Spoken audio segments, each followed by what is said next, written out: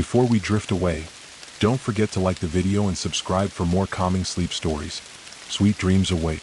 The rain fell steadily as the darkened sky pressed down on the forest, casting an eerie, almost suffocating silence over the trees. It was the kind of rain that soaked through every layer of clothing, that made the air thick and heavy with the scent of damp earth and wet leaves. The kind of rain that made you feel like you were alone no matter how many people were around. Darren pulled his jacket tighter around himself, the cold seeping into his bones as he trekked along the narrow path through the woods. Each step seemed to echo louder than the last, the rhythmic slap of his boots against the soggy earth blending with the quiet murmur of the rain. The trees stood tall and unyielding, their black trunks and twisting branches reaching out like fingers trying to grasp at him. He shuddered. Ahead, through the mist and the falling rain, he could just make out the faint glow of lights. The lodge. He had been walking for hours, and it felt as though the path was never ending. The distant, flickering warmth of the lodge was a comfort, though something he couldn't ignore. After the long trek through the dark forest, it was a welcome sight. When he finally reached the clearing where the lodge stood, its wooden frame creaked ominously in the wind. The cabin looked ancient, as though it had been standing there for centuries, its stone foundation sinking deeper into the earth with every passing year. Smoke curled from the chimney, and the warm glow of firelight from the windows beckoned him closer. Darren stepped up to the front porch, the creaking of the floorboards under his weight sounding almost too loud in the quiet night. He knocked 3 times, waiting, the rain splashing on the roof above him. A moment passed before the door creaked open, and a figure appeared in the doorway. A tall, slender woman with long, wet hair, her face shadowed by the dim light inside the cabin. Her eyes studied Darren for a moment, her gaze piercing, before she stepped aside, gesturing for him to come in. "You must be the one who called," she said in a low voice, almost drowned out by the rain's steady patter on the roof. Her tone was not unfriendly, but there was something in the way she spoke that sent a shiver down Darren's spine. "Yeah," he replied, his voice hoarse from the cold. I was hoping to find a place to stay for the night." The woman nodded once, her face unreadable. She didn't ask about his journey or where he had come from, as if she already knew. "Come inside then. It's not safe to stay out here long in weather like this." Darren hesitated for only a moment before stepping inside the warmth of the lodge. As soon as he did, the door slammed shut behind him with a force that made him jump. He turned to see the woman already walking deeper into the lodge, her long coat trailing behind her, disappearing into the dim interior. The flickering light from the fireplace danced on the walls, casting shadows that seemed to stretch and warp with each crackling pop of the fire. The lodge was cozy, but there was something strange about it. The air was thick with the scent of old wood and the faint trace of something else, something metallic.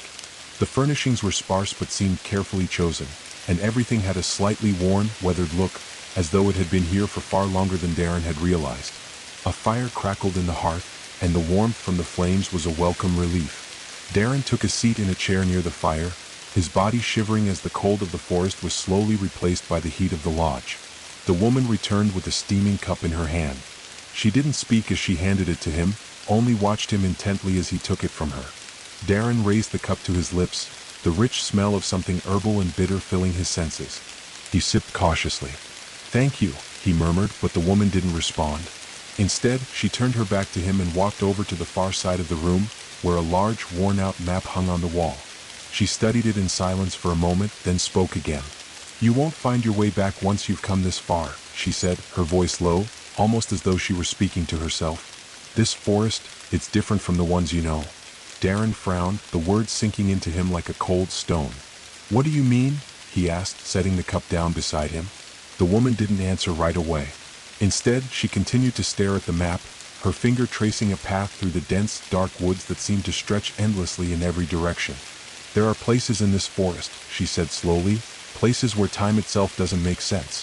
Paths that disappear into nothing, creatures that move between the trees when they think you're not watching. You can never be sure whether you're walking in circles or straight ahead.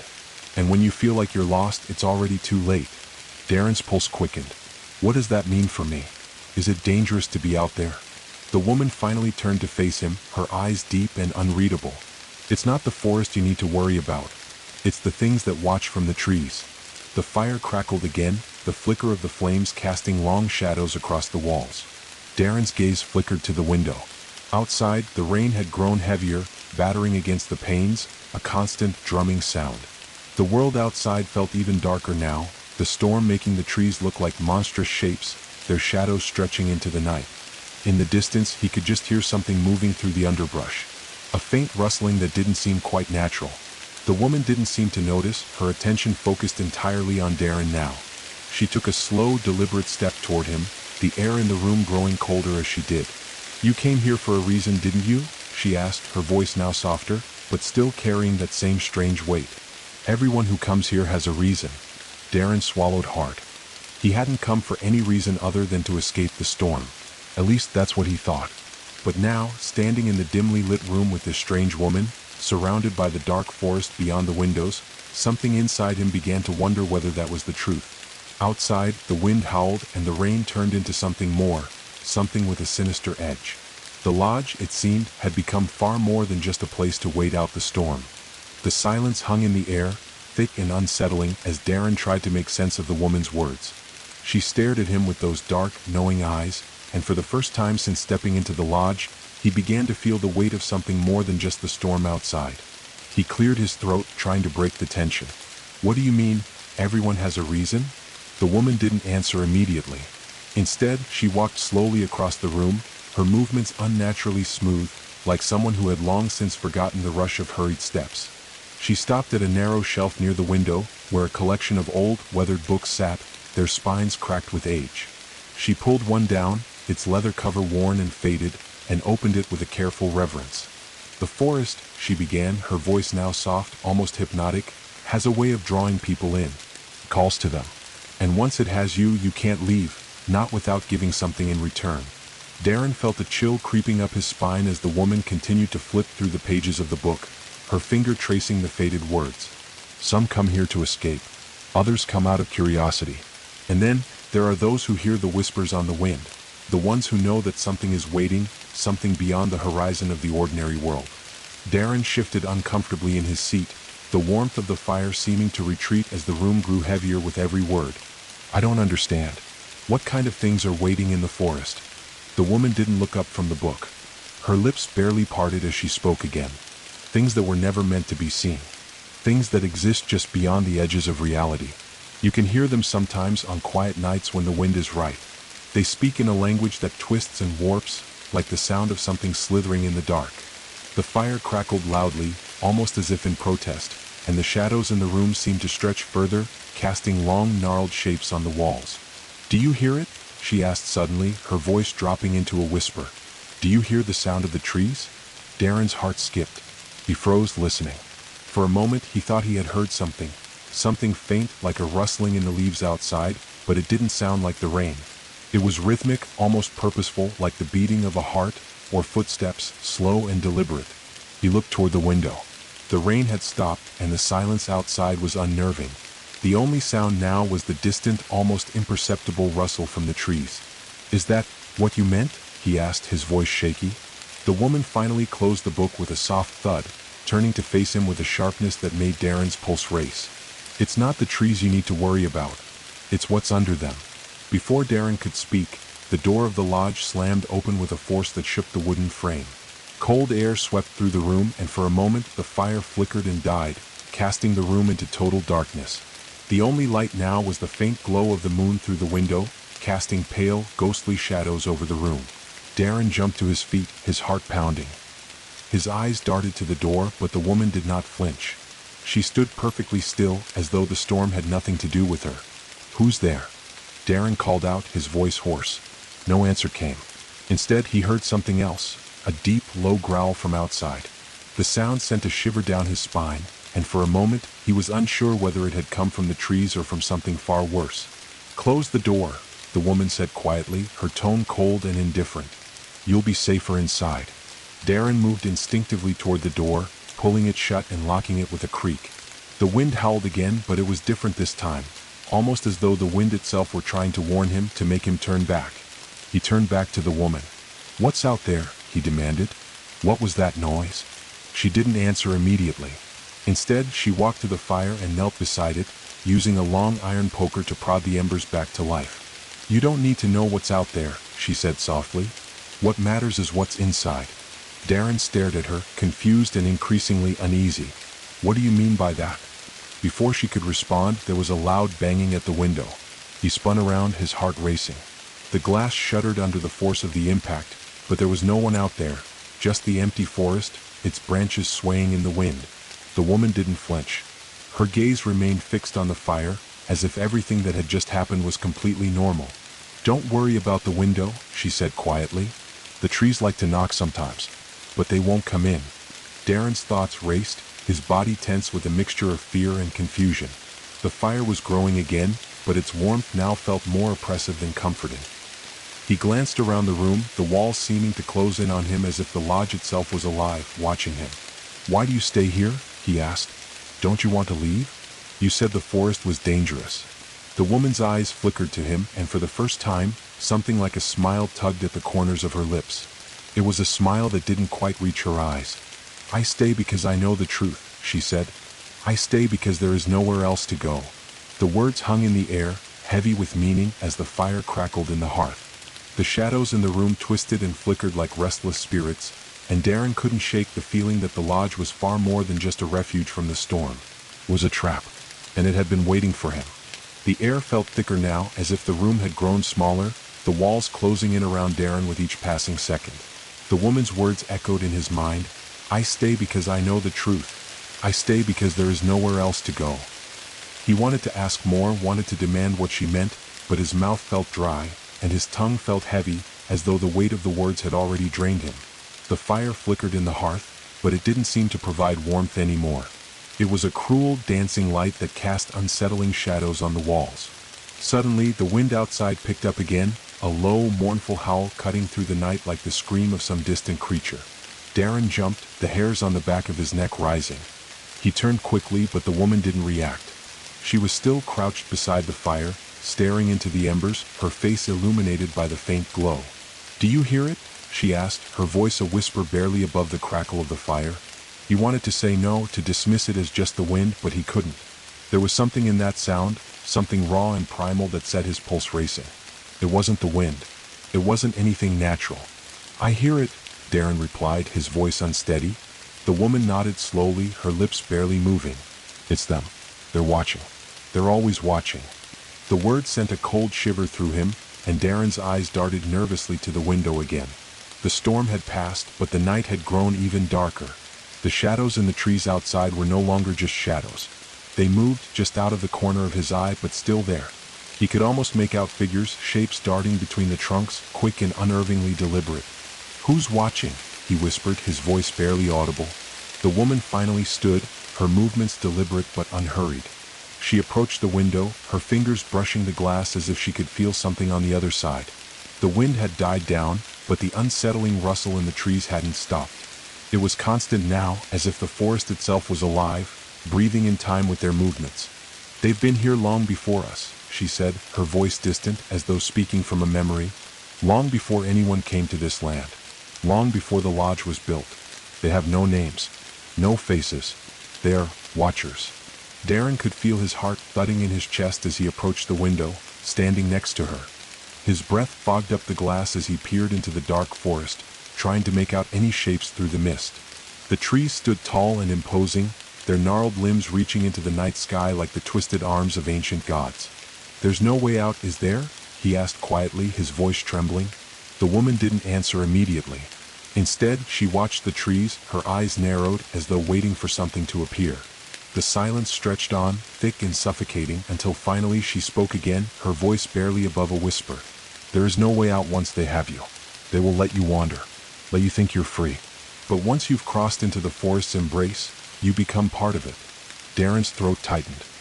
He glanced around the lodge, looking for any sign of an escape.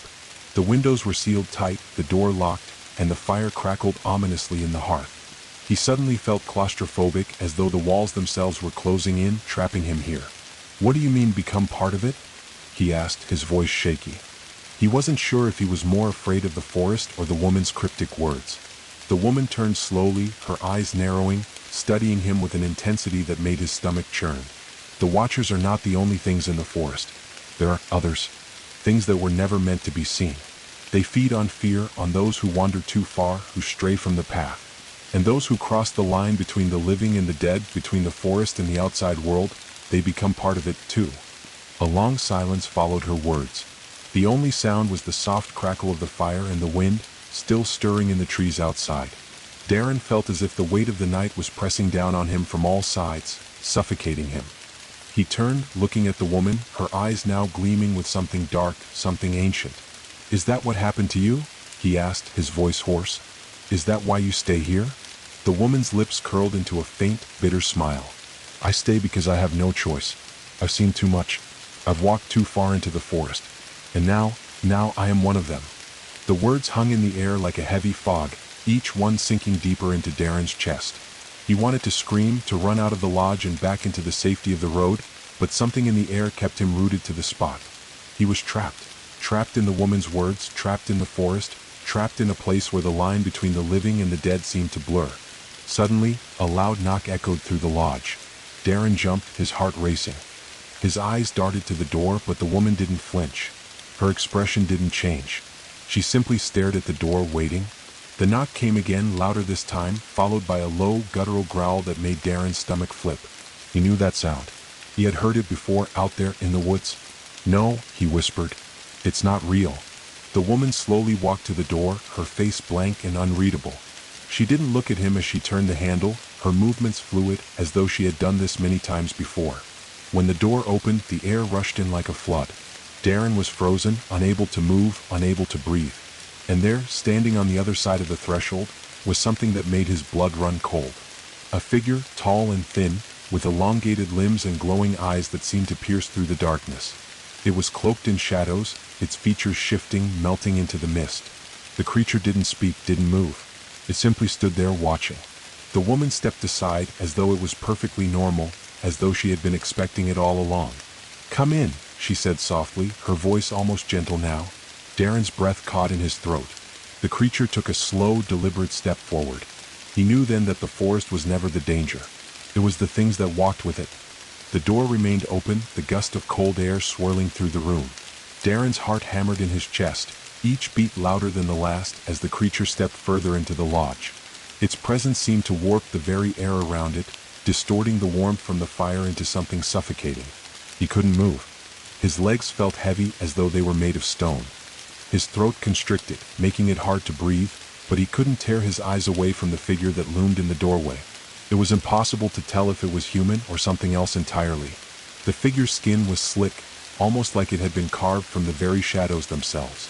Its eyes, glowing faintly, pierced through the darkness, locking onto Darren's gaze with a predatory intensity. For a long moment, the creature did nothing. It stood motionless, as if considering Darren, its gaze unblinking, almost too focused. Darren's mind raced, trying to process what was happening. Was this some kind of hallucination? A nightmare come to life? But the cold creeping into his bones, the weight of the air, the silence that swallowed everything, this was real. The woman didn't speak as the creature entered. She simply stepped aside, her expression unchanged, as though this was a common occurrence. Her calmness only unsettled Darren more, the hollow stillness in the lodge making his thoughts spiral into chaos. What is it?" he finally managed to ask, his voice trembling despite himself. The woman didn't look at him as she answered. She only stared at the figure in the doorway, her tone soft, almost reverent. "This one is a watcher. Not like the others." Darren blinked, trying to process her words, but his gaze remained fixed on the creature. He could feel the temperature drop, his breath coming out in visible puffs, even though the fire burned hotter than ever.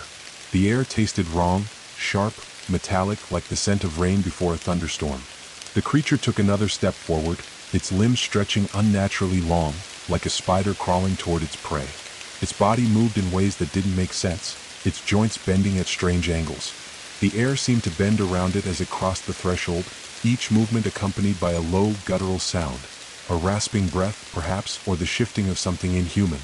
It stopped just inside the room, its eyes never leaving Darren's, and then finally it spoke. Its voice was a rasping whisper, like leaves scraping across the ground in the dead of night. "Why are you here?" The question was simple, but it carried an unnerving weight, like the words had been dredged from the very depths of the forest. The creature didn't wait for an answer. It simply tilted its head slightly, its eyes narrowing. The silence that followed was suffocating.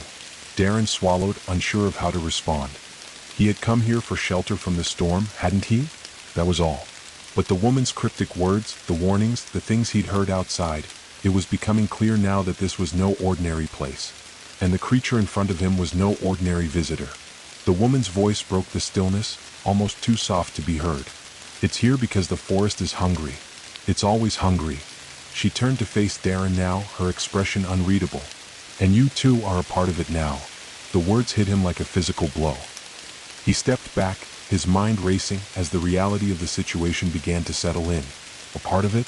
What did that mean? How could he be a part of something like this?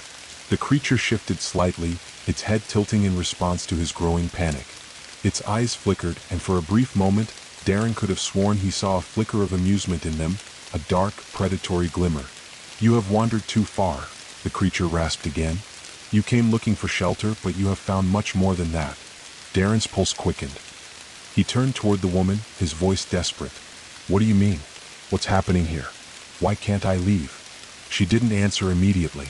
Instead, she slowly stepped closer to the fire, her gaze never leaving the creature. The air in the room felt even colder now, as if the walls themselves had drawn in a breath. You can't leave, she said finally, her voice barely a whisper, because the forest won't let you. Not now. Not after it has tasted your fear. Fear. Darren's stomach lurched. Was that what was happening? Was that what he was feeling? He had thought it was just the storm, the isolation, the strange atmosphere of the lodge, but now it made sense. The forest itself had reached into him, touched his very soul with its cold fingers. And the thing in the doorway was part of it, part of the darkness that hung over this place. You're a guest here, the woman continued, her voice growing colder, and the watchers are caretakers. They're here to guide those who find their way into the forest. Some of us get lost. Some of us stay. Darren's head spun as her words sank in. Lost? Stay. Was he supposed to just accept this? He looked back at the creature, which was now standing perfectly still, its glowing eyes locked onto his. There was no escaping it. No way out. The woman stepped closer to him, her expression softening for the first time. You're not the first to come here, and you won't be the last. The forest claims many. Darren opened his mouth to protest, to ask more questions, but before he could, the creature took another step forward, its movements silent and swift. It was suddenly inches from him, its long fingers brushing against the edge of his coat. Don't be afraid, it whispered, its voice sending a shiver down Darren's spine. We've been waiting for you. The woman, standing beside him now, raised a hand, and the creature paused, almost in deference. She spoke again, her voice more serious now. There's no escaping the forest once it has claimed you. It will take what it needs. And in return, it offers you peace. Darren's heart hammered in his chest. Peace? How could this be peace? He wanted to run. He wanted to scream and flee from the lodge, from the creature, from the woman. But something held him in place. Something kept him rooted to the spot, as though the very air around him was a thick, invisible chain, preventing him from moving. The creature reached out then, its long, slender hand brushing the air between them like it was feeling the warmth of his presence, the pulse of his life. It was both gentle and terrifying, its fingers brushing his face with the lightest touch, as if assessing him, as if deciding what to take from him. He felt something inside him, something dark, stir as the creature's touch lingered. It wasn't a physical sensation. It was something deeper, something more primal, like the creature was reaching into the very marrow of his bones, exploring his thoughts, his memories, his very essence. The woman's voice again broke the silence. It's time for you to decide, Darren. Will you leave and face the wrath of the forest? Or will you stay and accept the peace the watchers offer? The words hung in the air, heavy and final. Outside, the storm had picked up again, but the sound of the wind and rain seemed distant now, almost muffled by the presence of the creature and the woman. Darren's head spun. His options felt like a trap. There was no escaping. There was no leaving. The watcher's eyes flickered with something almost kind, almost welcoming.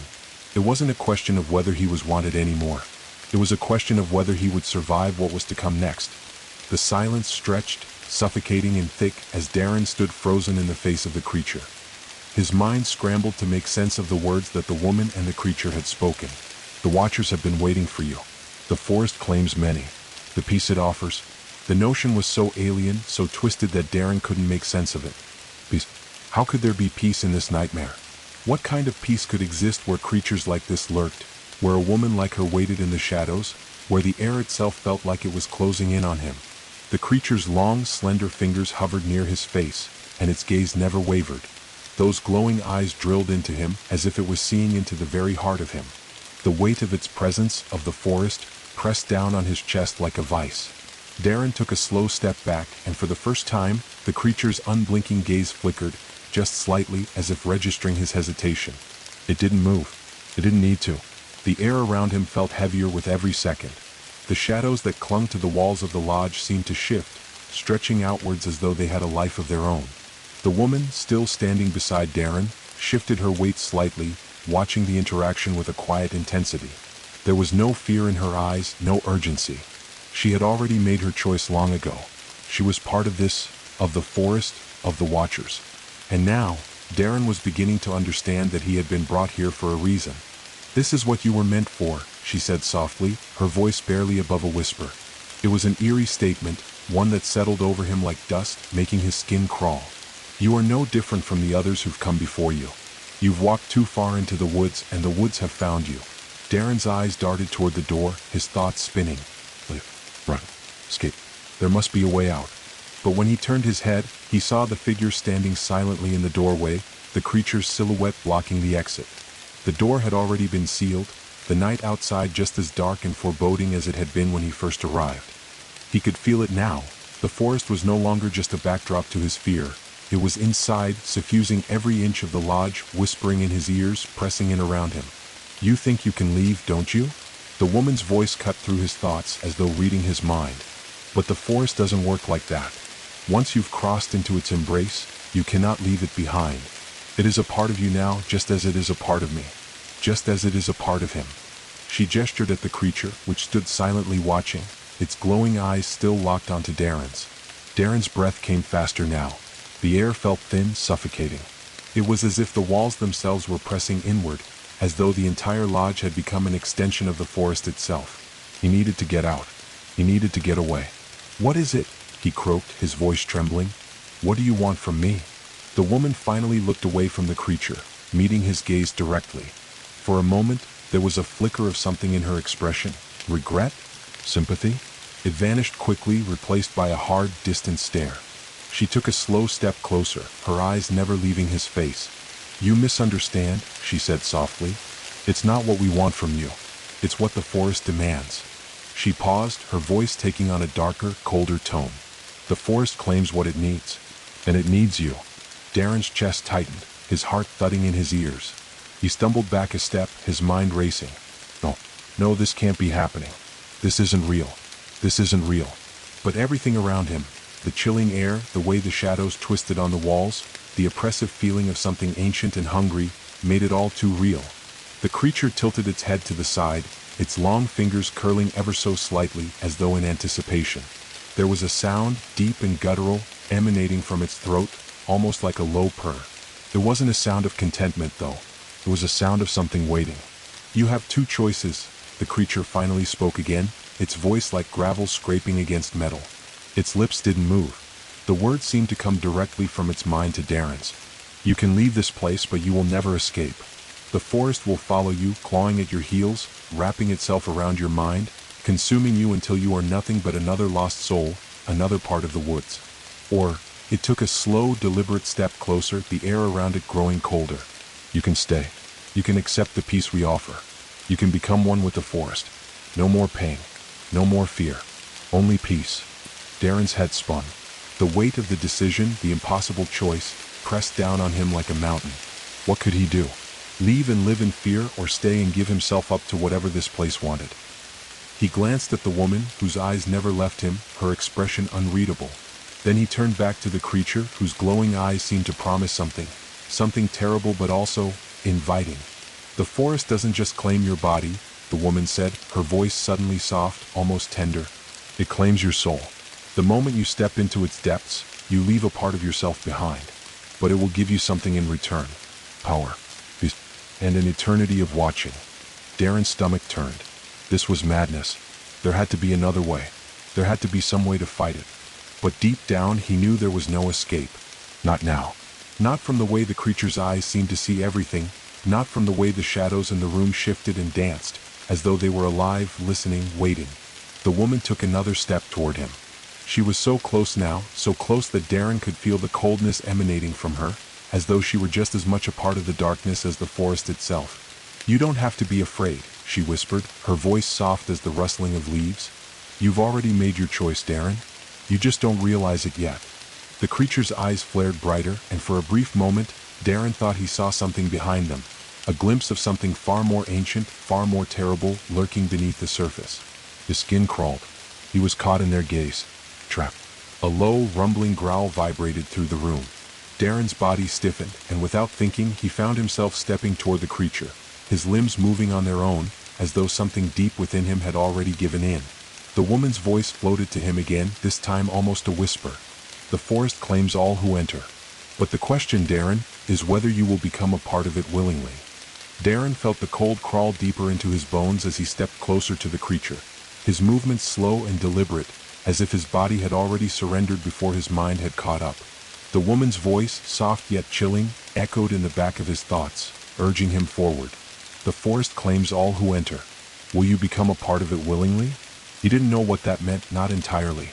But as he approached the creature, there was a strange pull in his chest, an insistent tug that seemed to draw him toward the darkness in its glowing eyes. His legs felt weak, almost detached from his body, as though he were floating, being carried by something far older than the lodge, far older than the forest. The creature loomed before him now, its towering figure bending in unnatural angles. It didn't need to move, its presence alone filled every inch of the room, bending reality around it. The shadows in the corners of the lodge seemed to stretch further, curling like dark vines ready to entangle him. Its eyes, those pale, luminous eyes, shone with a deep, knowing hunger. There was a whisper, faint but unmistakable, that came from the creature's mouth, or perhaps from the air itself. It was not a word, but a sound, an invitation, a beckoning. Darren's pulse raced, his hands trembling as he reached up, almost involuntarily, to touch his own chest. The weight of his own heart, thudding heavily in his chest, reminded him that this was real, that he was standing here with this thing in this cursed place. "You don't have to fight anymore," the creature rasped, its voice now inside his head as though it was speaking directly to his thoughts. "The forest is a refuge. It does not care for your struggles.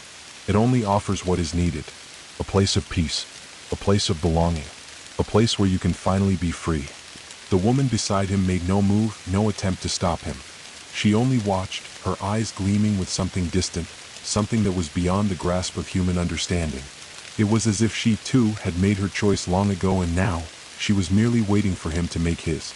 "Why?" Darren finally croaked, his voice breaking through the haze of unease clouding his thoughts. "Why me? Why are you doing this to me?" The creature's head tilted, and its glowing eyes narrowed as if amused. It took a step closer, and Darren's breath caught in his throat, but he couldn't move. He was paralyzed by something that was far more powerful than fear. "You did not wander here by accident," the creature murmured, the words so smooth they felt like a caress against his skin. "The forest calls to those who are lost, to those who are seeking. You've walked the paths of uncertainty. You've been searching for something. And the forest provides what is needed most." The wind outside began to stir again, but this time it was different. There was no rain, no thunder. The wind howled, but it didn't sound natural. It was as if the very trees themselves were whispering, beckoning. It was not the wind, Darren realized. It was the forest communicating, reaching out to him. His mind raced, struggling to keep hold of some semblance of reality. No, I can't let this happen. I can't let it take me." His thoughts collided with the reality of the creature in front of him, the weight of the woman's words settling heavily in his chest. He was trapped in a game where the rules were written long before his birth. "You will not leave here," the creature's voice whispered again.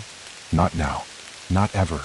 Darren's hands clenched into fists, and he stepped back, his foot catching on the cold floor. He stumbled slightly, but the creature did not follow. Instead, it remained perfectly still, observing him as if waiting for him to make the next move. And then the woman spoke, her voice breaking the tension like a delicate, haunting melody. "There is no escaping the forest once it has claimed you. It has already taken a part of you." Darren spun toward her, his eyes wide, his breath coming in shallow gasps.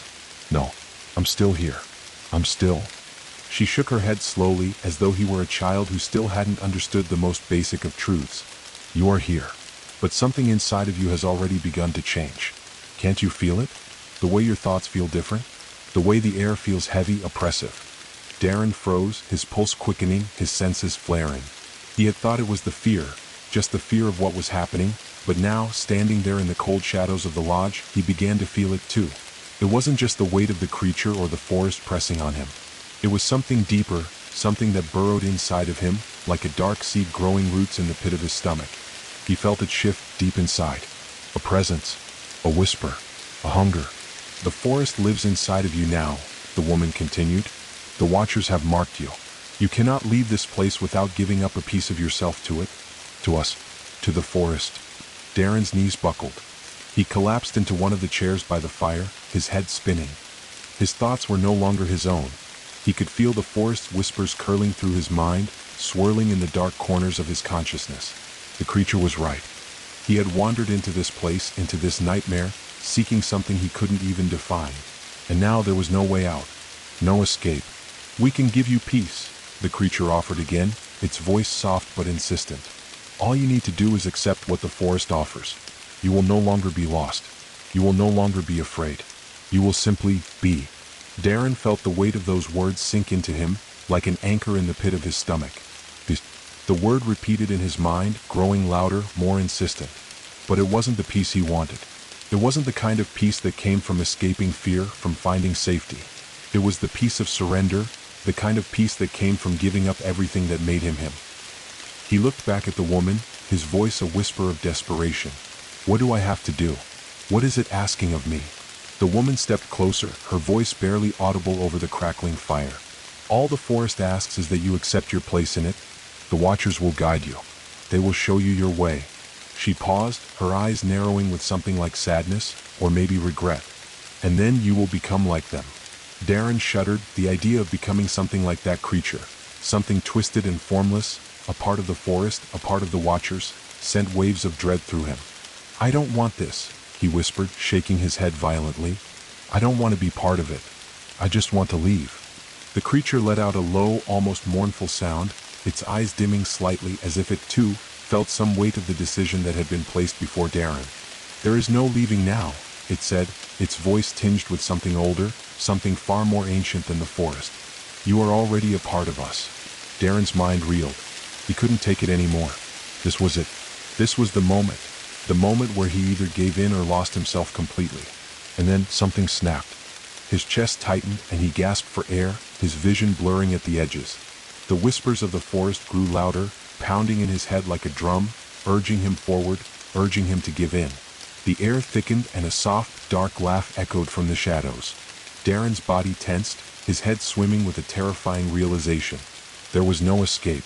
The oppressive weight in the air grew heavier, thick as if it could smother him, as if the very walls of the lodge were closing in on him. Darren's breaths came in shallow gasps, his chest tight, suffocated by the invisible pressure that pressed against his skin. The darkness around him swirled like a living thing, stretching further into every corner of the room, creeping into his mind and folding him into its grasp. The creature's eyes flickered again, its gaze piercing through Darren's thoughts, peeling back the layers of his fear, his doubts, his deepest insecurities. Darren felt as though he were being laid bare, every thought, every fragment of his soul exposed to the thing in front of him. It wasn't just the forest that was watching him now. It was the creature, and it was waiting, watching him for the moment when he would finally break. The woman, still by the fire, didn't speak. Her presence, calm and unwavering, felt like the eye of the storm, the only solid thing in a world that had begun to unravel. She didn't offer comfort, but there was something in her silence that made Darren feel more isolated, more alone than he had ever felt. "You don't have to be afraid," the creature whispered again, its voice now smooth and slow, like the sound of something slithering across wet leaves. "You've already made your choice. You've always made your choice." Darren's head throbbed. His thoughts clashed with one another, a chaos of emotions and realizations flooding in all at once. There was no escape, no way out, not from this lodge, not from the forest. He couldn't outrun the things that were waiting for him, the things that had already begun to sink their roots into his mind. "You're one of us now," the creature continued, its voice a low hum in the background of his consciousness. "The forest doesn't just claim your body. It takes your soul and binds it to the land. It becomes part of you and you become part of it. You will never be alone again." Darren shook his head, trying to push the words away, but they clung to him like thorns, burrowing deeper with each passing second. The creature's words resonated with something inside of him, something buried deep, something he had been running from for years. The forest did call to him. He had known it the moment he had stepped off the beaten path, the moment he had taken the first step into the unknown. It had been calling him for as long as he could remember, a voice in his dreams, a whisper in the night, a longing to escape, to belong. It had promised peace. It had promised release from the emptiness, from the constant ache of being lost. And now it was here, offering that peace in the form of the creature in front of him, in the form of the woman who had already given herself up to it.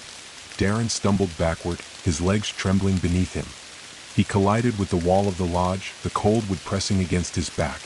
He could feel the sweat on his brow, the chill of the air seeping into his bones. The fire in the hearth flickered violently, casting long, wild shadows across the room, stretching like tendrils, as if the flames themselves were hungry. "No," he whispered, barely able to hear his own voice over the pounding of his heart. "I don't want this. I don't want to be a part of it. Please."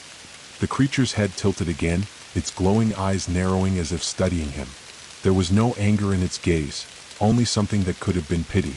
It was the look of something ancient, something that had seen hundreds of souls come and go, swallowed by the forest and forgotten in the passage of time. "You will be forgotten regardless," it said, its voice more a sensation than sound now, seeping into Darren's skin, into his very thoughts. "The forest will take what it needs, and you will be another part of it. A fleeting memory, a shadow in the dark."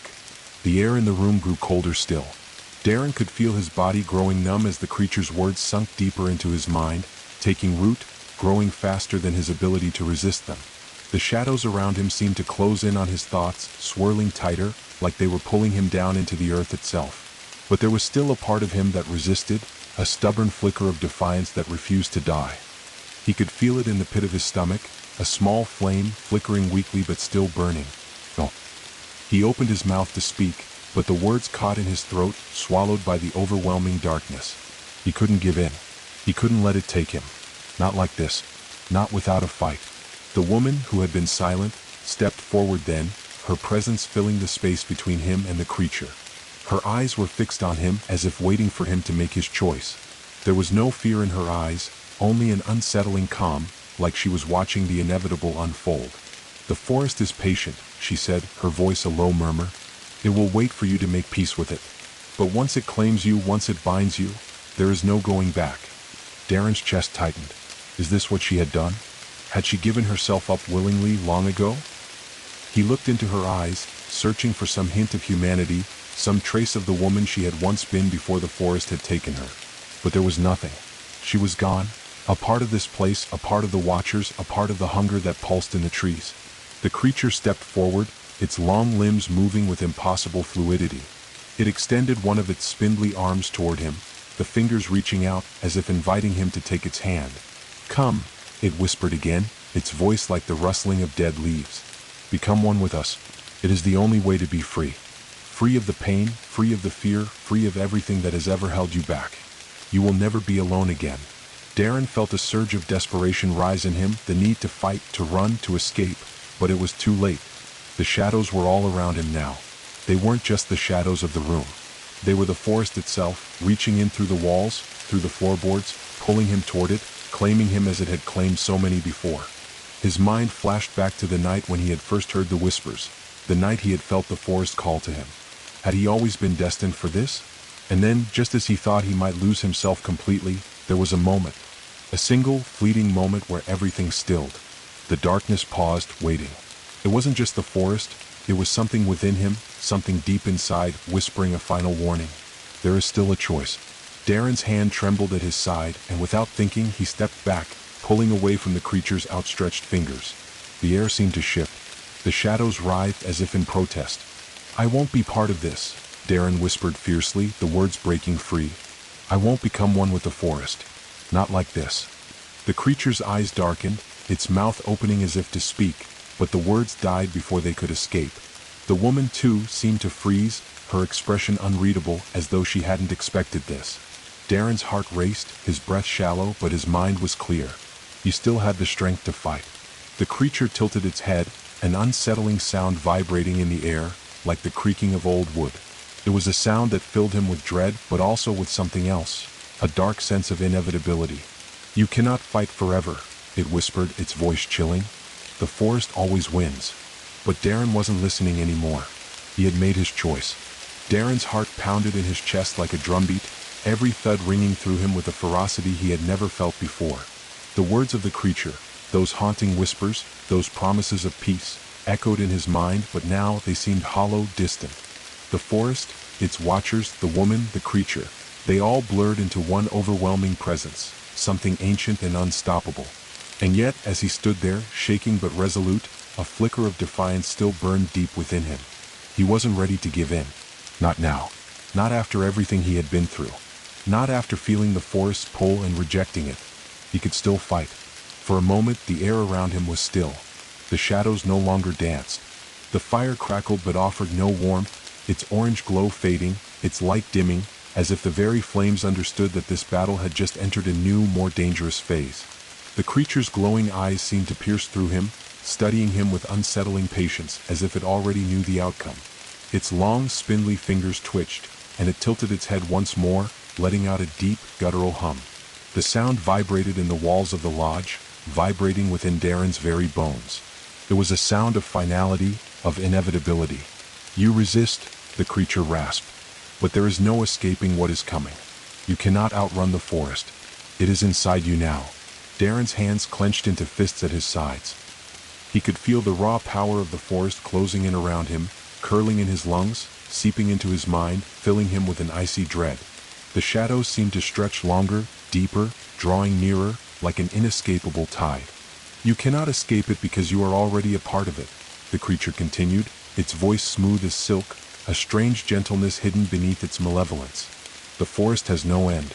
It only grows, spreading, until it has consumed everything.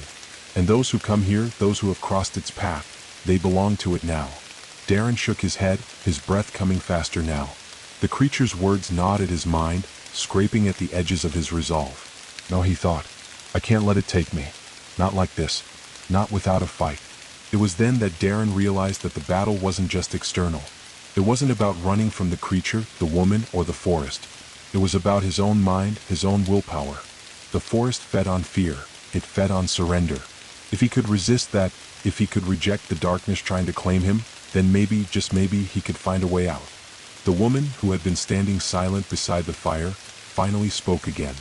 Her voice was soft, but it carried a finality that made Darren's stomach churn. You don't understand. The forest does not ask for your permission. It claims you the moment you step inside. And you've stepped too far already, Darren. You've gone beyond what is safe, beyond what is known. And now you belong to it. To us. Her words stung like a slap across his face, but Darren didn't flinch. He stood taller now, despite the icy dread crawling up his spine. The forest was speaking to him, but this time he would not listen. He would not give in. The shadows around him shifted again, closer, tighter, until he could feel the weight of them pressing against his skin, as though they were closing in on him, waiting for him to make one fatal mistake. But Darren didn't move. His eyes were fixed on the creature now, unwavering. I will not be part of this, he said, his voice gaining strength with each word. I will not be part of your forest. I won't become another lost soul here. The creature's eyes flickered, almost in amusement, before it let out a soft chuckle. It was a sound that scraped against his ears, like the rustle of dry leaves in a cold wind. You don't have a choice, it hissed. The forest always claims what it needs. And you are what it needs now. Darren's breath caught in his throat. He could feel something in the air, a change, a shift that sent a pulse of panic through his chest. The shadows were no longer just shadows. They were reaching for him now, tendrils of darkness slithering toward him from all directions, closing off any hope of escape. This was it, Darren thought. He was running out of time. There was no more avoiding it, no more resisting. The forest would consume him unless he did something drastic. He looked at the woman, her expression unreadable, her eyes cold and distant. He had no idea how long she had been here, how long she had given herself over to the forest, but he knew one thing. She had accepted it. She had allowed herself to become part of the forest's hunger. And in doing so, she had lost everything that made her human. Was that what awaited him? The creature took another step forward, its elongated form seeming to stretch out of the shadows themselves. Its fingers twitched, and the air grew colder, heavier, until it felt as if the very lodge were beginning to freeze from the inside out. The fire flickered and dimmed, as though even it could not fight against the pull of the darkness. Give in, the creature whispered. Let go. and for a fleeting moment Darren felt it, the pull, the pressure. It was as though his mind itself was being drawn into the forest's black depths, like a current in a dark river pulling him under, dragging him toward the abyss. The whispers in the air grew louder, the shadows seemed to warp and stretch, and his thoughts began to blur. But then something broke through. A single thought, a single defiant no, echoed through his mind.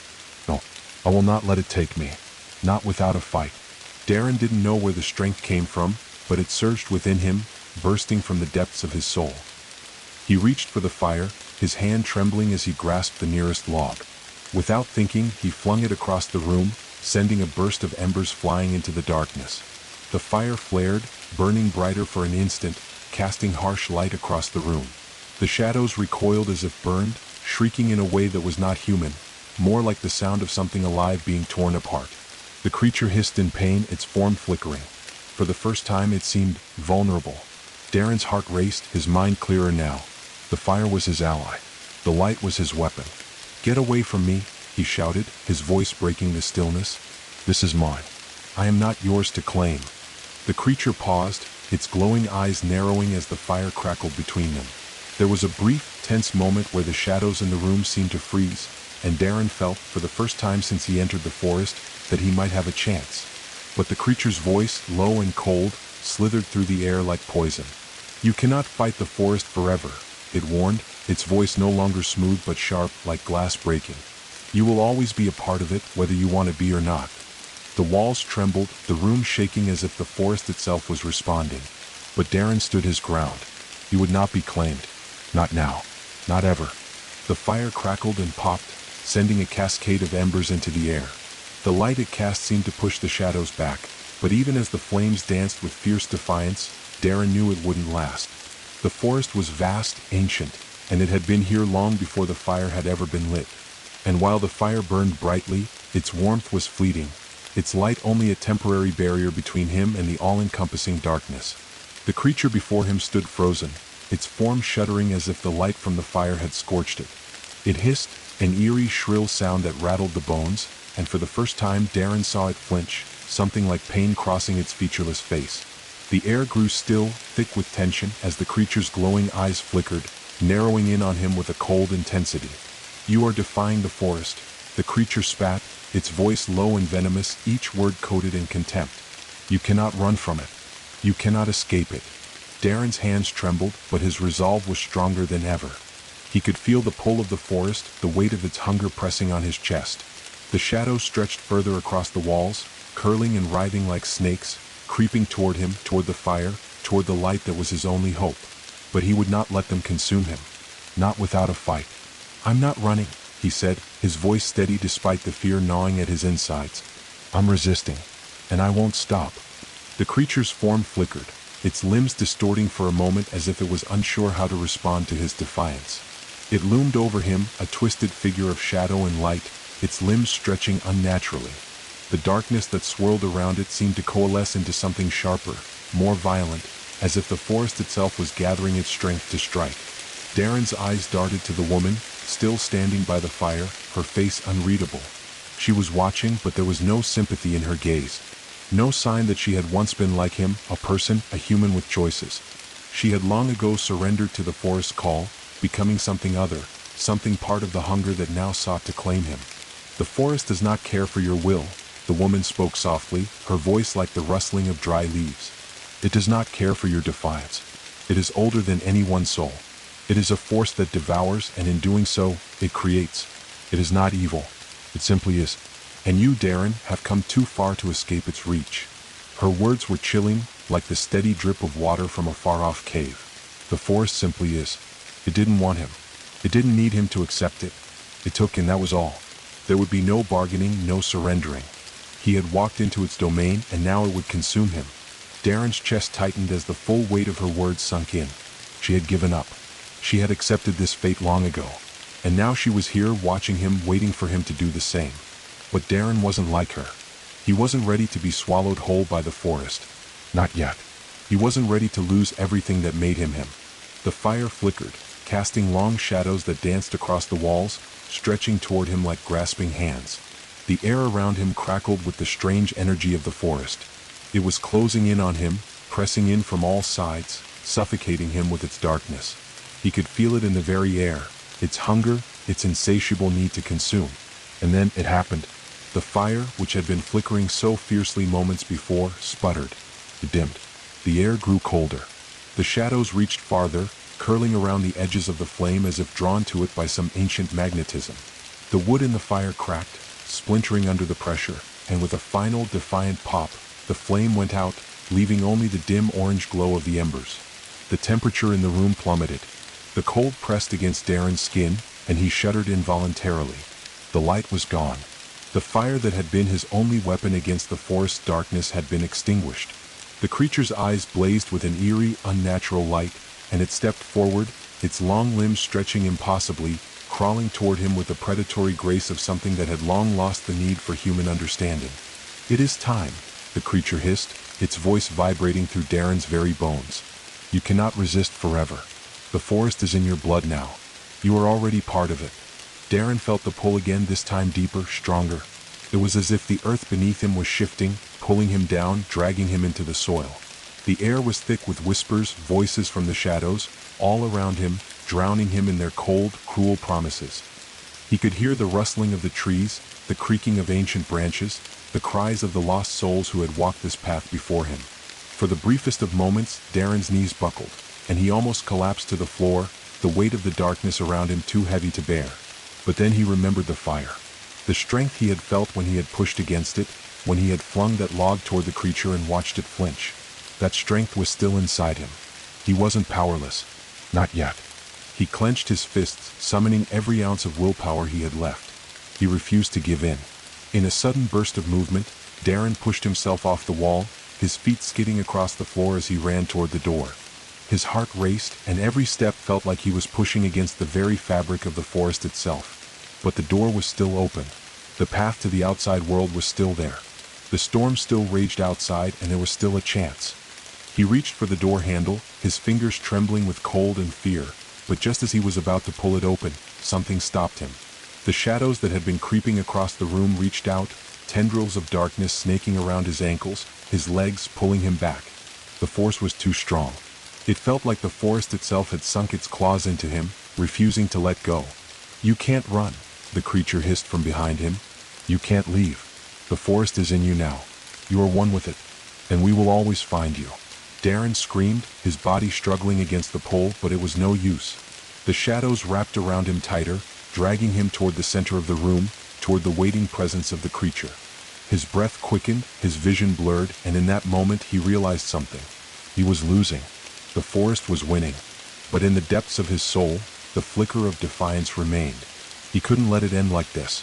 He couldn't let the forest claim him, not without a final fight. The darkness was closing in. The creature was moving toward him, and the woman was watching, her face a mask of indifference. But Darren didn't stop. He couldn't. The shadows wrapped tighter around Darren, suffocating, constricting, pulling him toward the very heart of the forest, toward its all-consuming dark embrace.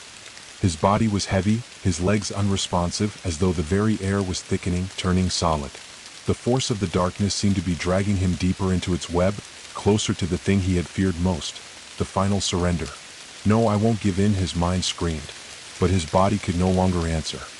His fingers barely clung to the door handle, his muscles strained and frozen by the weight of the shadows. The creature's presence loomed behind him, its glowing eyes now an ominous flame in the dark, watching him with an unnatural stillness. There was no movement, no need for words. The forest spoke for itself, and in its silence, it was more terrifying than ever. "You resist, but there is no escape," the creature's voice whispered, but this time, it was not inside his head, it was everywhere. It filled the room, seeped into every crack in the lodge's walls, reverberating through the very ground beneath him. "You belong to us now. All who come here are claimed. The forest will never let go." Darren's chest tightened. His heart pounded so loudly that it felt as though it would break free from his ribs. He couldn't breathe, couldn't think. Every part of him was consumed by the weight of the shadows pressing down on him. The forest had won. It was here. It was inside him. It was becoming a part of him, whether he wanted it or not. The woman, still standing by the fire, didn't speak. She was only watching, her cold eyes reflecting the flames. She had long ago accepted the pull of the forest. She had embraced it. And now she was waiting to see if Darren would do the same. But as Darren's mind began to slip into the void, one thought, a single thread of hope, cut through the fog. It wasn't over yet. He hadn't given up. He couldn't. He wasn't going to become like her. With a surge of effort, Darren's feet found the floor. His body rebelled, but he pushed through the resistance, gritting his teeth against the pain. The shadows tugged at his limbs, pulling him back, but he fought against them, forcing his hand to grip the door handle once more.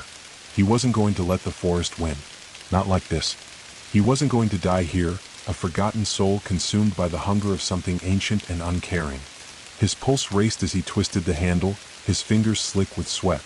The shadows hissed and snapped at his legs, trying to pull him down, but the door creaked open, just a crack.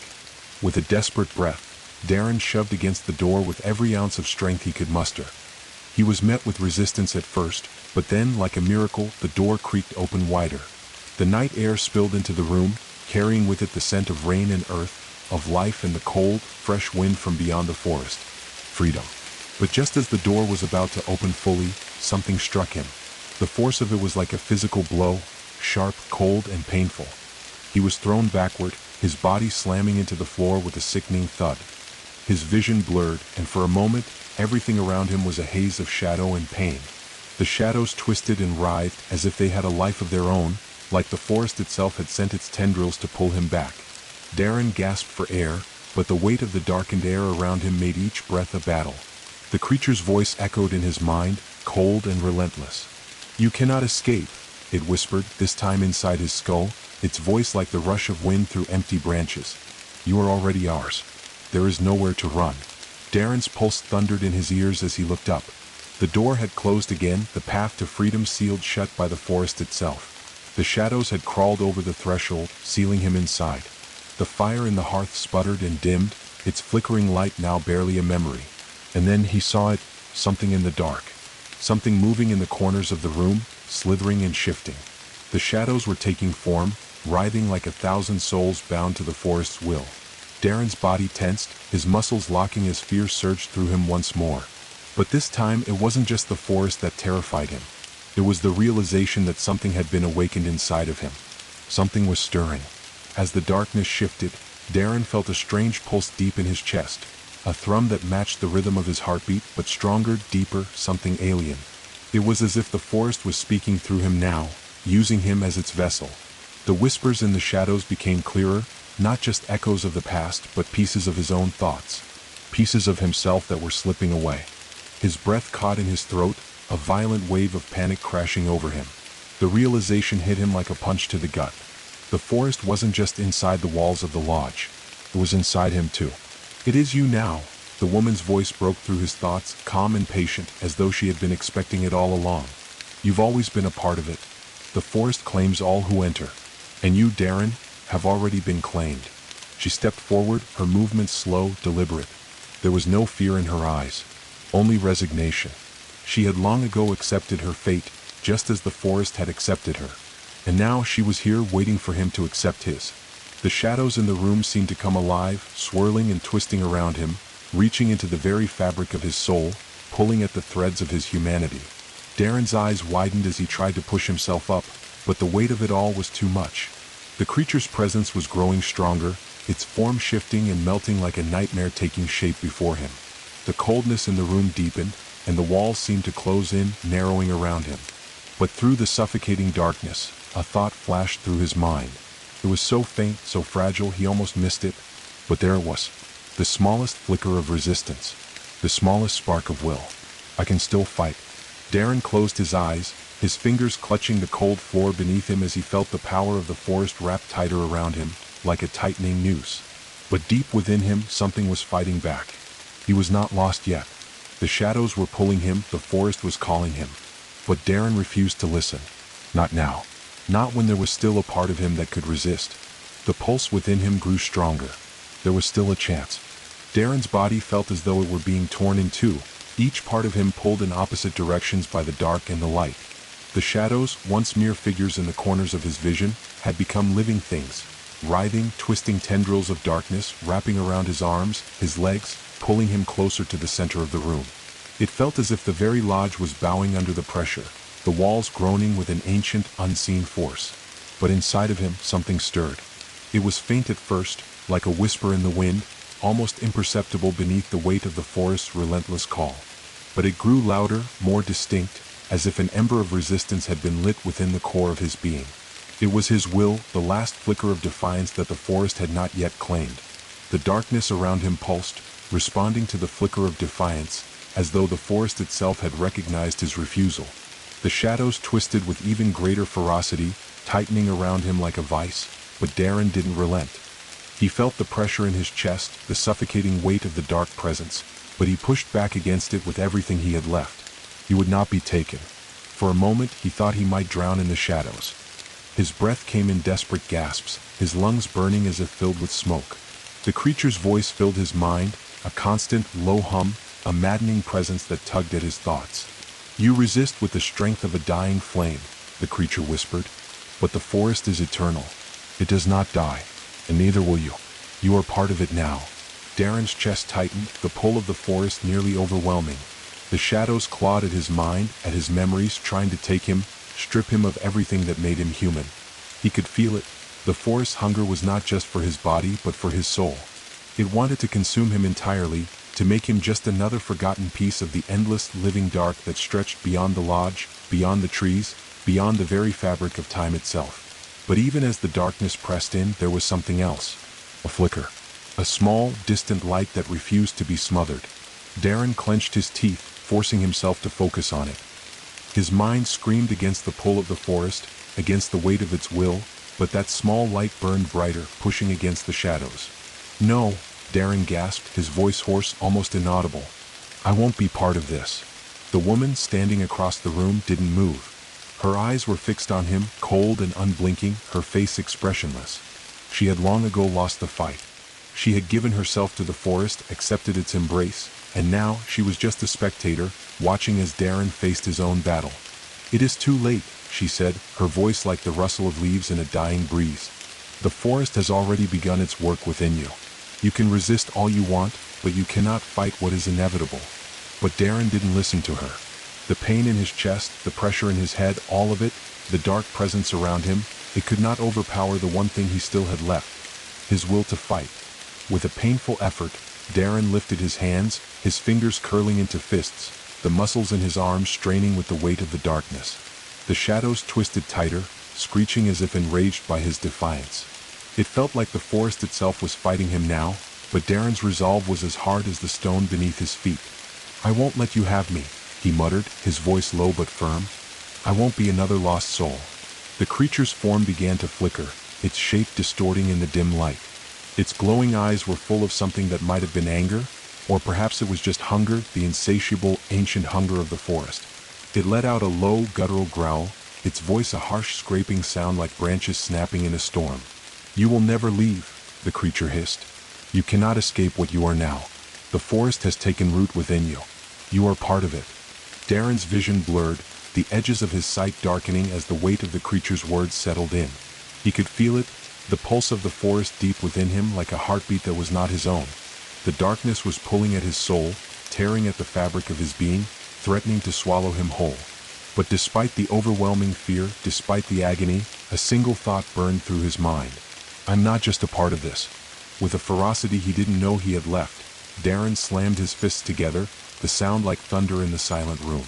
A surge of energy, of light, pulsed through him. It was the last of his defiance, his soul's last cry for freedom. And for the first time since he had entered the forest, Darren felt something break. The chains that had held him, the weight of the shadows, everything that had tried to consume him. Shattered. The shadows shrieked, recoiling as if they had been burned.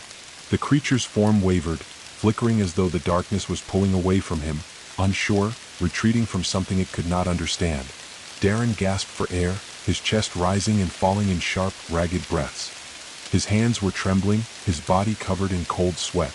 He felt the pull of the forest still, but it was weaker now, less suffocating, less powerful.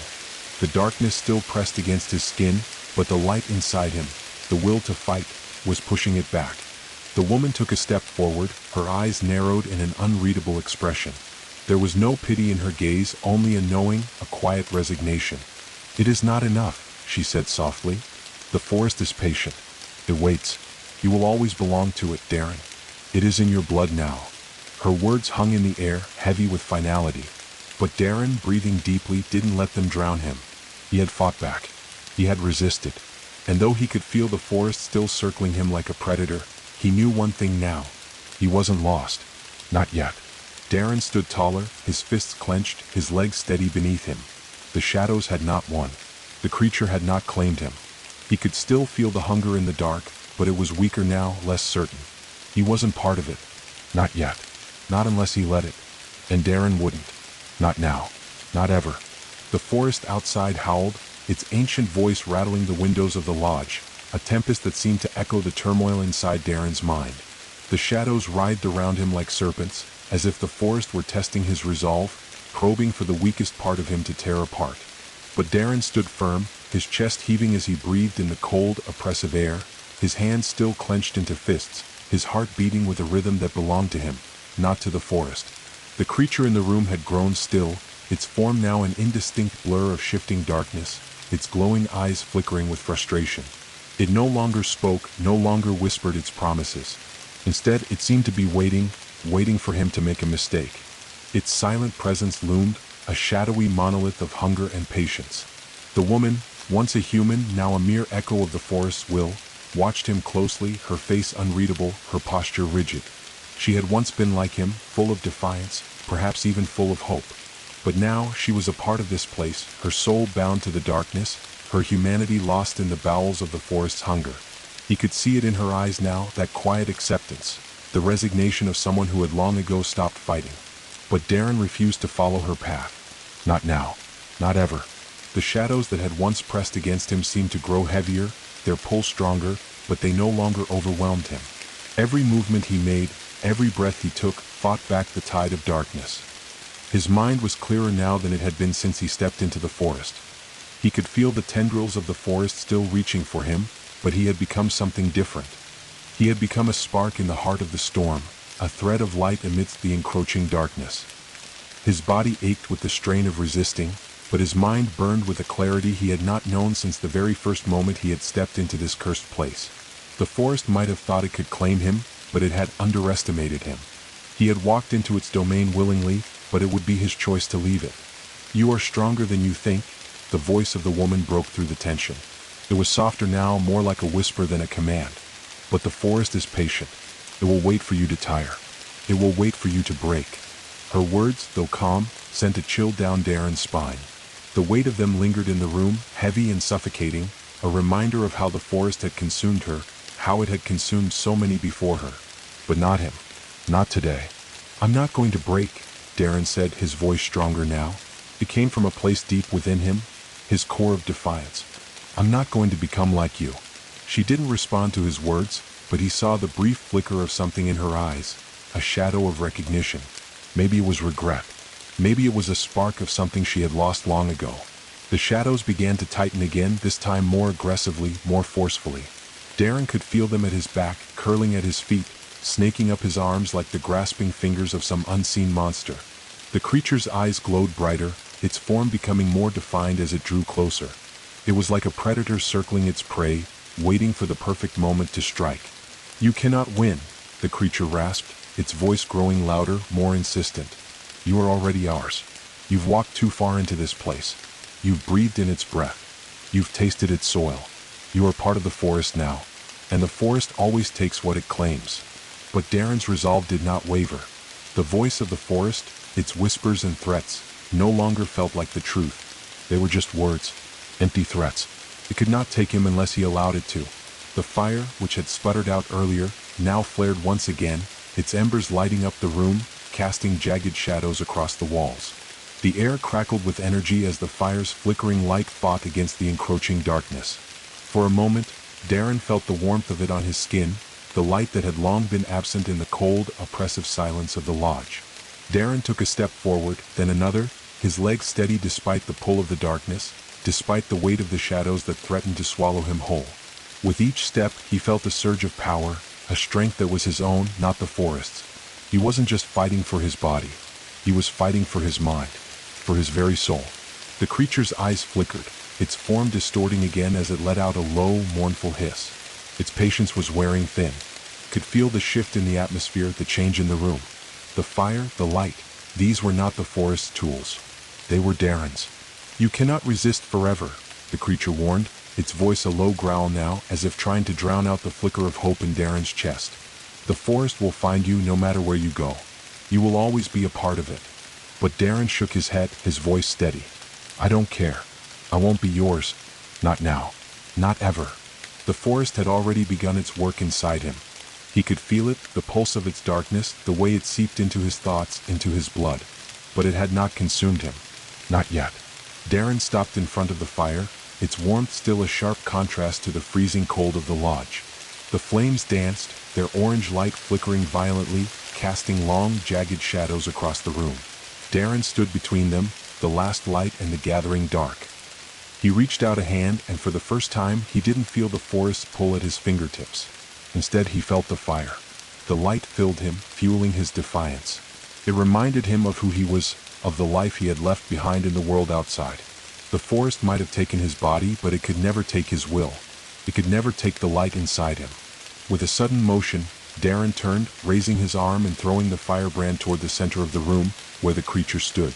The firebrand sailed through the air, glowing bright, its ember trailing a line of light in the darkness. The shadows recoiled as if burned, and for the briefest moment, the creature faltered. A sound, a crack, sharp and distinct, rippled through the room as if something inside the lodge had been broken. The walls groaned, the very foundation of the room trembling under the weight of Darren's resistance. Darren felt it then, the shift, the moment when the forest's power began to wane, if only for a brief, fleeting instant. The shadows retreated, just for a second, as the light from the firebrand illuminated the room. It was small, it was brief, but it was enough. And in that moment, Darren knew he had a chance. The forest had claimed so many before him, but it had never met someone like him. The forest had underestimated his will, his fire, his need to remain free. This was his moment. For a brief, fleeting second, the shadows recoiled as if repelled by the light. The creature's glowing eyes flared with frustration, its twisted form flickering with uncertainty. The firebrand still burned brightly at the center of the room, its embers glowing like the heart of a storm, casting flickering light across the jagged, swirling shadows.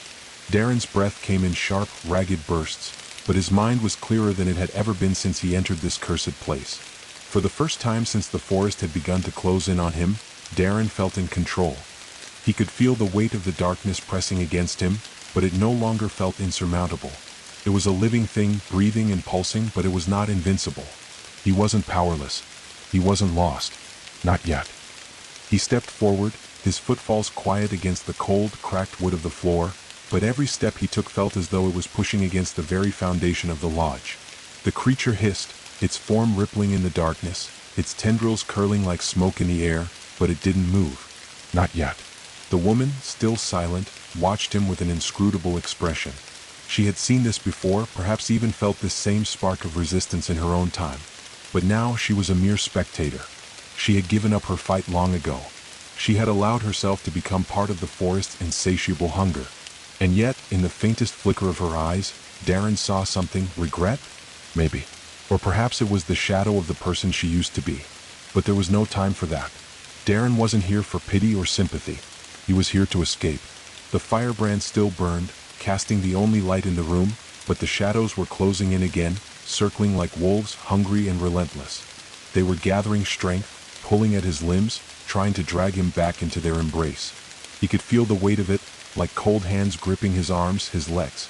The darkness was pressing in, thick and suffocating, and the room felt smaller by the second. Darren swallowed hard. The light, the fire, was still there, but it was dimming. The flames were weaker now, their orange glow flickering like a dying heartbeat. The shadows knew this. They knew that light could only last so long before it was swallowed whole by the dark. He had to act. With a surge of desperation, Darren stepped forward again, his breath quick and shallow, and with every movement he felt the darkness crawl closer. His body trembled under the strain, his skin slick with sweat, but he didn't stop. He couldn't. He reached into his jacket pocket, pulling out the last remnants of the flint and steel he had brought with him. His hands shook as he fumbled with the tool, trying to strike a spark in the dimming light. The shadows seemed to pulse with a malevolent hunger, as if the forest could sense his weakness, his vulnerability in that moment. But the spark didn't come. Not at first. He struck the flint against the steel again, his hands trembling, his heart hammering in his chest. The darkness seemed to push closer, encroaching on him as if it was waiting for his failure. The creature let out a low, guttural laugh, a sound that echoed off the walls and vibrated in his bones. "You are wasting your time," it hissed. "You cannot keep the light alive forever. You cannot fight what has already claimed you." Darren's fingers tightened around the flint, his heart pounding with the weight of the forest's words. The fire was flickering. The shadows were closing in. And yet he couldn't stop now. He couldn't let the forest claim him. With a final desperate strike, Darren hit the flint once more, and this time there was a spark. A small one, but it was enough. The tiny flame danced into life in his palm, the warmth, the brightness, igniting the match he had found in his pocket. A quick burst of heat, a flare of light. It was nothing compared to the roaring fire that had once burned in the hearth, but it was a fire, a spark of life, something that wasn't from the forest. It was his. He raised it to the firebrand, its heat causing the remaining embers to stir, to flicker, to rise once again in defiance of the darkness. The fire blazed back into life, its light now steady, growing with strength, casting jagged beams across the room. The shadows recoiled again, hissing in frustration, but this time the pull of the darkness seemed less certain. Darren's chest filled with air, his lungs full of life and fire, and for the first time since the forest had begun to close in on him, he felt stronger. His mind, once clouded by the overwhelming presence of the forest, was now clear, clearer than it had ever been before. "No," Darren whispered through clenched teeth, his voice louder now, stronger than before. "I won't let you have me. I won't be part of you." The fire roared higher, the light casting long shadows against the walls, pushing back the creeping darkness. The forest's grasp seemed to falter, and for the briefest moment, it felt as if the shadows themselves were afraid. The creature's eyes flared with rage, its long, twisted form shuddering as if the fire had burned it, scorched it. It stepped backward, its body twitching and warping in the flame's light, but it didn't retreat entirely. It was testing him, probing his resolve. "You cannot defeat us with fire," the creature growled. "We are eternal. The forest does not fear the flames. It is the flames. You cannot destroy us." But Darren didn't flinch. He didn't step back. He could feel the forest's power growing stronger, but it wasn't the only power here anymore. The fire was his now. The light was his. "I'm not trying to destroy you," Darren said, his voice steady and calm, despite the chaos swirling around him. "I'm trying to escape you." He raised his hand, the firebrand blazing brighter, hotter, and as it flared to life, a new surge of energy pulsed through the room. The air crackled, charged with an ancient power that wasn't the forest's, it was his own. The woman's expression didn't change, but something flickered in her eyes. A glimmer of something, recognition, perhaps? A trace of what she had once been? The creature let out a shrill hiss, and the shadows recoiled once more, but now they seemed more afraid than angry. The fire, the light, it was pushing them back, breaking the oppressive darkness that had consumed this place for so long. Darren could feel the power shift in the room, the forest's grip on him loosening just enough for him to break free. And for the first time since he entered the forest, he felt the path open before him.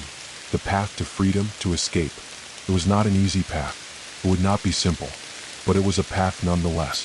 With a final breath, Darren took another step forward, the fire in his hand lighting the way through the dark. He would escape.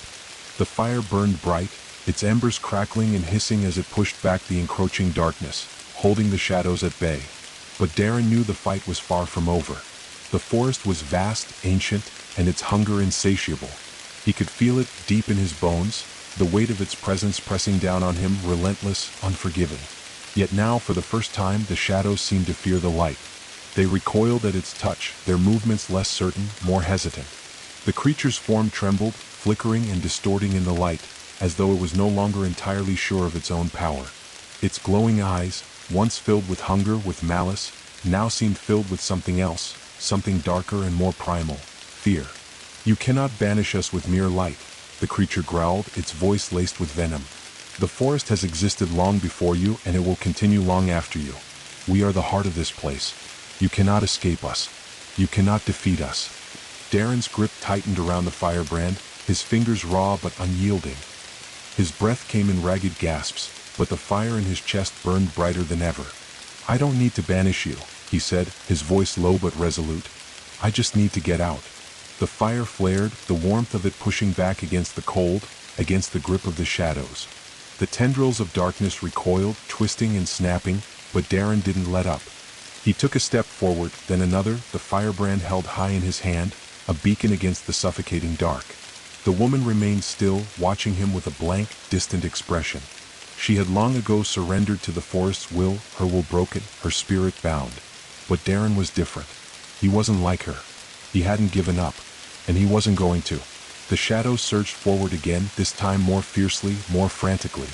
They seemed to writhe and howl, as though they were being whipped into a frenzy by the light. The very air crackled with tension, the smell of wet earth and decay hanging heavy in the room. The forest was alive, hungry, and it wanted to reclaim him. But Darren didn't falter.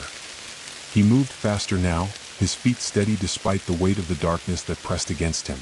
He was closing the distance between himself and the door, the only exit. The firebrand flared with each step, its light pushing the shadows back as he moved closer to the threshold. But the shadows wouldn't let him go so easily. They lashed out at him, snapping at his legs, his arms, trying to drag him back into the heart of the forest. Darren felt the cold tendrils of the dark grip his ankles, his wrists, but he fought against them, pushing them away, forcing himself to keep moving. Each step was a battle. Each breath was a war. "You cannot leave," the creature hissed, its voice no longer calm, but frantic, desperate. "You are part of the forest now. You belong to it. You cannot run." Darren didn't answer. He didn't need to. The light from the firebrand was stronger now, brighter, burning with a fierce, unrelenting heat. The shadows recoiled with each step he took, but they followed, inching closer, clawing at him, tugging at him like 1,000 invisible hands. The door was so close now. So close. Darren's heart raced in his chest, his blood pumping in time with the fire, the light that burned in his hand. He could almost taste freedom, feel the cool night air that waited just beyond the threshold. His hand reached out for the door, his fingers grazing the cold metal of the handle, but just as his hand closed around it, the shadows lashed out, one final, desperate strike. A scream of fury ripped through the room. The creature's voice howled in rage, its form twisting and morphing in the flickering light. It was no longer a single entity, it was a mass of shifting darkness, an amalgamation of every lost soul, every broken spirit, every fragment of the forest's insatiable hunger.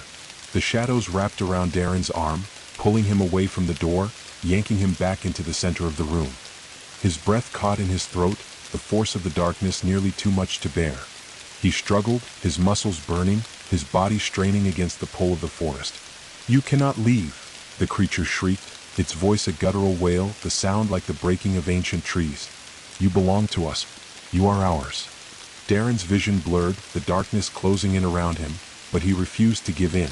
He couldn't. He wouldn't. He had come too far to stop now.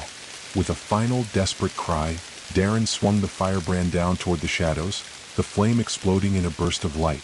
The fire blazed with a new intensity, the heat of it radiating outward, scorching the darkness. The shadows screamed, recoiling as the light seared through them, cutting through the suffocating air like a blade. Darren's arm was still caught, but he refused to let the fire go. He swung it again, this time harder, the light flaring brighter than ever. The darkness shrieked, cracking and breaking, the shadows unraveling in the face of the flame. The air felt alive with the force of it, and Darren could feel the power surging through him, through the fire, through every part of his body. And then, with a final, deafening roar, the creature's form shattered. The shadows cracked like glass, splintering into nothingness, evaporating into the air like smoke.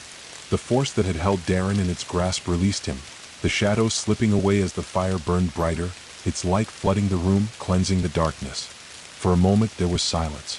Darren stood there, panting, his body shaking with exhaustion, but he didn't drop the firebrand.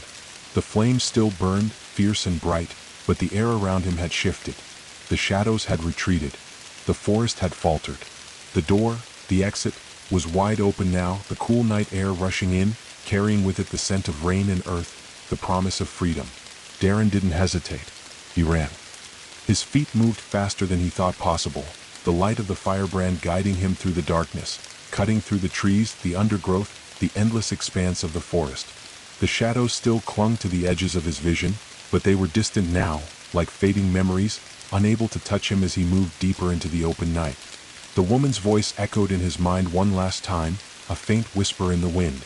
"You can't outrun it forever. The forest will always find you." But Darren didn't stop. He didn't turn back. He had faced the forest, fought its darkness, and won. And now, for the first time, he could feel it, the freedom to choose. The darkness had not claimed him. Not yet. And as he sprinted toward the edge of the forest, toward the world beyond, Darren knew that no matter what came next, he would never stop running. Darren's legs burned, his chest heaving as he tore through the underbrush, his body moving on pure instinct. The firebrand still burned brightly in his hand, casting an unwavering light in the oppressive darkness of the forest. The shadows were distant now, but they weren't gone. He could feel them creeping at the edges of his vision, like ghosts watching from afar, waiting for the moment he let his guard down. But he didn't stop. He couldn't stop. The path was narrow, the trees towering on either side of him like ancient sentinels, their twisted branches reaching down like skeletal hands. The ground beneath his feet was soft and uneven, the forest floor a labyrinth of roots, rocks, and thick, wet moss. Each step was a challenge. Every sound in the night seemed amplified, the wind rustling through the leaves like whispered voices, the distant howl of wolves cutting through the quiet, the rhythmic thump of his heart in his ears. The forest wasn't finished with him yet. He could feel it, like a heavy weight pressing on his back, a suffocating presence that didn't let him forget its hunger. It wanted him back. The shadows were still out there, lurking just beyond the edge of his perception, waiting for his resolve to crack. The fire in his hand was his only shield against the encroaching dark, and with every step, he clung to it, the warmth of the flames his last tether to the world he had known before. But even the light was starting to feel like a burden. The flame wavered, flickering erratically as though the fire itself were responding to his exhaustion. Darren stumbled, his foot catching on a root, but he caught himself, gritting his teeth against the pain. His body was giving out. His muscles screamed in protest, his limbs heavy with fatigue. The fire seemed to drain his strength with every step, the light growing dimmer, weaker, the shadows pushing harder against him, like the very night was trying to swallow him whole. He couldn't let it. He wouldn't let it. The forest was vast, the trees closing in on him with every passing moment, the dark canopy above blocking out the sky, making it feel like he was running in circles, trapped in some nightmarish maze. The world outside the forest, the world he had known, seemed so far away now, like a fading dream.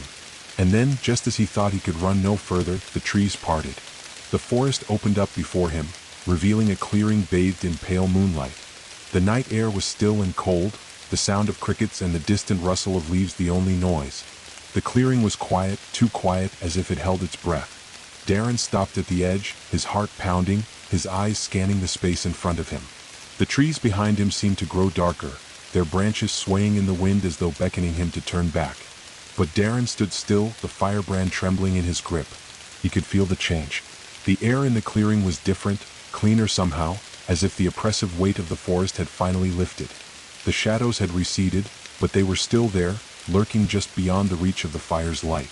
They hadn't given up. They never would. The woman's words echoed in his mind, "The forest will always find you." But Darren wasn't so sure anymore. The moment he stepped into the clearing, something shifted. The air felt fresher, less dense, as if the boundaries of the forest were finally behind him. The fire still burned bright, and in its glow, the world around him seemed to sharpen, the outlines of the trees and the undergrowth more defined. There was a sound, faint at first like a whisper on the wind. Darren's eyes darted toward the source, his heart skipping a beat. A figure stood at the far edge of the clearing, half hidden in the shadows, barely visible against the dark backdrop of the trees. It was a tall, slender figure, standing motionless, its eyes gleaming in the dim light like twin embers. The figure didn't move, didn't speak. It simply watched him. For a moment, Darren's mind raced. Could it be another creature of the forest? Another entity sent to drag him back into its depths? Or was it something else? Something human? The figure didn't approach, and Darren didn't move. His pulse quickened as he scanned the figure, trying to make out any detail. There was something unsettling about its stillness, something unnatural about the way it stood in the shadows, like a part of the forest itself. Then, in the silence, a voice, soft, almost lost to the wind, drifted to him from the figure's direction. "You've come far," it said, the words barely audible but somehow unmistakably clear. Darren didn't respond immediately, his throat tight, his grip on the firebrand tightening. He took a step forward, but the figure did not move, did not react. The firelight flickered weakly, casting long shadows across the clearing. The shadows seemed to stretch, pulling toward the figure as though it were feeding on the darkness. "The forest doesn't let go easily," the voice continued, now louder, more insistent. "It's part of you now. There is no escape. Darren's heart thudded painfully in his chest. The voice wasn't threatening, but it was cold, distant, like it came from somewhere deep within the heart of the forest itself. There was an odd certainty in it, as though it knew everything about him, about the forest's power, about the struggle he had just endured. For a long moment, Darren stood frozen, staring at the figure. The fire in his hand sputtered, the flame casting a weak glow that barely illuminated the clearing. The shadows began to creep in once again, but the fire, his fire, still fought back. "You're wrong," Darren said, his voice hoarse but firm. "I'm not part of the forest. I never was. I won't let it take me." The figure's eyes glimmered as if it understood, but it did not respond. Instead, it stepped forward into the dim light, revealing more of its shape, tall and unnaturally slender, its form almost impossibly long, as if the shadows had shaped it themselves. Darren instinctively took a step back, the fire's light growing dimmer with every passing second. He was losing strength. He could feel it. The darkness was crawling back, trying to suffocate him once again. The figure reached out a hand, and Darren's breath caught in his throat. For the briefest of moments, it looked like the figure was offering him something, offering him a way out. But there was something unsettling about it, something wrong. He didn't trust it, not for a second. The fire sputtered once more. "The forest will always find a way," the figure whispered, its voice more insistent now, more forceful. "The path you've chosen leads only back." The flames flickered one last time, and for a heartbeat, the shadows crept too close. But Darren's grip tightened around the firebrand, his fingers burning from the heat. His heart beat like thunder in his chest. "No," Darren whispered back, a fire of his own igniting within him. "I'll make my own path."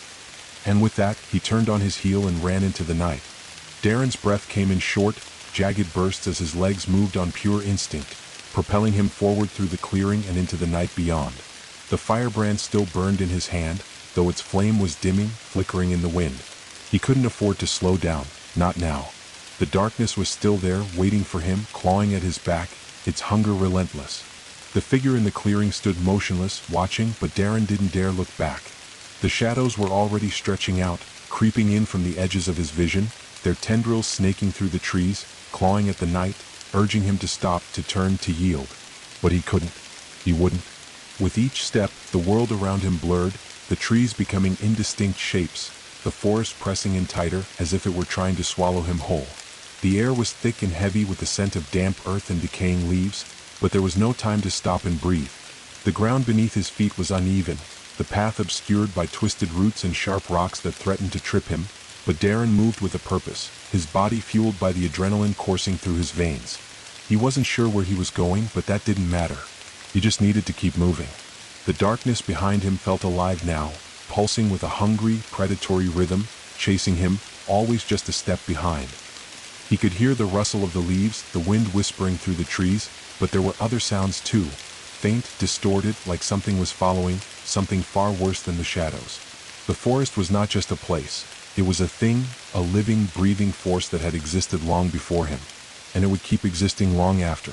The firebrand in his hand flickered, the flame growing weaker, but Darren refused to let it die. He couldn't let it die. The forest had taken so much already. His will, his strength, his sanity. But it hadn't taken his hope. And as long as the fire still burned, there was still hope.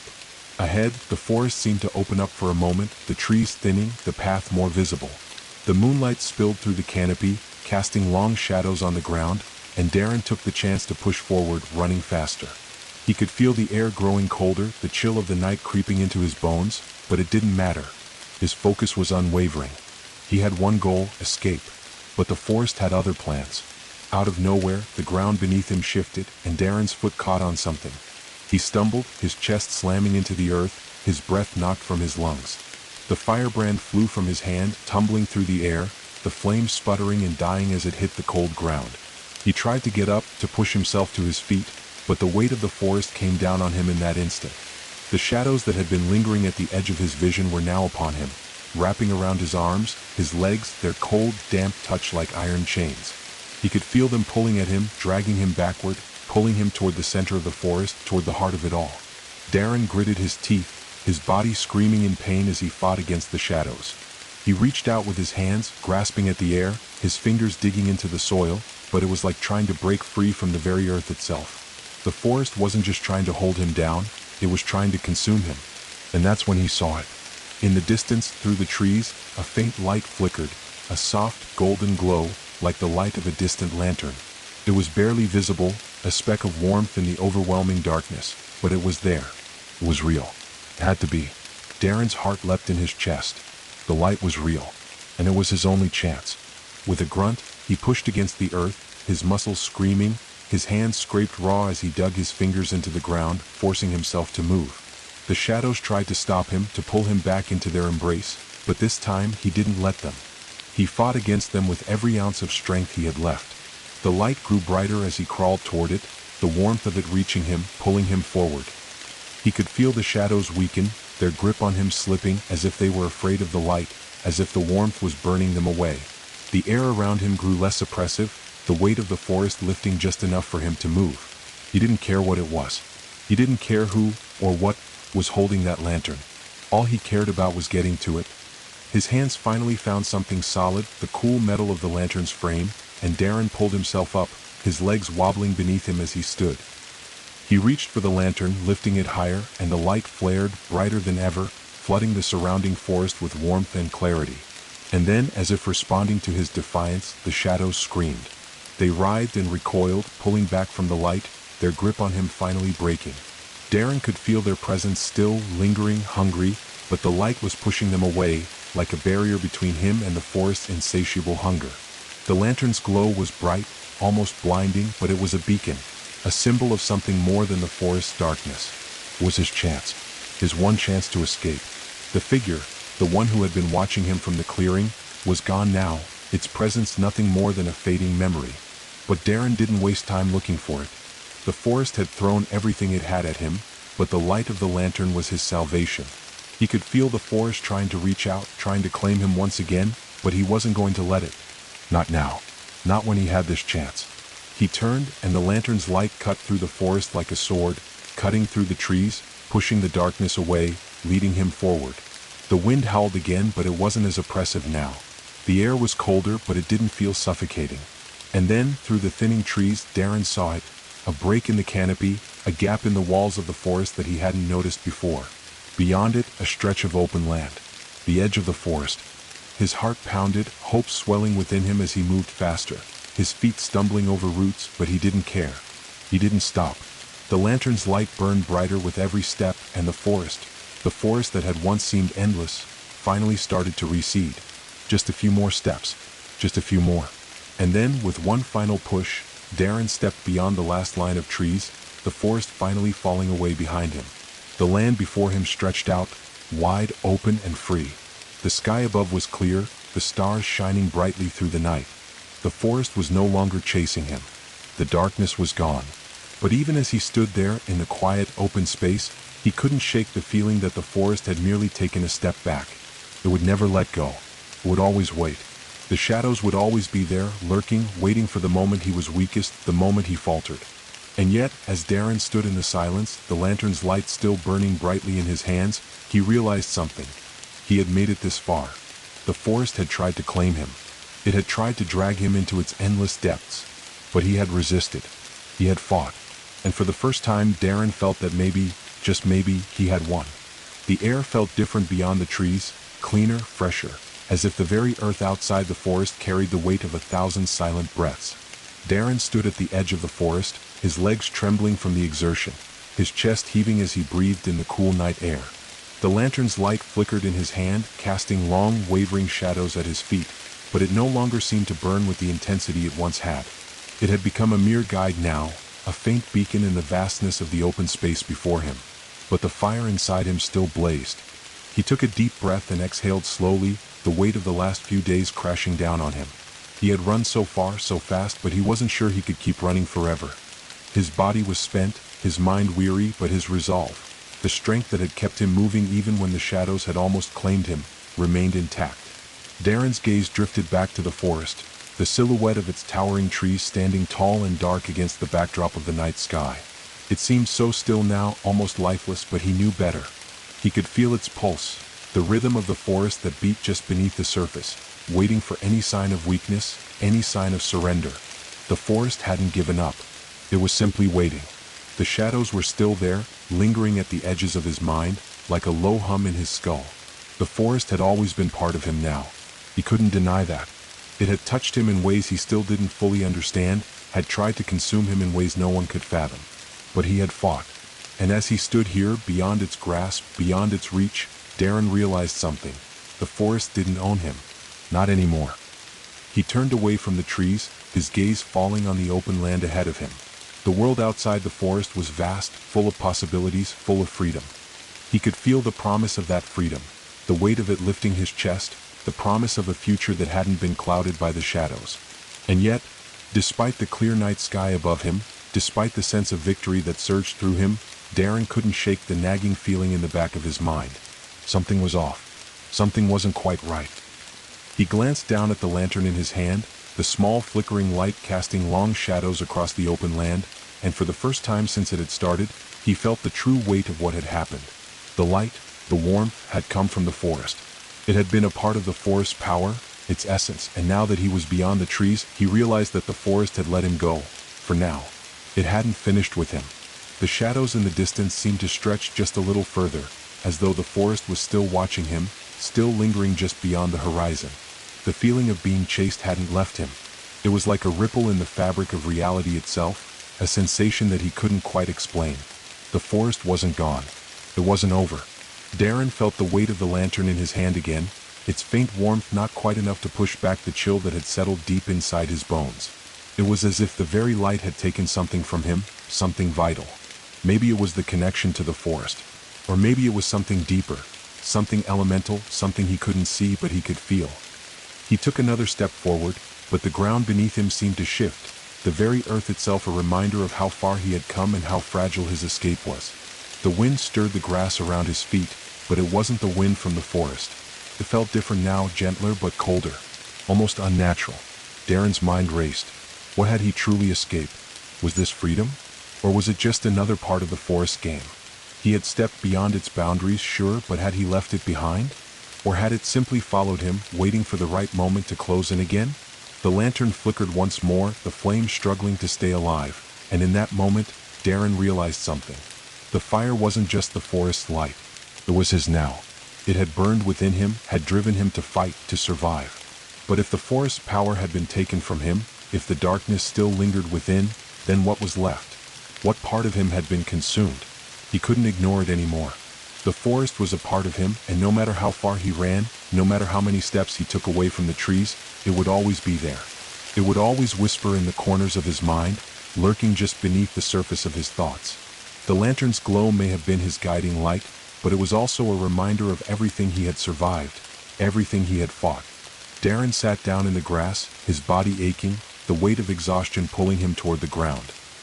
He placed the lantern beside him, watching as the flame flickered in the wind, casting long shadows around him. For a moment he closed his eyes, letting the night air wash over him, the scent of rain and earth mingling in the breeze.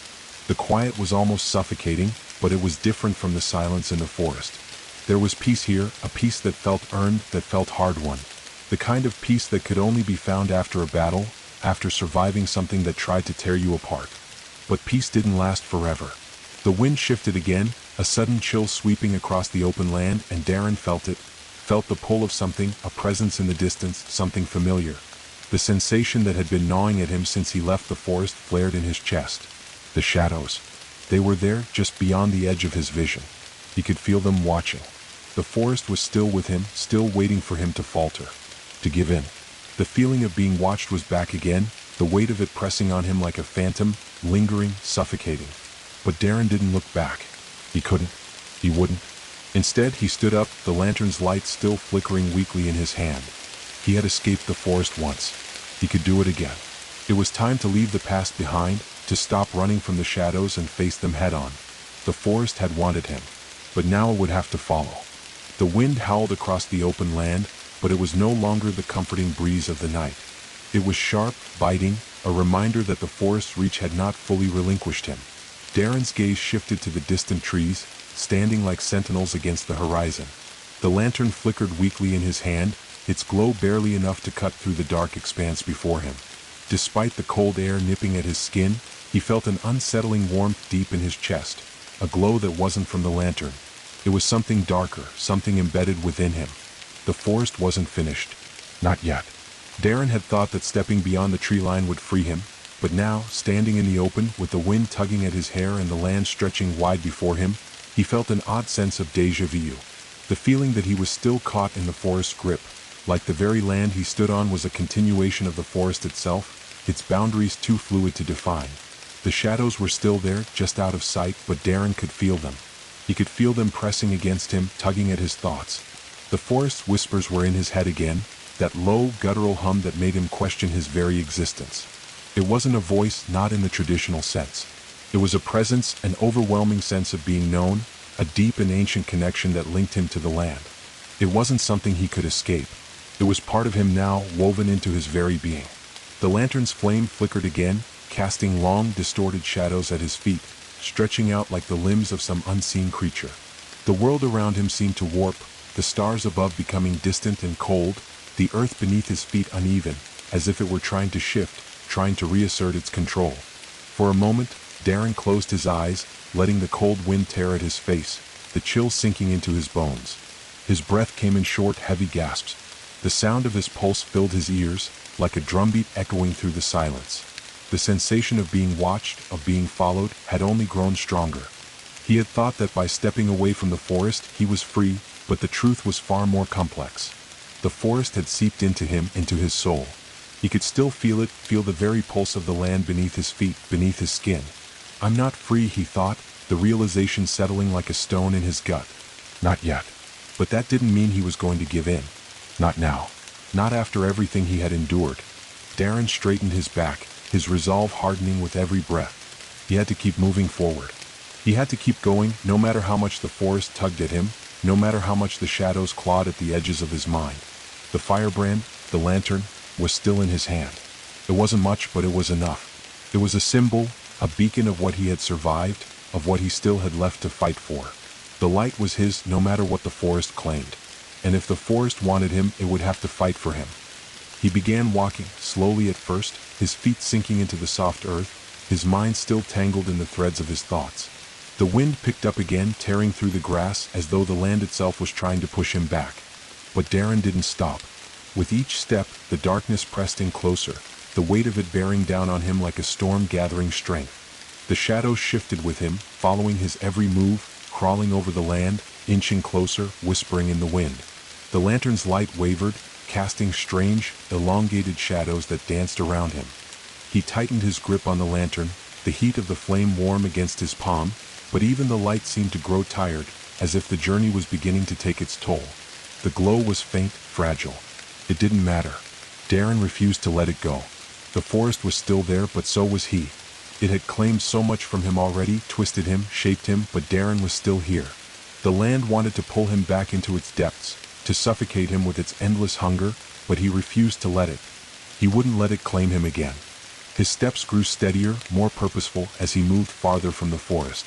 The trees behind him began to shrink into the distance, the dense canopy of shadows becoming less and less oppressive, but still, he could feel the pull. The sensation was like a low tug in his chest, an invisible thread connecting him to the heart of the forest. The land wanted to reclaim him. The shadows wanted him back. And yet, as Darren moved farther, the wind began to die down. The chill in the air was still there, but it was less suffocating. The weight of the forest's presence, that ever-looming darkness, seemed to lift just a little. But the light from the lantern was beginning to fade. Slowly, so slowly, the flame sputtered and weakened, its warm glow dimming in the cold air. Darren held it up higher, trying to coax the fire back to life, but it didn't respond. The light wavered, flickered, and then, nothing. The fire was gone. Darren froze. The world around him seemed to halt for a heartbeat. The shadows, once held at bay by the lantern's light, surged forward, closing in on him. The cold, damp presence of the forest flooded back into his senses, as if the trees themselves had extended their roots into his soul, claiming him once more. The absence of the light felt unnatural. The darkness seemed to breathe, expand, its hunger palpable, its presence everywhere. Darren could feel it curling around his limbs, tightening around his chest, squeezing out the breath from his lungs. The air grew thick, suffocating. For a moment, panic gripped him. He hadn't expected the fire to go out. He had thought the lantern was his lifeline, his way forward. But now, with the light extinguished, he was surrounded by the vast, hungry darkness of the forest. It was closing in on him, its grip tightening around his throat. But then something shifted. The shadows didn't feel like the forest anymore. No, this was something else. Something older, something deeper, a presence so vast and unyielding that it consumed the very world around him. Darren could hear it, feel it in his chest, a hum, a vibration in the very air. It was not the rustling of leaves or the howling wind. This was the earth itself speaking to him. This was the heartbeat of the world, and it was calling him. He didn't know what it wanted. He didn't understand it. But it wasn't the forest. It was bigger, older. Darren clenched his fists, his breath ragged. He wasn't done yet. He wouldn't let it take him. Not now. Not like this. You can't have me, he whispered, his voice hoarse but full of defiance. I've already beaten you once, and I'll do it again. And for the first time since he had stepped into the forest, he felt something shift in the air. The land itself seemed to pause, the shadows pulling back for just a moment, as though it had heard him. As though, for the first time, it was listening. The forest had tried to claim him. It had tried to twist him into its own, to pull him back into the endless dark. But Darren wasn't done yet. And he wasn't going to let the forest, or whatever else watched from the shadows, take him again. Not now. Not ever. The stillness in the air was thick now, almost tangible. It wrapped around Darren, suffocating yet somehow familiar. He stood there in the quiet, his heartbeat the loudest thing in the darkness. The coldness around him seemed to pulse with energy, an invisible current running beneath the ground, deep, ancient, and far-reaching. He could feel it now in his chest, reverberating through his ribs, the earth's own hum, its deep rhythm. It was as though the land itself had shifted, was waiting for something. The shadows pulled back, receding, just enough to let him breathe, but their grip was far from loosened. They waited in the periphery of his vision, like dark claws, digging into the edges of his mind, dragging at his thoughts, trying to reclaim what they had lost. The forest was watching him, no longer merely a backdrop, but an entity, aware of his every move, his every breath. It wasn't the trees anymore. It wasn't the shadows. It was something deeper, something older. Darren could feel it now, like a dark mirror reflecting his every fear, his every doubt. It wasn't the forest alone that haunted him, it was the very fabric of the land itself, entwining with his soul. The fire had burned with the essence of the forest, the last thread of light between him and its darkness. Without it, he was exposed, vulnerable. The very earth was pressing against him, reminding him that he could never truly escape. He could hear it now, the hum, a deep, vibrating pulse in the soil. It was like the heartbeat of the world itself, but it wasn't peaceful. It was a steady, unyielding rhythm, like the pull of something ancient, something powerful. The forest isn't a place. It's a force, Darren realized. It's a living, breathing thing. And I'm a part of it now. He thought back to the figure in the clearing. The one who had been watching him, offering him the lantern. Had it been a part of the forest too? A messenger? A guardian? Or had it been something else entirely? Something that understood the forest's true nature? Something that had been shaped by it for eons? He didn't have time to figure it out. He needed to move. The shadows hadn't fully receded, and the darkness was still clawing at his mind. It wouldn't wait forever. Darren looked at the lantern, now extinguished, lying cold in his hand. The flame was gone, but the weight of the darkness was still there, like a shroud surrounding him, suffocating him, pressing in from all sides. The light had been a barrier, his only defense, and now, without it, the forest was reclaiming him. But he wouldn't let it. Not again. His eyes darted around, scanning the land. The shadows were stretching, pooling like ink around his feet, but there was still a glimmer of hope. The clearing before him, the space where the trees had parted, held a strange stillness to it. A gap. An opening. It was no longer the forest he was running from. It was this ancient, pulsing power beneath his feet, the thing that had made the forest so dangerous, so alive. He could feel it now, like a tightening coil, winding its way through the ground, through the air, through his veins. It wanted him. But it didn't know who it was dealing with. Darren gritted his teeth, steeling himself. The shadows were getting closer now, curling around his legs, tugging at his feet, trying to drag him back into the earth. The whispers in the wind, low, guttural murmurs, grew louder, urging him to give in, to stop fighting, to let go. But Darren wasn't ready to stop. Not yet. He forced himself to move forward, his legs heavy, his breath labored. He had no clear direction, no path to follow. But the clearing ahead, that was something. That was his way out. He could feel it. A sense of hope, fleeting but undeniable. The forest was waiting for him to falter, to stumble, to let the darkness pull him under. But Darren had learned the hard way that the only way out was to push forward, to face it head on. The darkness continued to tug at him, but this time, Darren refused to let it win. He felt the pull of the earth beneath his feet, the weight of it, the pressure of the forest's energy trying to crush him, but he pushed back, forcing himself to take each step, one foot in front of the other, slowly, steadily. His hand still gripped the lantern, though it was no longer the light that mattered. It was the act of holding on, the act of refusing to let the forest claim him completely. The wind howled again, whipping through the clearing, but this time it was different. It wasn't the restless wind of the forest anymore. It was a wind that had come from somewhere else, from beyond the reach of the trees. The wind that had called him to this place, to the edge of the forest, to this moment. Darren's pulse quickened. He could feel something else now, something beyond the forest, beyond the trees. The land itself was waking up, stirring beneath his feet. The earth was alive and it was calling to him. The shadows, the whispers, the darkness, they were all part of it, part of a force older than time itself. It was the forest's heart, he realized. This was the true heart of the forest, the pulse that had been calling to him, drawing him in. The forest itself wasn't trying to drag him back. It was inviting him to understand it, to become part of it. But Darren wasn't ready for that. Not yet.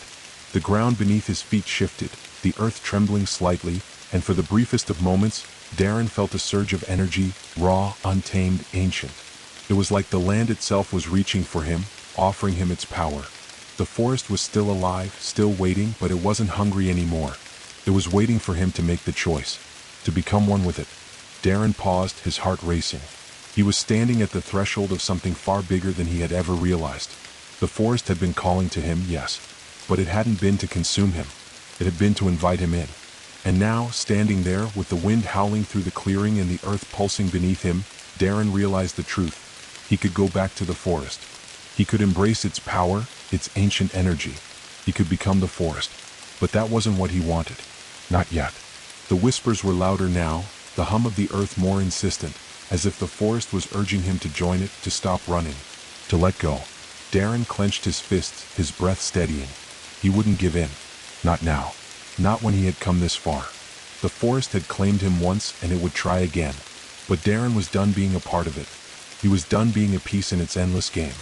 With a final breath, he stepped forward, away from the pulsing heart of the forest, away from the whispers, away from the shadows. And as he did, the forest let him go. For now. But Darren knew it wasn't over. Not yet. The darkness would always be there, waiting for him to falter. And the heart of the forest would always be watching. Darren's footfalls grew heavier as he moved further away from the heart of the forest. The land stretched out before him, an expanse of open space that should have felt liberating, but instead, it felt like an abyss. The farther he walked, the more the wind whispered, the more the shadows seemed to follow. It was as if the very land he was walking on held a memory of him, a deep, primal recollection that reached into the marrow of his bones and pulled at the fabric of his soul. He had escaped, yes. He had left the forest behind. But it hadn't left him. The realization settled like a weight on his chest. The forest was not just a place. It was a force. A living, breathing entity that had shaped him, that had woven itself into his very being. It was in his blood now. It had marked him, and no matter how far he ran, no matter how many steps he took away from it, the forest would always be a part of him. It was then that Darren heard it, a distant, faint sound, like a bell tolling in the far reaches of the land. A sound so deep, so ancient, that it seemed to vibrate through the air itself. It wasn't just the wind.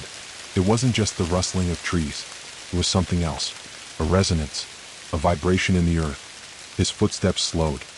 His breath caught in his throat as a strange unease settled over him, as if the world around him was holding its breath. The faint sound was growing louder, closer. It was calling to him. For a moment, Darren stood still, his eyes scanning the empty land around him. He could see nothing but the open space, the stars above, and the pale moonlight that bathed the earth in an eerie, otherworldly glow. The sound was still there, pulsing through the ground, reverberating in the air. It was calling, and it was familiar. Darren's pulse quickened. He had heard that sound before. In the depths of the forest.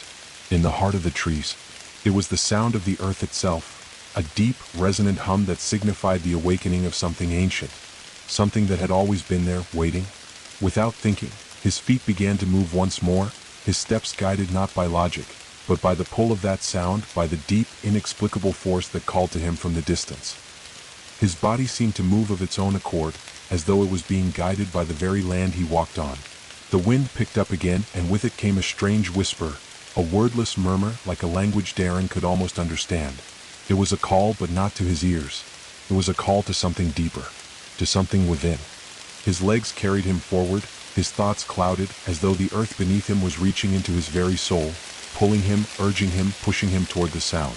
The forest had left its mark on him. But this was different. This wasn't the forest. This was the land. This was everything. The deep pulse beneath his feet, the hum in the air, the whisper of the wind, everything was connected. The trees, the earth, the wind, the water. And now Darren. The sound grew louder, more insistent, until it was no longer a distant call but a physical presence. The earth itself was vibrating beneath him, like the pulse of a heart that had been dormant for millennia, now beating once more. The very soil seemed to part, to shift and tremble, as if the land was awakening from a long slumber. Darren didn't stop. His legs carried him forward, the pull of the land growing stronger with every step. The trees in the distance grew hazy, their outlines blurring as the world around him seemed to twist. The air itself thickened, becoming heavy with an energy Darren couldn't describe. It was as though the very atmosphere had changed, like a veil had been lifted from his mind. And then, just as the sound reached its crescendo, it stopped. Everything fell silent. The earth beneath Darren's feet stopped trembling. The wind, once fierce, stilled. The trees, the very land, held their breath. It was as if the world was waiting, holding its collective gaze on him. He stood in the center of a vast, open plain, the moonlight bathing him in a cold, ethereal glow. There were no trees here, no familiar landmarks. Just empty land stretching as far as the eye could see. And in the center of the plain, rising from the earth itself, was a stone structure. It was small, barely more than a ruin, but its presence was undeniable. It seemed ancient, untouched by time. The stones that made up its walls were smooth, polished, as though they had been carved from the very bedrock of the earth itself. Moss and vines grew in delicate patterns along the edges, but the structure was otherwise pristine, a testament to the deep, forgotten past. Darren's heart raced as he approached the ruin. Every instinct told him to stop, to turn back, to flee from whatever this place was. But he couldn't. The pull was too strong. The land had brought him here. The land had chosen him. He reached the entrance of the ruin, a stone archway that seemed to pulse with the same energy he had felt beneath his feet. The faint hum from before was present once again, but this time, it wasn't distant. It was all around him, echoing through the stone, vibrating through the very air he breathed. Without thinking, Darren stepped through the archway. The moment he crossed the threshold, the ground beneath him shifted. The air grew thick with energy, crackling like static, and a strange warmth spread through his chest, like an ember awakening in the depths of his soul. He felt alive, more alive than he had ever felt before, as though the very essence of the earth was coursing through his veins. The stone walls of the ruin were covered in intricate carvings, patterns that seemed to move, shifting like a living thing. Darren's eyes darted from one wall to the next, unable to make sense of the symbols. They weren't any language he knew, but they were familiar. He could feel them deep in his bones. The symbols spoke to him in a way that words never could. He reached out, his fingers brushing against the stone, and in that moment, something inside him shifted. The land around him seemed to awaken, and for the first time, Darren heard the forest clearly. It wasn't a whisper. It wasn't a call. It was a voice, deep, ancient, and filled with a strange sense of purpose. It spoke to him in the language of the earth itself. "You are the keeper now," it said. "You carry the weight of this place. The forest has shaped you and you have shaped it. The land has claimed you and now you must claim it in return."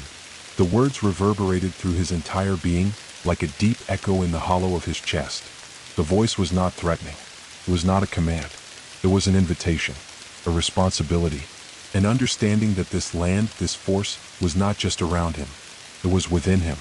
Darren closed his eyes, the weight of the moment settling around him. The forest, the land, the stone, it was all one. It was all connected, and he was a part of it. But did he want it? Did he want to be a part of this ancient, eternal force? The silence stretched on, the weight of the question pressing against his soul. Darren knew this moment was a choice, one he could not undo. He had come this far, survived what no one else had. But now the true test was here. Would he embrace the power of the land? Or would he break free once and for all, leaving the forest and its hold behind forever? The answer was his to make. Darren stood alone in the ruin, his fingers still pressed against the cool stone, the ancient carvings beneath his touch almost seeming to pulse with an unseen rhythm. The voice, no, the presence, had faded, leaving an eerie silence in its wake. He could still feel the hum, the thrumming energy that vibrated through the stone, through the earth, like a heartbeat that resonated deep within his chest. It was a living thing, this place, and it wanted him. But did he want it? He closed his eyes, trying to center himself, trying to shut out the overwhelming weight of everything that had brought him to this moment. The forest, the shadows, the lantern's flickering light, it all felt like it had happened to someone else, some distant memory of someone long gone. Yet, the pull of the land, the ancient power that had shaped him, was undeniable. This was his moment, his choice. The voice had been clear. He was no longer just a wanderer in the forest. He had become part of it, part of the very pulse of the earth itself. He could feel it now, in his veins, in his breath, as though the land and the forest were no longer separate entities. They had merged, and he had merged with them. Darren slowly opened his eyes, the weight of the decision heavy on him. The ruin before him, with its towering stones and intricate carvings, seemed to shimmer in the dim light. It was ancient, old beyond comprehension, a place that had seen countless generations pass, yet had remained unchanged, untouched by time. This was where the forest's heart resided, the place where its power began, where its energy converged. And it was here that he stood, on the precipice of something much larger than himself. He took a deep breath, steadying his mind, and looked around the ruin. The carvings on the walls depicted strange scenes, figures that seemed to meld with the trees, with the land itself, their forms twisting into the earth. Some had faces like animals, others like trees, their limbs stretching into the air, becoming part of the branches, part of the forest. It was clear, these were not just carvings, not just art. They were histories. These were the stories of those who had come before him, who had walked the path he now stood on. They had made the choice to become one with the land, one with the forest. But as Darren studied them, something strange occurred. The images began to shift, to move before his eyes. The stone seemed to come alive, the figures twisting and turning as though they were reaching out to him, urging him to join them. The forest was calling again, louder this time, more insistent. "You are here," the voice said, its presence not just in his ears, but in his very mind, threading into his thoughts. "You are part of this now. You carry the forest within you, and it carries you. You cannot leave. You cannot escape." Darren's pulse quickened, the weight of the words pressing on him, threatening to crush him under the enormity of the decision. Could he ever escape? Could he walk away from this? But in his heart, he knew the truth. He had already become part of the forest, part of its very essence. The bond between him and the land had been forged long ago, even before he had stepped into the forest's depths. It wasn't the forest's power that had shaped him. It was something deeper. The forest was his birthright. But he had a choice. He always had. Darren took a step back from the stone wall, his mind racing. He could still feel the pull, the pulse of the forest, the call of the earth beneath him. But he also felt something else, something more human, more fleeting.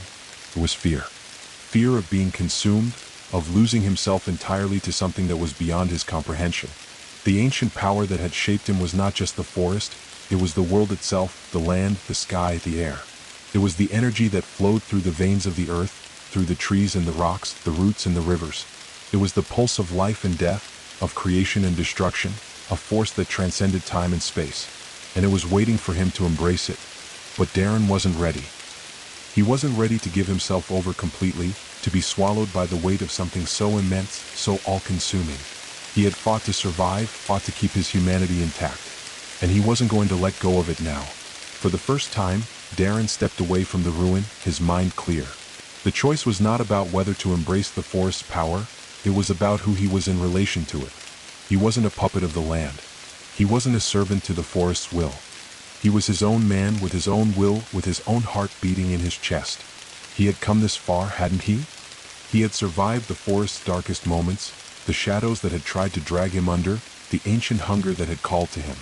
He had survived, and now he needed to live, to truly live, to make his own decisions, to carve his own path. The wind stirred again, and with it came the smell of rain.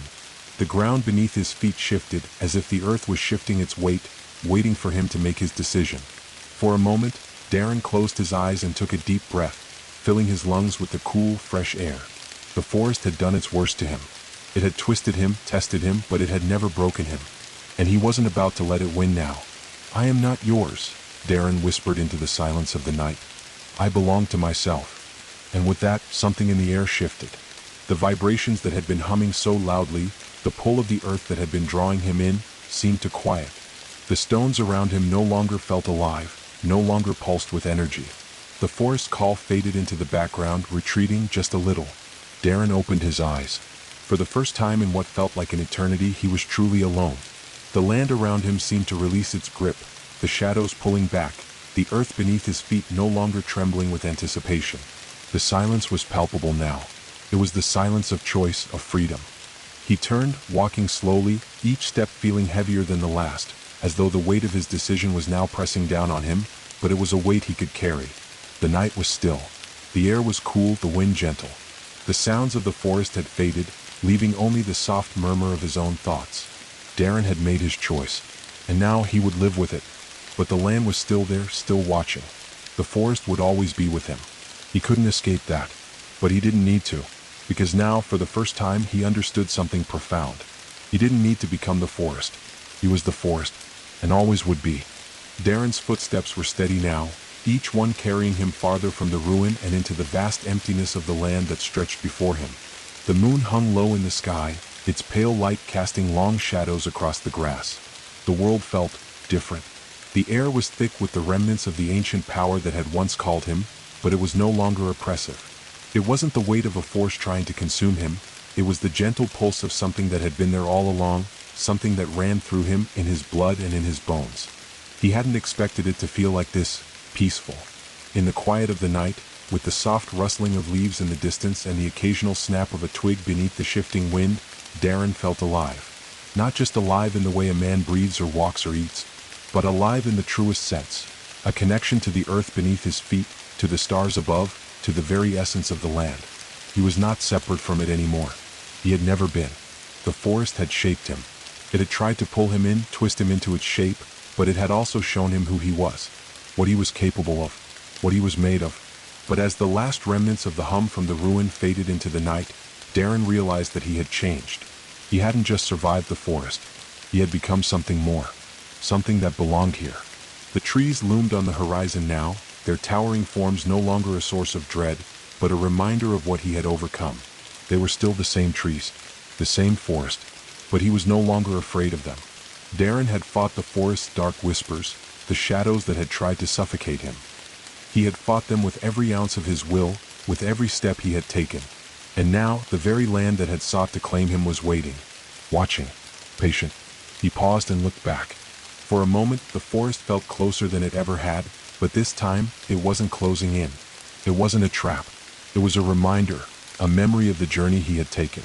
The forest wasn't just a place of darkness and shadows. It was a part of him, a part of everything.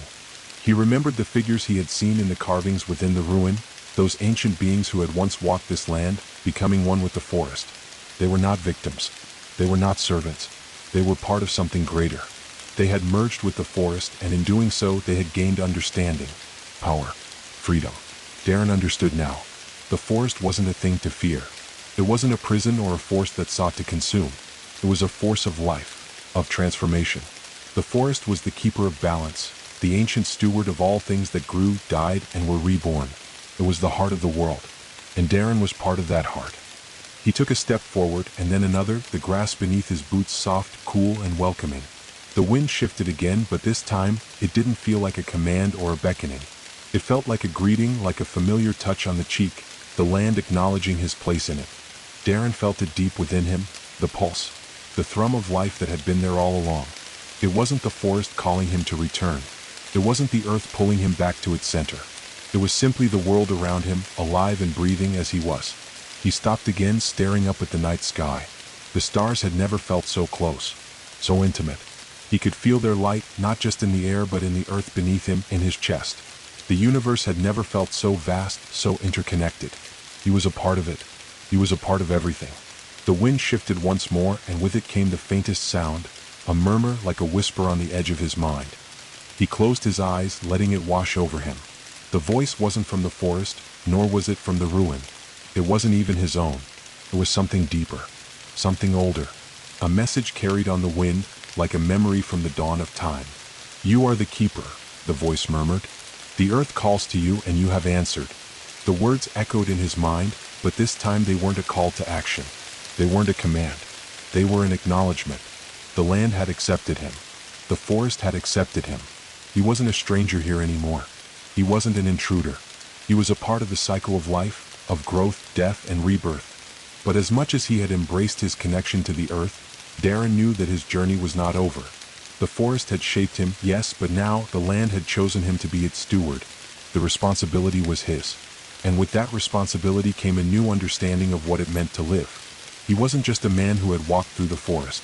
He was its keeper, its protector, its witness. The ancient figures in the ruin, those who had merged with the land, had done so not because they had no choice. They had done so because they had understood that to be one with the earth was not a surrender. It was an evolution, a transformation.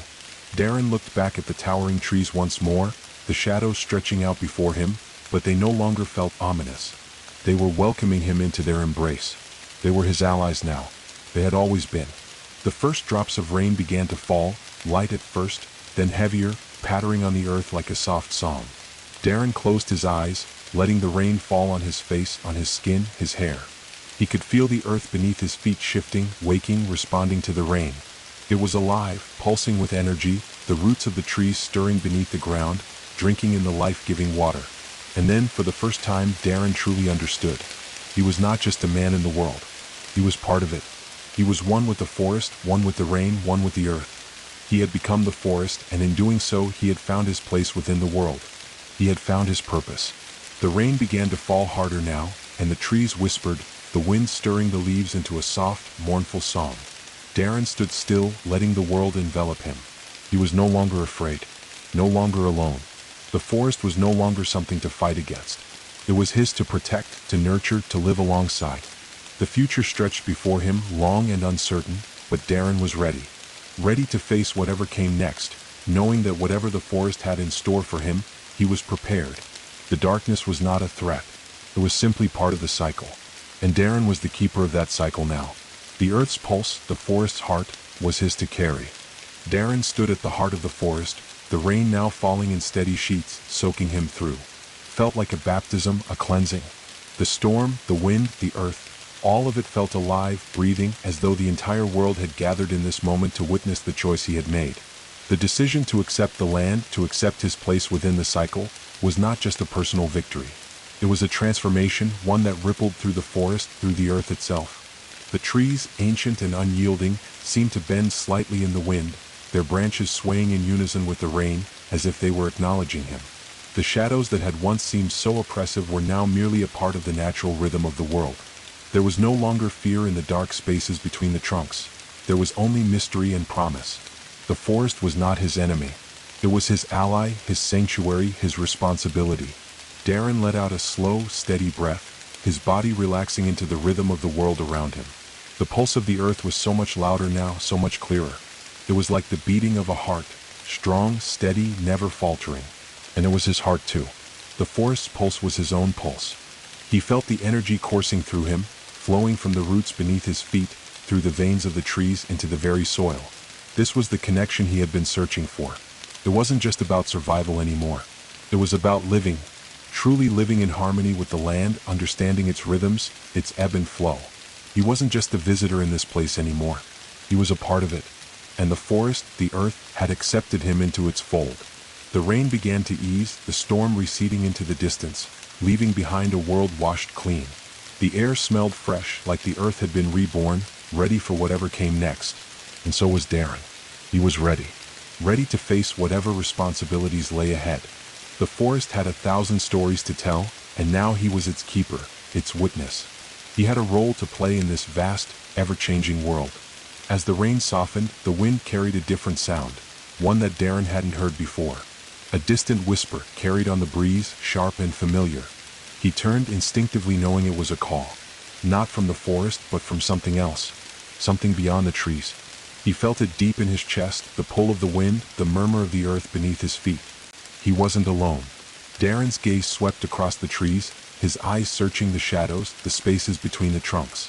There, barely visible in the distance, he saw movement. It was a figure, tall, slender, a shadow against the backdrop of the forest. For a moment, it seemed to flicker in and out of existence like a mirage, but then it became clearer. The figure was real. A man, or something resembling one, emerged from the shadow of the trees. The figure was draped in a cloak made of moss and leaves, his face obscured by a hood, but his presence was undeniable. He moved with the same fluid grace as the wind, as though he too was part of the forest, part of the very elements themselves. Darren's pulse quickened. He had seen figures like this before, carvings in the ruin, images of the ancient guardians of the land. Was this one of them? A keeper like him, but from a time long past? The figure stopped a few paces away from him, and for a long moment, they simply stood there, facing each other. The wind, the rain, the rustling of leaves, everything had fallen silent. Only the steady pulse of the earth, the rhythm of the land, filled the space between them. Finally, the figure spoke.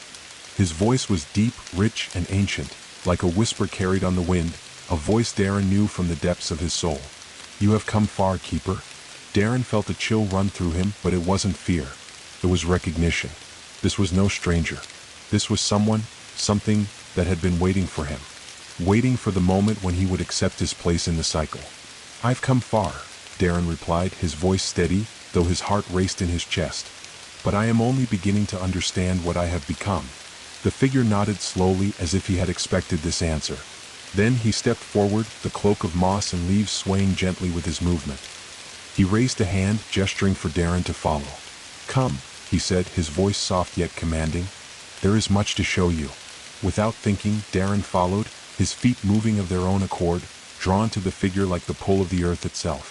The shadows around them deepened, but the fear that once filled him was gone. Now there was only curiosity, understanding, a sense that he was walking a path that had been laid out for him long before he had ever stepped into the forest. The figure led him through the trees, moving with an unnatural grace, as if the forest itself was bending to his will. Darren's eyes darted to the trees, but they didn't seem like just trees anymore. They were watching. They were listening. The forest had always been alive, but now, it felt as if the very air, the very ground beneath his feet, was alive with purpose. They came to a clearing not far from where Darren had stood before. It was a quiet place, untouched by the storm. The trees surrounding it were ancient, their bark twisted and gnarled, their roots visible above the earth like veins pulsing with life. In the center of the clearing was a stone pedestal, dark and worn with age. The figure stepped toward it and placed a hand on the stone. "This is the heart of the forest," he said. "The place where the power of the land is at its strongest.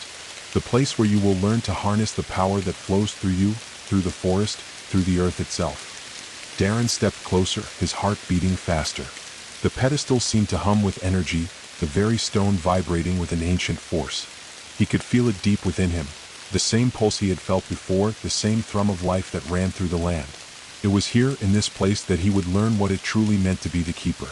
"You are ready," the figure said, his voice low and resonant. "But the path ahead will not be easy. There are forces in this world, dark, ancient forces, that will seek to undo the balance you now carry. You must be vigilant, always aware, for your role is not one of peace, but of guardianship. You are the protector of this world, and the forest, and the balance between them." Darren's mind was racing, the weight of the responsibility sinking in. He had thought he understood what it meant to be a part of the land, to be connected to it. But now, standing in the clearing with the ancient figure before him, he realized that his journey had only just begun. He wasn't just a part of the forest anymore. He was its guardian. The wind picked up again, swirling around them in a rush, and Darren could feel the power in the air. It was tangible, like the pulse of a living being calling to him. The forest was awakening, and so was he. "The time has come," the figure said, his voice soft but urgent. "You must take your place in the cycle. The earth, the forest, the sky, they are all waiting for you." Darren nodded, his resolve hardening. He was ready. He had been ready all along. The forest had shaped him, and now he would shape the forest. He stepped forward, placing his hand on the stone pedestal, feeling the power surge through him. The forest pulsed, and in that moment, Darren understood. He wasn't just a keeper. He was the bridge between the earth and the sky, between life and death, between the past and the future. The forest was no longer just a place. It was his purpose, and it was time to begin. Darren's hand rested against the stone pedestal, the pulse of the earth beneath his fingertips reverberating up his arm, like a current of pure energy flowing from the very heart of the world. The hum was stronger now, more insistent, as if the land itself was awakening to the touch of a new keeper. He could feel the weight of the world in that moment, the responsibility that came with being the guardian, the protector of this ancient living force. The figure standing before him, draped in the cloak of moss and leaves, watched him closely, his eyes hidden beneath the hood, but Darren could feel the weight of his gaze. It wasn't a gaze of judgment or expectation. It was one of recognition. The figure knew what Darren had become, what he was meant to be. "This is the heart of the forest," the figure repeated, his voice softer now, as if the very air had changed with Darren's touch on the stone. "Here the power flows strongest, where all things converge. This is where the balance is held. And this is where you will learn to harness that power." The wind stirred around them again, but this time it wasn't cold. It was warm, carrying the scent of damp earth and growing things, of roots and rain. Darren could feel it now, the earth breathing beneath him, the ancient, primal force that had pulsed through the land for eons. The trees around the clearing seemed to stand even taller, their branches heavy with life, their leaves shimmering in the faint light of the moon. It was as if the forest itself had acknowledged him, had accepted him, and now it was waiting for him to understand the depth of his role, the weight of his purpose. The land wasn't simply offering its power. It was offering him a way to protect it, to ensure that its life cycle continued uninterrupted. "The forest is a living thing," the figure continued, stepping forward, his voice steady and measured. "It grows, it decays, it renews, but its survival depends on the balance between life and death. Without one, the other cannot exist. You are the keeper of that balance now. It is your responsibility to ensure that the land remains whole, that the energy flows freely, and that the cycle never falters." Darren's heart pounded in his chest as the words settled within him. The weight of the title keeper had never felt heavier than it did in that moment. He was more than just a man who had wandered into a forest. He was a protector, a guardian of something far older and more powerful than anything he had ever imagined. And the burden that came with that role was immense. "You will face many challenges," the figure said, his voice lowering, growing more intense. "There are forces in the world, dark forces, that seek to disrupt the balance of the land. They are not of the earth. They are not of the forest.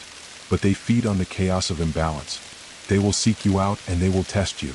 Darren felt a chill at the mention of these dark forces, but it wasn't fear. It was recognition. He had felt something like this before.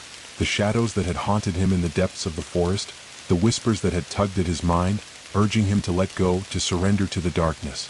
Those forces, whatever they were still out there, lurking, waiting for a chance to strike. "You must stand firm," the figure continued. "You must learn to see beyond the surface of things, to read the signs of the land. The trees, the earth, the wind, they will all speak to you. They will guide you. But you must listen closely, for not all that speaks is a friend." Darren nodded, his mind racing. He had already begun to understand that the land was not a simple thing. It was not a place to be conquered or tamed. It was a living, breathing force with its own will, its own rhythms, its own secrets. And he was now its guardian, its steward.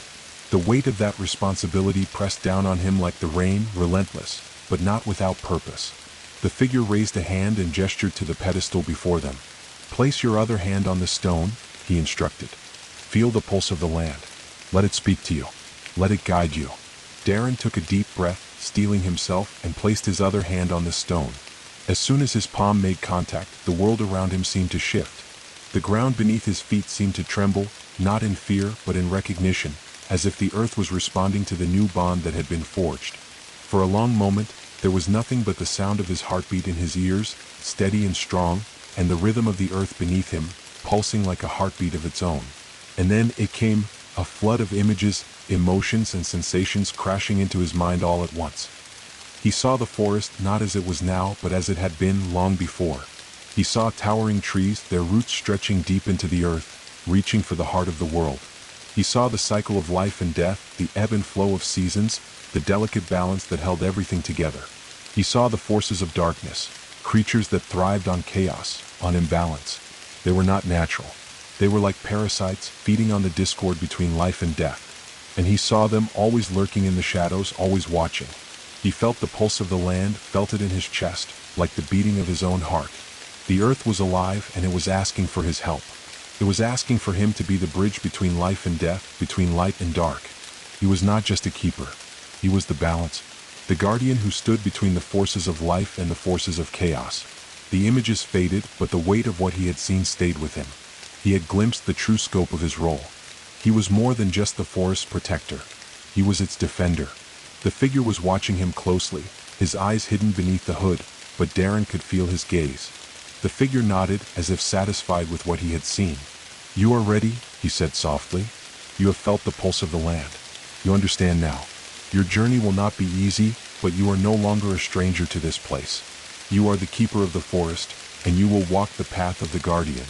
Darren's heart swelled with a mixture of awe and fear. He had always felt like an outsider, like a man who didn't belong anywhere. But now, in this moment, with the weight of the land beneath his feet and the storm clearing above, he knew that he had found his place. He was the keeper, the guardian, and this was his path. "But remember," the figure said, his voice grave, "you are not alone in this. There are others who walk the path of the guardian, those who protect the balance in other parts of the world. Seek them out when the time comes. Together you will face the darkness. Alone you will fall." Darren nodded, understanding that his journey was only just beginning. The forest had given him the gift of its power, its wisdom, but it had also given him a responsibility that would weigh on him for the rest of his life. As the figure turned to leave, disappearing back into the shadows of the trees, Darren stood alone in the clearing, his hands still resting on the stone. The wind shifted again, the last remnants of the storm fading into the distance, and Darren felt a sense of calm settle over him. The forest was with him. The earth was with him. And together they would face whatever challenges lay ahead. The clearing felt different now, as if the forest itself had been transformed by the power Darren had touched. The ground beneath his feet was no longer just soil, it was something more. Alive, pulsing with energy. The trees that surrounded him seemed to lean in closer, their leaves rustling in the wind as though whispering secrets meant only for him. The air was thick with the scent of rain-soaked earth, fresh and rich, and the mist that still clung to the ground swirled around his feet, as if the land itself was drawing him forward. The figure, the ancient guardian who had led him here, had vanished into the shadows, leaving Darren to absorb the weight of his new reality. He was no longer just a man in the forest. He was something more, a bridge between the cycles of life and death, a keeper of the balance that held the world together. And yet, despite the depth of the power that surged through him, he felt small. His body ached, his mind racing with the sheer magnitude of what had just been revealed to him. But one thing was certain, he was ready. Or at least he had to be. The soft patter of rain against the leaves and the low hum of the wind around him were the only sounds in the forest.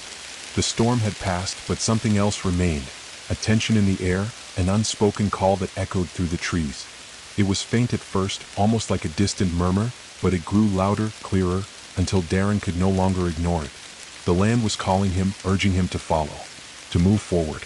With a deep breath, Darren turned toward the shadows that stretched beyond the clearing, where the trees grew thicker, their trunks darker and more twisted. The path ahead was unclear, veiled in mist, but he could feel it, the pull, as if the earth itself was guiding him, urging him to step forward. For a moment he hesitated. The forest had already given him so much, had shaped him into something he didn't fully understand. But there was no turning back now. He wasn't just a wanderer anymore. He was the guardian, and his place was here, among the trees, among the land, among the forces that shaped life itself. Darren's legs carried him forward, one step at a time, his boots sinking into the soft earth. The world around him seemed to open up, the trees parting just enough to reveal a narrow path leading deeper into the heart of the forest. The path was winding and treacherous, flanked by thorns and tangled roots, but it felt right. Every step he took was as if the land was responding to him, the earth shifting beneath his feet, guiding him. The air grew colder and the mist thickened as he moved forward, but Darren wasn't afraid. He felt no fear now, only the steady pulse of the land, the rhythm of the earth beneath him. He was part of it and it was part of him. Whatever lay ahead, he would face it just as he had faced the shadows in the past. As he ventured deeper into the forest, the trees grew denser, their branches reaching overhead to form a canopy that blocked out most of the light. The path was no longer clear. The ground beneath his feet became uneven, and the air grew heavy, thick with the scent of decay. A part of the forest that had not yet been touched by the healing rain. A place where shadows lingered. It was here that Darren felt it again, the pull. It was no longer just the land guiding him. It was something else. Something ancient.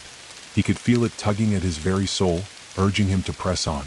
There was a sound now, a low, almost imperceptible growl in the distance. At first, Darren thought it was just the wind, but then he heard it again, a deep rumble like something moving through the underbrush. The forest had always been full of sounds, but this was different. This wasn't the rustling of leaves or the creaking of branches. This was something that moved with purpose, something alive. The growl grew louder, closer, until it was no longer a sound in the distance. It was right behind him. Darren froze, his heart thudding in his chest. He didn't need to turn around to know that something was there, something following him. And then he heard it, a snap of branches, a rustling in the underbrush. The sound was unmistakable now. The growl was not just a sound. It was a presence. Without thinking, Darren spun around, his hand instinctively reaching for the knife at his belt. The forest around him seemed to hold its breath, the shadows stretching longer as the mist thickened. He was no longer sure if the path he walked was a path of his own choosing or if it had been set before him long ago, a road leading to something he could not yet understand. A figure emerged from the shadows, large, towering, with glowing eyes that seemed to pierce through the darkness. It was a creature of the forest, no doubt, but not one Darren recognized. Its body was covered in dark, matted fur, its claws glinting in the dim light as it moved forward. The growl that had sounded so distant now rumbled deep in its chest, a warning, a challenge. Darren stepped back, his heart pounding. The creature didn't move, just stood there watching him with those glowing eyes. For a moment, there was only silence, the forest holding its breath. Then, in a voice low and rumbling, the creature spoke. "You are the keeper," it said, its voice thick with ancient power. "The one who walks between life and death. The one who stands between the light and the darkness. But you are not alone, guardian. The forest is full of creatures like me, beasts of shadow and bone. We are the ones who hunt in the darkness. We are the ones who test the strength of the keeper." Darren stood his ground, his hand still on the knife, but the creature's words rang through him. This was the first of many tests. The darkness was not just an external force. It was within the forest, within the creatures that lived here, within the shadows that stretched across the land. "You are the balance," the creature continued, its eyes narrowing, its growl softening into a low rumble. "But the darkness is always waiting, always watching. Are you strong enough to protect the forest? To protect all that you now guard?" Darren didn't answer immediately. Instead, he let the question settle within him. The path ahead was fraught with danger, with challenges he couldn't yet understand. But one thing was clear, he had already begun to walk it. And no matter what darkness he faced, no matter what shadowed creature emerged from the depths of the forest, he would stand between them and the land he now protected. The forest was waiting for him. The land was calling him. And now Darren understood. The darkness was not just something to fear. It was something to embrace, for in every shadow there was light. And in every test there was strength to be gained. The creature turned slowly, its eyes flickering with something that could have been respect, before it vanished back into the darkness, the sound of its growl echoing in the distance. Darren was alone again. But this time, the path ahead didn't feel as uncertain. The storm might return. The shadows might grow. But he was the keeper now. And this was his forest. He had a role to play. And he would not falter.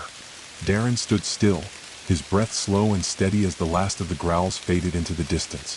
The mist swirled around his feet like tendrils, creeping up his legs as though trying to pull him back into the shadows, back into the unknown. But Darren didn't move. His pulse was calm, steady, and his hand still rested on the hilt of the knife at his belt. He was ready. The creature, whatever it had been, had gone.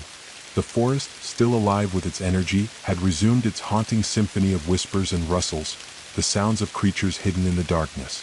The trees stood tall around him, their trunks now more twisted, their branches knotted together as if they too were watching him, waiting for his next move. He didn't know what lay ahead, what other creatures of the forest might challenge him, but one thing was certain. This was only the beginning. The balance was fragile, and it was his responsibility to guard it. But guarding it didn't just mean defending the forest from the outside. It meant embracing the shadows, understanding that light and darkness existed in tandem. One could not thrive without the other. The growl of the creature had been a warning, a challenge. But it had also been a question. A question that Darren had already answered in his mind. The darkness was not something to fear. It was something to understand, to walk alongside. The keeper didn't just stand against the shadows. The keeper walked through them. And now, as the night deepened, Darren continued his path deeper into the forest. The air was thick with moisture, the remnants of the rain clinging to the leaves, dripping in steady rhythms as the trees exhaled their damp breath. The shadows ahead stretched long and deep, their edges blurred by the mist that curled around the trunks, hiding the path, twisting it into something unrecognizable. But Darren didn't hesitate. He had already embraced his role. The forest had spoken to him, and he had answered. The land was now part of him as he was part of it. He felt its pulse in his veins, the steady rhythm that connected all things, life, death, and rebirth. There was no turning back now. The path before him grew more treacherous as the terrain shifted. The ground became uneven, muddy in places where the rain had soaked the earth, and Darren had to watch his step carefully to avoid tripping over roots that rose from the soil like twisted fingers reaching toward the sky. He navigated through the thicket, his hand brushing the damp leaves, his senses sharp as he listened to every sound, every rustle. The forest was alive with movement, things unseen, creatures hiding, watching. And then, ahead of him, he saw it. A flicker of light, soft but unmistakable, shining faintly through the trees. At first, Darren thought it might have been a trick of the mist, a reflection from the pale light of the moon. But then it flickered again, steady and bright, casting long shadows on the forest floor. A fire. It was a campfire. Darren's instincts told him to be cautious. He had come this far alone, and the forest had already shown him that not everything was what it seemed. But something pulled him forward, an irresistible force, a call deep within him, urging him to move closer. The keeper's path was not one of fear, but of discovery. As he drew closer, the sound of voices reached him. Low murmurs, soft and melodic, like a song carried on the wind. He didn't recognize the language, but there was something about it that felt familiar, like a memory from a life he couldn't quite recall. The campfire flickered brighter as he neared, casting shadows that danced like phantoms across the trees. Darren stepped into the clearing, the fire now a beacon in the darkness, and for the first time in what felt like an eternity, he saw people, figures seated around the fire, their faces illuminated by its warm glow. But they weren't human. Not entirely. Their features were indistinct, shifting in the flickering light, as if they were made of smoke and shadow, their forms blurring and melding with the night. They didn't look threatening, but they didn't look entirely friendly either. They sat in silence, their eyes reflecting the firelight, watching him without speaking. Darren stood frozen at the edge of the clearing, his hand still on his knife, the warmth of the fire beckoning him closer. Something about them, these figures, felt ancient, older than the forest itself. They weren't of the land in the way that the creatures had been, but they were part of it, connected to it in a way that Darren couldn't fully understand. Finally, one of the figures stirred. It was a woman, or at least it seemed to be. Her hair, long and dark as the night sky, shimmered in the firelight, her features still shifting, never fully solid, but they held a certain grace. Her eyes were the color of the forest after rain, deep green, almost glowing, as though they had seen things that no mortal should ever witness. "You've come," she said, her voice soft and musical, the words flowing like the rustle of leaves in the wind. "The keeper walks the path of darkness and light, and now you stand at the crossroads." Darren stepped forward, his eyes narrowing as he tried to make sense of her words. "Crossroads?" he echoed. She nodded slowly, the motion fluid, almost liquid. "You are the keeper, yes, but there are choices to be made, paths to follow. There are those who walk with the shadows and those who stand with the light. But both paths lead to the same end, the preservation of the balance. The forest, the land, the world, it all depends on the choices you make, keeper." Darren's heart skipped a beat. This wasn't just about protecting the forest. This was about something far greater.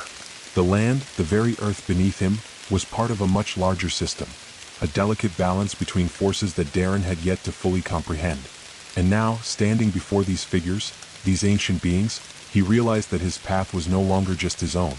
It was part of something greater than himself, something that stretched across time, across space. "What do you mean?" Darren asked, his voice low. "What choice do I have? The forest has already chosen me." The woman smiled faintly, her eyes shimmering with the light of the fire. "The forest has chosen you to keep the balance. But there are others who walk the shadowed path, who seek to unravel that balance. They will come for you, keeper. And when they do, you must choose whether to stand with the light, with the land, or to walk the path of darkness."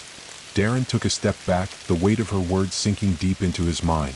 It was as if she were offering him a glimpse of something hidden, something far more dangerous than he had yet realized.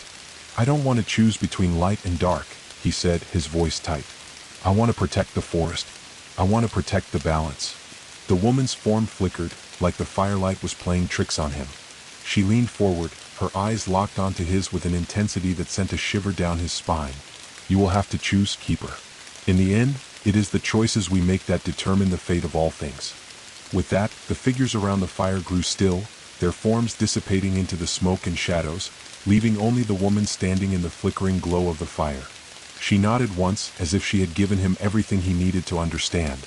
"You are not alone in this." Her voice echoed softly, fading with the wind. "Remember, the forest is not the only thing that needs protecting. There are others who seek the balance too. You will find them when the time comes." And then, just as quickly as she had appeared, the fire began to flicker and die, the shadows in the clearing thickening as if swallowing it whole. Darren blinked, and when he opened his eyes, the clearing was empty. The campfire was nothing more than a pile of smoldering embers, and the forest around him was silent, as if the world had held its breath. The mist had returned, curling around his feet, and the path ahead remained uncertain. But Darren now understood something crucial. The path of the keeper wasn't just about defending the forest. It was about making choices. And those choices would shape not just the forest, but the world. He took a deep breath, turned, and continued down the path, the weight of his newfound understanding pressing on his shoulders. There was no turning back now. The journey had only just begun. Darren moved deeper into the forest, the weight of the woman's words lingering in his mind like a fog. The flickering fire, the figures that had spoken in riddles, each word, each glance, felt like it held more meaning than he could fully comprehend.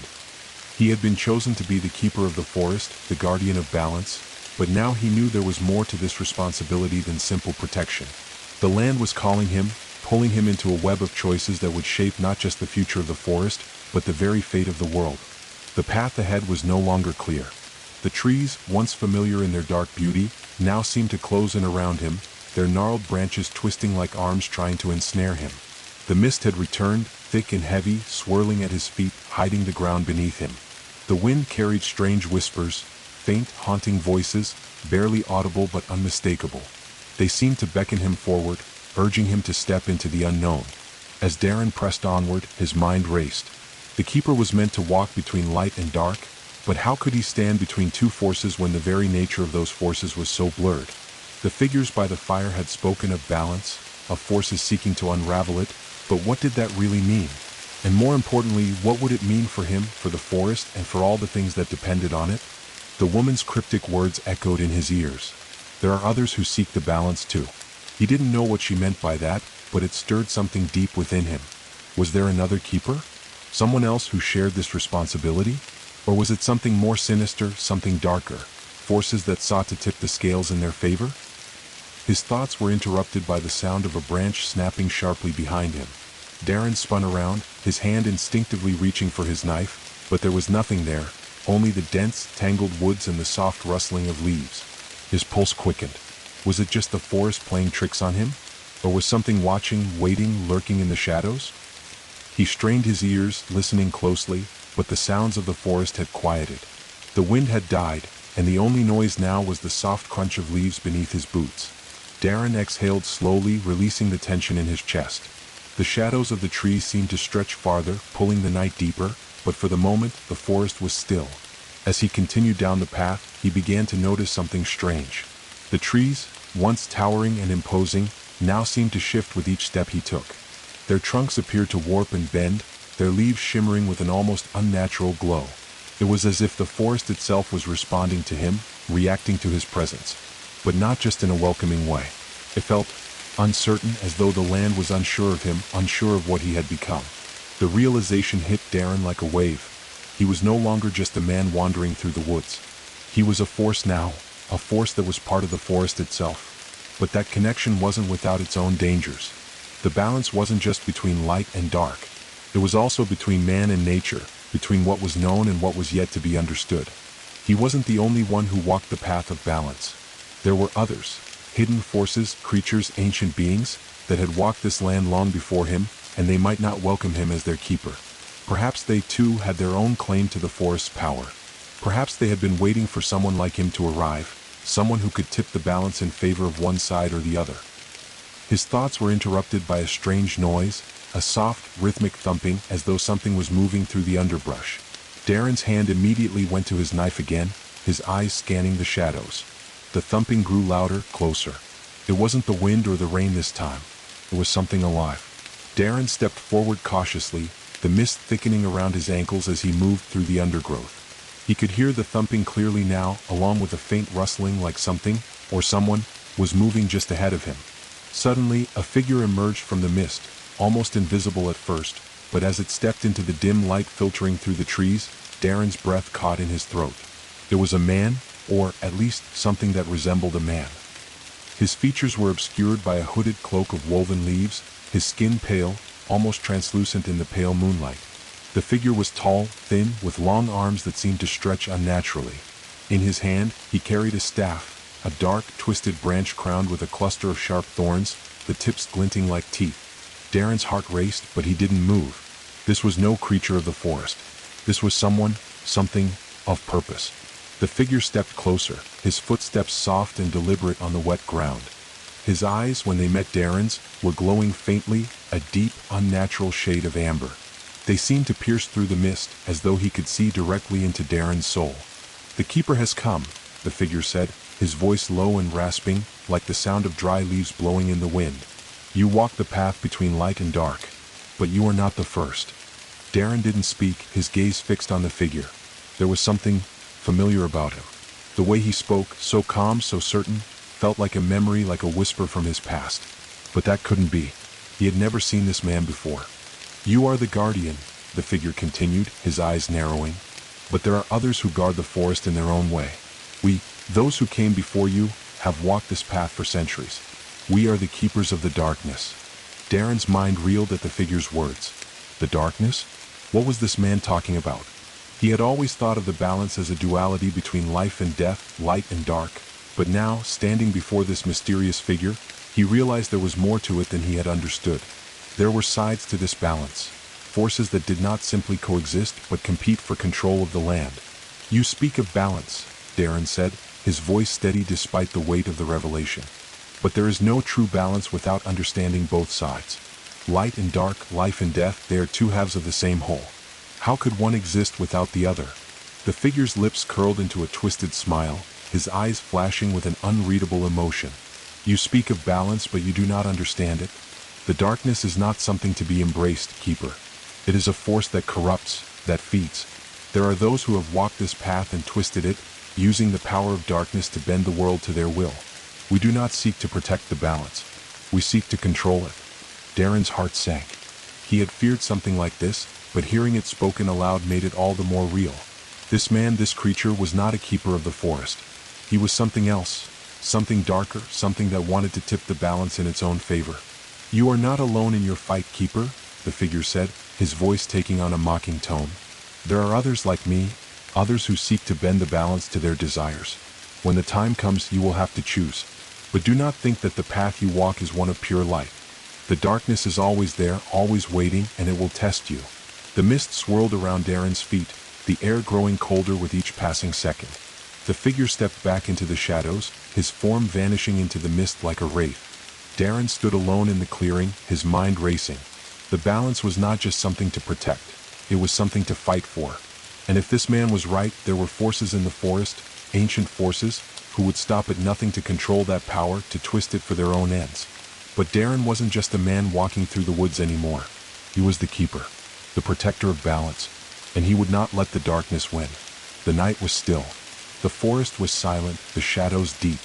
But Darren could feel the weight of the path ahead, the choices that awaited him. He was no longer just a participant in the forest story. He was the one who would write the next chapter. The night around Darren grew thick, oppressive, as if the shadows themselves had weight. The figure, the dark one who had spoken of control, was gone, but his words hung in the air like an unshakable fog. They twisted through Darren's thoughts, looping and tangling with his memories, his understanding of his role as the keeper. The darkness was not just an external threat, it was something that could seep into his own heart, corrupting the balance he sought to protect. His mind was still reeling as he continued down the winding path, each step feeling heavier, as though the forest itself was pulling him deeper into its mysteries. The mist swirled around him, colder now, the moisture clinging to his skin like a warning. The trees seemed to grow closer, their gnarled branches reaching out to grasp him, their dark trunks stretching higher and higher, blocking the moonlight entirely. The air was thick with the scent of decay, damp leaves, rotting wood, and something more. Something that tasted faintly of iron, of blood. It was the smell of rot, of something dying, something that had been left unchecked for too long. The wind stirred, but instead of the usual whispers of the forest, the sounds now were distant, hollow, a low moaning that seemed to emanate from the depths of the trees. It was then that Darren felt it. A shift in the air, like a change in the very fabric of the forest itself. The balance was unsettled. It wasn't just the threat of the shadowed forces. It was something deeper, something fundamental. The land was crying out in a way it hadn't before. He paused, his breath caught in his throat, listening. The rustle of leaves, the creaking of branches, all of it was gone. In its place was silence. Absolute silence, as if the entire forest was holding its breath. Crack. A sharp, breaking sound from behind him. Darren spun around, his hand going to the knife at his side, but again there was nothing. The mist had grown thicker, curling around him in dense tendrils, swallowing the path ahead. The trees towered like blackened sentinels, but they seemed to loom even closer now, their twisted forms casting monstrous shadows that reached across the ground, stretching toward him like fingers that wanted to drag him into the darkness. He took a step forward, his legs feeling heavy as though the earth itself was pulling him down. The path ahead, once winding and uneven, was now a chasm of inky blackness. The shadows seemed to pulse with an unnatural rhythm, beating in time with his own heart. Another sound, this one unmistakable. A distant howl. A cry that echoed through the trees, faint but filled with a sense of desperation. Darren's heart raced in response. The howl was not from any creature he recognized. It was too low, too sorrowful, as if it carried with it a deep, ancient pain. The wind howled through the trees again, but this time it was different. It wasn't the whispering breeze that usually stirred the leaves. It was an anguished, hollow cry. The wind itself was mourning. He turned back to the path, his gaze fixed on the dense forest ahead. A low vibration hummed beneath his feet, as if the very land was alive with some primal, unseen force. The heartbeat of the earth. A pulse of power, of life, but it was sick, corrupt, and fading. The trees were not just shadows anymore. They were hollow. The land was hollowing out beneath him. As Darren walked deeper into the forest, his mind flashed to the woman by the campfire. She had spoken of the forest's balance. But balance was never permanent. It was a fragile thing, always in flux, always at war with itself. The forces of light and dark were not just opposing sides. They were two halves of the same coin, constantly shifting, constantly challenging one another. And it was his job to make sure neither side tipped the scales too far in their favor. But what if the balance was already broken? What if someone, had already begun to tip the scales? Darren's thoughts were interrupted by the sudden sound of a branch cracking underfoot. His senses sharpened, his hand moving to his knife again, but the figure that emerged from the shadows was not a creature, nor some twisted reflection of the forest. It was another person, tall and thin, cloaked in shadows. This figure was different, though. There was no mistaking the cold, bitter aura that surrounded it. This was no spirit or phantom. It was something else entirely. As it stepped into the moonlight, Darren saw its face. Hollow, gaunt, its skin seemed to hang loose like a mask of death. And its eyes, dark, empty holes where the light had once been. "You're here," the figure rasped, its voice like the scraping of dry leaves on stone. "I felt you approaching." The keeper. The one who would walk the fine line between light and shadow. Darren's breath caught in his chest. He stepped back, his hand tightening around the knife's hilt. There was something wrong with this figure. Something that made his skin crawl. It wasn't just the hollow, lifeless eyes. It was the air around it, this suffocating, draining presence that seemed to pull at the very life force of the forest. The mist thickened, swirling around them both, and Darren realized that the forest wasn't just watching. It was afraid. "Who are you?" Darren asked, his voice steady despite the growing dread coiling in his stomach. The figure's lips curled into something like a smile, but it was more a rictus, a grin of decay. "I am the Hollowed One," it said, its voice cold and hollow, the words feeling like a death knell. "I was once one of the keepers, a protector of the balance. But I was weak. I fell to the darkness. It consumed me, and now I walk the land as nothing but a shadow, a remnant of what was." Darren's pulse quickened, and the weight of the words hit him like a cold wave. A fallen keeper. The darkness could corrupt even those meant to protect the balance? This was no simple battle between light and dark.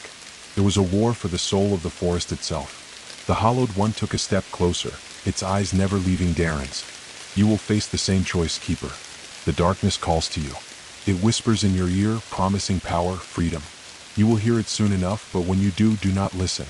Do not let it consume you as it did me." The air grew heavier, colder, and Darren could feel the weight of the forest's sorrow pressing in on him. The Hollowed One was a reminder, an omen of what he could become if he allowed the darkness to take root within him. A keeper who had fallen, not to the forces of evil, but to the very imbalance he was meant to protect. "You will not win, Keeper," the Hollowed One rasped, a cruel laugh bubbling in its throat. "The darkness is already here. It will spread and soon the balance will be shattered. You cannot stop it. You can only delay the inevitable." Darren's hand tightened on his knife, but instead of drawing it, he stepped back. He could feel the pull of the Hollowed One's presence, the weight of its decay, and yet, deep inside, he knew he couldn't fight this with brute force alone. The darkness wasn't just out there, lurking in the shadows. It was inside him too. It was part of the balance. He had to learn to face it, and not let it consume him. "I will stop it," Darren said, his voice firm. "I will not let the darkness win." The Hollowed One's hollow eyes flickered with something like amusement. "We shall see, Keeper. We shall see." And with that, it stepped back into the mist, vanishing into the shadows like a wisp of smoke carried by the wind. Darren stood alone in the eerie silence, his heart heavy with the knowledge that his journey was far from over. The Hollowed One had shown him the cost of losing the balance, the price of succumbing to the darkness. But Darren had also learned something else. The balance wasn't just about the forest. It was about him. The choices he would make, the path he would walk, would determine not only the fate of the land but of himself. The wind shifted again, the mournful cry of the hollowed forest echoing through the trees, but Darren knew one thing for certain. He would not falter. The Keeper's path was not just one of light and dark. It was a journey of strength, of resistance. The shadows would come. The darkness would rise.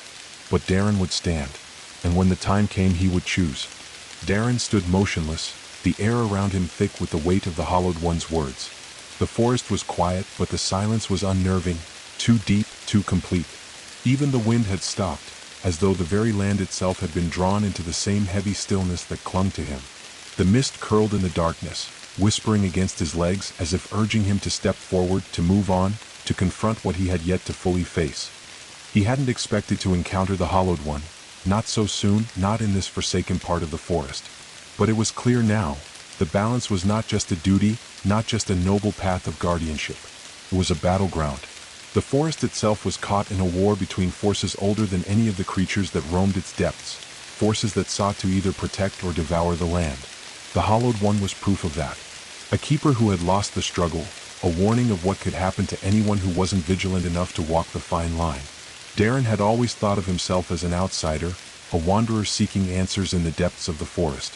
But now, as the weight of the Hollowed One's warning pressed down on him, Darren understood. The answers weren't just about finding a place to belong. They were about fighting. Fighting to keep the balance intact, fighting to ensure that neither the light nor the dark gained supremacy over the forest. The path ahead was still shrouded in mist, but Darren couldn't stand here forever. The Hollowed One's disappearance had left a sense of urgency in the air, a tension that rippled through the trees.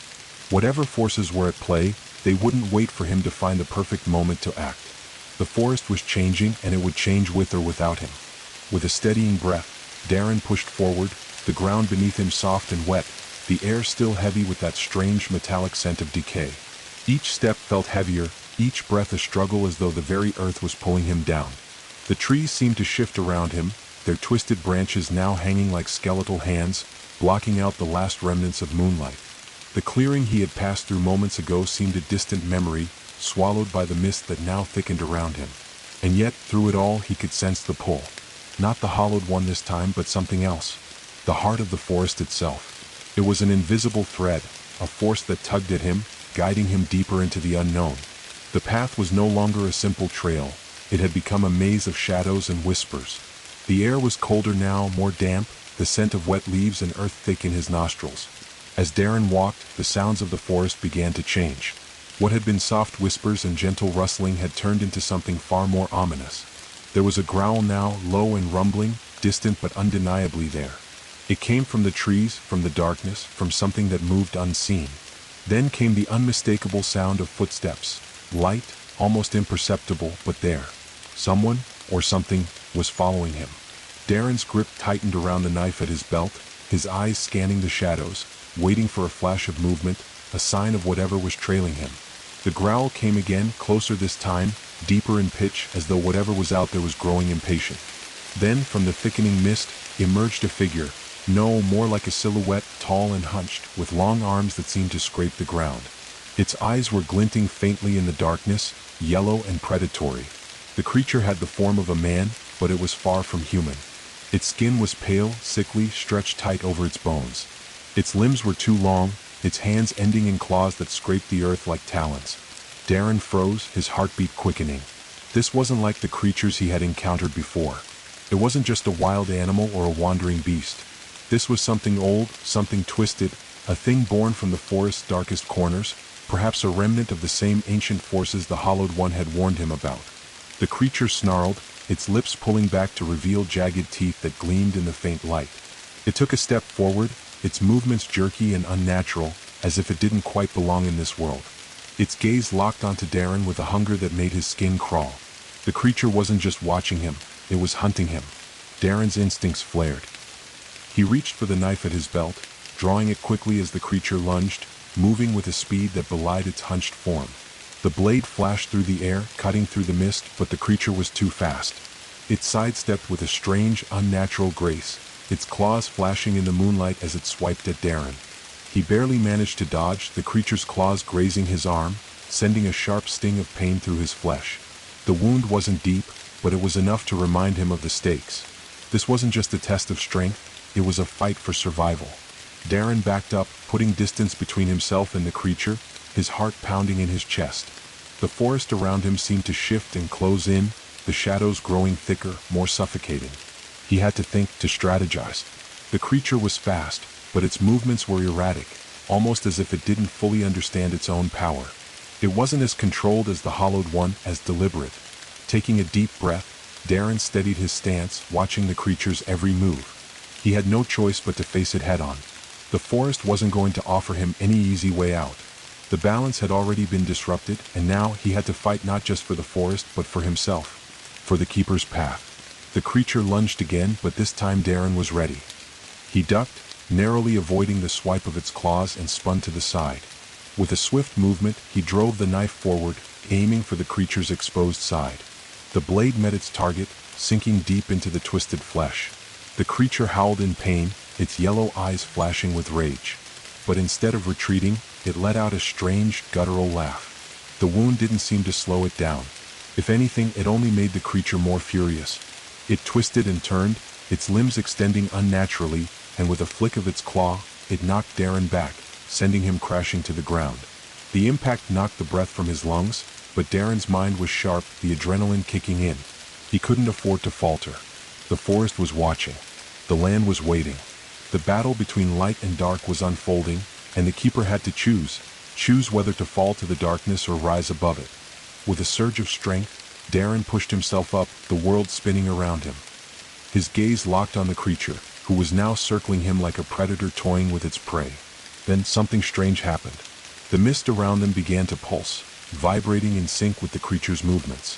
The forest itself seemed to shift, the ground quaking beneath Darren's feet. A deep rumble, as though the earth itself was waking, filled the air. The trees groaned as if in pain, their branches creaking, their trunks bending and swaying. Something in the land was shifting. It wasn't just the creature. It was the forest. Darren realized with a shock that the battle he was fighting wasn't just against the creature. It was against the forest itself. The land that had once embraced him was now fighting him, too. The darkness wasn't just external. It had seeped into the very heart of the forest. The creature was a manifestation of that darkness, an avatar of the imbalance Darren had to face. And in that moment, Darren knew what he had to do. He couldn't fight this with brute strength. He couldn't win by simply slaying the creature. The path of the Keeper was not one of violence. It was one of balance. To protect the forest, he had to restore the harmony between light and dark. He had to face the darkness within the forest, and within himself. With a deep breath, Darren dropped to one knee, feeling the pulse of the earth beneath him.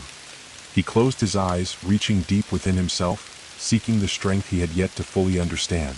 The forest was alive, the balance was shifting, and it was time to restore it. And as his hand touched the ground, the earth began to respond. The air was thick with tension. Darren's breath came in ragged gasps, his heart still hammering in his chest from the near encounter with the creature. But as he knelt there, his hand pressed against the damp earth, the world around him seemed to shift once more. The forest was no longer just a collection of trees and shadows. It had become something more, a living, breathing entity alive with pulse and power. He could feel it now. The heartbeat of the land, a rhythm that ran deeper than the surface, beneath the soil, beneath the roots. It was the pulse of the forest, the pulse of life itself. But it wasn't a gentle thrum, a soothing whisper. It was ragged, uneven, disjointed. Like the forest itself was in pain. Something had fractured the balance. Something had disturbed the flow of life and death, of light and dark. And now Darren understood. The forest wasn't just an observer. It wasn't a passive thing to be protected. It was alive, sentient, capable of both great beauty and terrible wrath. The creatures that lived here, the shadows that lurked in the corners, were all extensions of the land itself. And the hollowed one, the thing he had just fought, was a product of the imbalance. A keeper who had lost his way, swallowed by the very darkness he had once sworn to guard against. The creature that had attacked him, the twisted beast that had tried to tear him apart, it too was a reflection of that imbalance. The land had given birth to it, corrupted by forces Darren had yet to fully understand. Darren took another deep breath, focusing on the pulse beneath his hand, on the beat that seemed to echo through his own chest. He closed his eyes and let the sensation fill him. The land was crying out for something. For healing, for restoration. But the path to that restoration was not simple. It was not about fighting the darkness with weapons or brute force. The forest had its own language, its own way of communicating, and if Darren was to truly become the keeper, he needed to listen. The pulse of the earth quickened, the beat growing louder in his chest. He could feel the energy of the land rushing through him, its power surging like a river that had been dammed for too long. It filled his veins, sparked his senses, and for a moment he felt whole, a part of the forest in a way he had never experienced before. Then the voice came again. Not spoken aloud, but in his mind. It was the voice of the forest itself. The keeper must choose, it whispered, a voice ancient and ancient beyond reckoning. The darkness will consume and the light will fade. The forest cannot protect itself alone. It needs the keeper to bind the rift, to close the wound. Darren's hand trembled against the ground as he processed the words. A wound. The land was wounded. A rift had opened, some deep crack in the balance between the forces of light and dark. And it was growing, spreading like a poison in the roots of the trees. What must I do? Darren thought, his mind racing with the weight of the task ahead.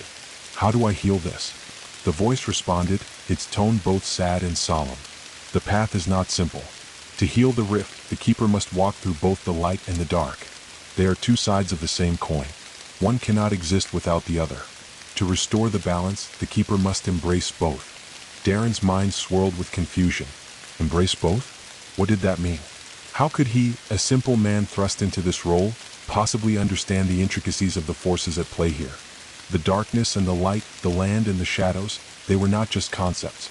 They were living, breathing entities, forces that demanded respect, that demanded understanding. The forest had its own pulse, its own desires, and Darren was caught between them. As the wind howled through the trees, Darren heard it again, the low, rumbling growl from earlier. The sound echoed in his chest, deep and primal, a reminder that the darkness was never far away. It was always lurking just beneath the surface, waiting for a crack, a weakness, an opening. And if Darren didn't act quickly, that opening would swallow the forest whole. But how could he confront the darkness when it was already entwined so deeply in the land? How could he fight something that was as much a part of him as it was a part of the earth? The forest's pulse grew stronger, and Darren felt his connection with the land deepen. He was the keeper now. The power of the forest, the strength of its heart, was in him. But it wasn't just the power of the land he had to wield. It was the power of choice. Darren's hand clenched against the ground as the answer came to him, not from his mind, but from the land itself. The rift was a wound, yes, but wounds could be healed. And in order to heal this one, Darren had to do something that went against everything he had ever known. He had to walk the line. He had to face both the light and the dark, not as separate forces, but as two halves of the same whole.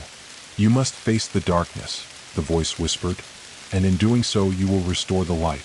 The keeper cannot protect the balance by standing apart from it. They must embrace it, become one with it. Only then will the forest be healed. Darren stood slowly, his legs heavy but determined. The world around him was still and silent, the forest holding its breath as he made his decision.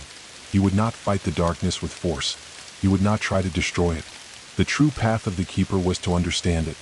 He had been chosen not just to fight, but to reconcile the forces that had always existed in tandem, light and dark, life and death, shadow and light. As he stood tall, the wind picked up once more, whipping through the trees with a mournful cry. The darkness was closing in, its tendrils reaching out like hands from the depths of the forest. But Darren did not flinch. The forest had shown him the way. He was not alone. He raised his hand, and for a moment, everything stilled. The forest, the mist, the wind, all held their breath, waiting for his next move. And then he spoke, his voice steady and filled with a newfound resolve. I choose to walk the path between light and dark. I choose to restore the balance. The moment the words left his lips, the pulse of the forest flared to life. The ground beneath him vibrated with power, the trees around him creaking as if awakening from a long, troubled sleep. The air was thick with magic, ancient and old as the forest itself. Darren felt the connection between himself and the land deepen, as if the very earth had wrapped around him, like roots intertwining, like a bond that would never break. The shadows, the dark forces that had threatened the forest, began to shift. They no longer felt like an enemy. They felt like part of him. The creatures of the forest, the beasts, the spirits, the whispers, began to stir, their presence no longer threatening, but waiting as though they too were waiting for something to be done. Darren's heart pounded as he felt the weight of the land's history, its struggles, its triumphs, and its scars. He was not just the keeper of the forest anymore. He was the forest. And in that moment, Darren understood. The keeper's path was not one of light alone, nor darkness alone. It was a path of unity. The darkness was not something to fight. It was something to embrace and understand. It was a part of the land, a part of life. Only through both could the forest and the world survive. And now Darren had to walk that path. He had to heal the rift, to restore the balance, not just for the forest, but for all the worlds that touched it. The air around Darren thickened as the forest came alive. He could feel its heartbeat now, a deep, resonant thrum in his chest that echoed through the ground beneath him. It was no longer just a sound. It was a presence. The forest was speaking to him, urging him onward. But the path ahead was shrouded in uncertainty, and Darren knew he wasn't just fighting for the forest anymore. He was fighting for himself, for his very soul. As the pulse of the earth continued to vibrate through him, Darren stepped forward, his senses heightened. The wind picked up again, but it wasn't the same wind as before. It carried with it a whisper, not of the trees or the mist, but of something deeper. A voice, soft and insistent, as though it was both inside him and all around him at once. The darkness is not your enemy, keeper, it whispered. It is part of you as it is part of the land.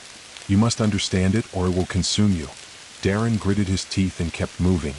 The trees seemed to sway, but not in rhythm with the wind. Their branches twisted unnaturally, reaching out with a sense of purpose, as though the forest itself was watching him. He could feel the eyes of the land on him now. There was no hiding. There was no escape from the choices that lay ahead. The creatures that had once been his adversaries, the howls, the growls, the shadows, no longer seemed like foreign enemies. They were the forest's embodiment. As much as the trees and the air, they were bound to the same rhythm, the same heartbeat. The darkness was not some external force. It was alive. It was part of the forest just as much as the light was. Darren pressed on, each step heavy with the weight of his thoughts. He could feel the presence of something ahead, something ancient and primal. It wasn't a physical being, not a creature he could fight with a blade or outsmart with his wits. No, this presence was something deeper, something older than the forest itself. The mist parted before him, and he found himself standing in a clearing, a massive clearing at the heart of the forest. The trees here were ancient, their trunks thick and gnarled, their roots sprawling out like serpents. The ground was soft, moss-covered, and as Darren stepped into the clearing, he felt the earth itself respond. The pulse of the land was stronger here, more concentrated. This was the heart of the forest. The place where the balance had been fractured, the place where the rift had opened. At the center of the clearing, there stood a stone pedestal, ancient and worn by time. It was not made by human hands. The markings on it were carved deep, symbols that seemed to shift and change with the flickering of the torchlight from Darren's lantern. It was as though the stone itself was alive, breathing with the pulse of the forest. Darren stepped forward, his breath catching in his throat. The air around him seemed to hum with power, and he could feel the eyes of the forest watching him, waiting. He knelt before the pedestal, his heart racing. The ground beneath him seemed to tremble, and he placed his hand on the stone. A sharp jolt of energy shot up his arm, and for a moment, everything went black. When his vision returned, the world around him had changed. The mist had thickened into a swirling fog, and the trees now loomed like towering shadows, their limbs reaching out like specters. The forest was no longer just a place of life. It had become a place of death, a place of decay. The air was thick with a scent of rot, of something long dead and forgotten. But in the distance, a light flickered. Darren stood, his legs trembling beneath him. The fog seemed to move with a mind of its own, wrapping around him like tendrils of smoke, but he didn't hesitate. The light ahead called to him, its flickering warmth drawing him toward it like a beacon in the night. As he moved closer, the fog parted, and he saw it, a figure standing at the edge of the clearing, bathed in a soft, ethereal glow. It was a woman, tall and elegant, draped in robes of shimmering white, her hair long and flowing like a river of silver. But there was something wrong about her, something otherworldly. Her eyes, though kind, were ancient, filled with the weight of centuries. Her face was both beautiful and haunting, like a memory from a forgotten dream. "You've come," she said, her voice soft but clear, like a breeze passing through the trees. "The keeper has arrived, the one chosen to walk the path of light and shadow." Darren felt a chill run down his spine. There was something in her voice that unsettled him, as if the very air around her had shifted. But despite the fear that crept into his heart, he didn't back away. "Who are you?" he asked, his voice hoarse. The woman smiled, but there was a sadness in her eyes.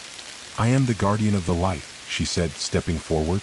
"I have watched over the forest for eons, keeping the balance of light. But even light cannot exist without shadow. And it is in the shadows that the true challenge lies." Darren's mind raced.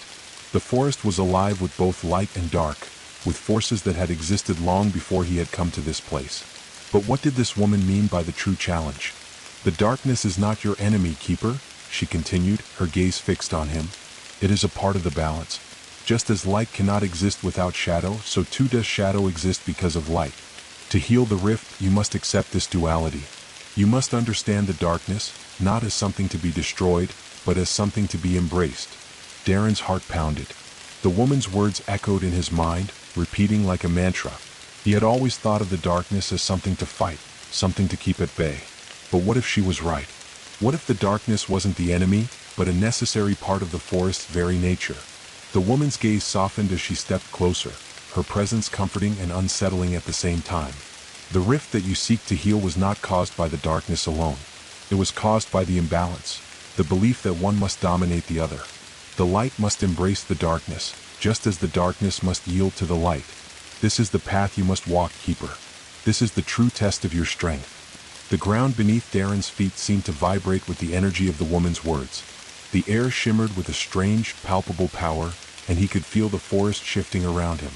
The light from the woman's form seemed to grow brighter, spreading out like tendrils, casting long shadows that intertwined with the darkness of the trees. For a moment, Darren thought he could feel the very essence of the forest, its life and its death, flowing through him, merging with his own spirit. He was no longer just the keeper. He was a part of the forest itself. But with this realization came a deeper understanding. The darkness that had once seemed like an enemy was not to be vanquished. It was a part of the land, of the cycle of life and death. The forest could not thrive without both light and shadow. He had to learn to walk between the two, to become a vessel of balance. The woman stepped back, her figure beginning to fade into the mist, her voice lingering in the air. "You are the keeper now, Darren. You are the one who must walk the line between light and dark. Heal the rift, restore the balance, or let the forest fall into ruin. The choice is yours." Darren stood alone in the clearing once more, the woman's words echoing in his mind. The fog thickened around him again, the trees shifting and whispering, but he felt no fear. Instead, there was a calm certainty within him. The darkness was not an enemy. It was a force like the light that needed to be understood and embraced. Only then could the forest be healed. With this newfound knowledge, Darren stepped forward, feeling the pulse of the land beneath his feet. The path to restoring the balance had become clear, but it would not be an easy journey. The light and dark were locked in an eternal dance, and now, Darren had to join them. He was the keeper, and it was time to restore the balance. The wind began to stir once more, its mournful cry curling through the trees as Darren stepped away from the pedestal. The forest seemed to be holding its breath, waiting for him to take the next step, to make the decision that would shape not only his fate but the fate of the land. The air around him was thick, laden with a palpable tension that hummed beneath the skin, like a string pulled taut, ready to snap. The woman's words rang in his mind, their meaning settling deeper into him with each passing moment. The darkness is not your enemy. It is part of the balance. But how could he reconcile that truth with the terror he had felt when confronted with the Hollowed One? How could he, a mortal, embraced the very force that had nearly consumed him. He didn't have time to answer his own questions. The forest was shifting around him again, its pulse growing stronger, more erratic. The trees seemed to sway not with the wind, but with some inner rhythm, their leaves trembling as though they were alive in a way they hadn't been before. The forest, for all its beauty and mystery, was on the verge of something dark and inevitable. The fog parted once more, and Darren found himself standing at the edge of the ancient stone circle. It wasn't just a clearing anymore, it had become something more. An altar, a sacred space, a place where the forces of the earth converged. The stones that circled the clearing were worn with age, their surfaces covered in strange symbols and carvings, as though they had been etched by hands long gone, hands that knew the secrets of the land. And at the center of the circle, at the very heart of the rift, was a shadow. A dark, swirling mass that seemed to breathe with a life of its own. It was not a creature, but a presence, an ancient force, a manifestation of the imbalance that had consumed the forest, seeping out from the cracks that had formed between light and dark. Darren felt the pull of the shadow, its gravity drawing him in. It was both terrifying and magnetic, a thing of pure darkness that seemed to want to swallow everything in its path. But as he took a step forward, something stopped him. A presence, a feeling that washed over him like a cold wave. It was the land itself. The earth beneath him hummed with energy, and the trees surrounding the stone circle groaned as if waking from a deep slumber. Darren felt it then, the heartbeat of the forest, the rhythm of life and death that pulsed through him. The shadow before him was not just an enemy, it was a part of the land. A wound, yes, but one that had grown over time, shaped by the imbalance between light and dark. The balance had been torn, and the rift had spread deep into the heart of the forest. And now Darren had to heal it. He could feel the weight of the choice ahead of him, the weight of the role he had been thrust into. He had been given the power of the keeper, but that power came with a burden. The darkness was not something to be feared. It was not something to be destroyed. It was something that had to be embraced, understood, and woven into the fabric of the land. He had to face the shadow, not with violence, but with understanding. The forest whispered around him, the wind carrying voices, ancient and quiet, like the rustling of leaves in the distance. The presence of the shadow grew stronger, pressing in on him like a storm. Darren could feel its power, its hunger. It was ready to consume everything in its path. But it was not invincible. It had a weakness, a flaw in its nature that Darren now understood. As he stepped forward, the earth beneath him seemed to shift, the ground trembling with power. His heart beat in time with the pulse of the forest, and he reached out, his fingers brushing the air as if seeking a connection to the land itself. He could feel the energy of the shadow swirling around him, its power trying to swallow him whole. But instead of fighting it, Darren allowed it to come. He didn't resist. And then something incredible happened. The shadow hesitated. It wasn't fear. No, it was more like recognition, a moment of stillness as though the darkness itself knew it had met its match. The balance that had been lost, the rift that had torn the land asunder, began to shift. The pulse of the forest quickened, a wave of energy flowing through Darren's body, from his fingertips all the way down to his feet. It wasn't just the light that surged in him. It was the darkness too, wrapping around him, not in an attempt to consume him, but to merge with him. He could feel both forces now, the light and dark, intertwining in his soul. The shadow before him rippled, its edges blurring, shifting. It was no longer a threat. It was a force, a presence like the land itself, both light and dark, both life and death. Darren didn't have to fight it. He didn't have to push it away. He simply had to accept it. And in doing so, he restored the balance. He could feel the land responding, the trees shifting and groaning in approval, their limbs stretching toward him as if acknowledging the path he had chosen. The air itself seemed to hum with energy, and the darkness, no longer a separate force, began to fade into the earth, absorbed by the very soil that had given birth to it. Darren stood at the center of the stone circle, his arms outstretched, feeling the surge of energy that flowed through him. The rift was closing.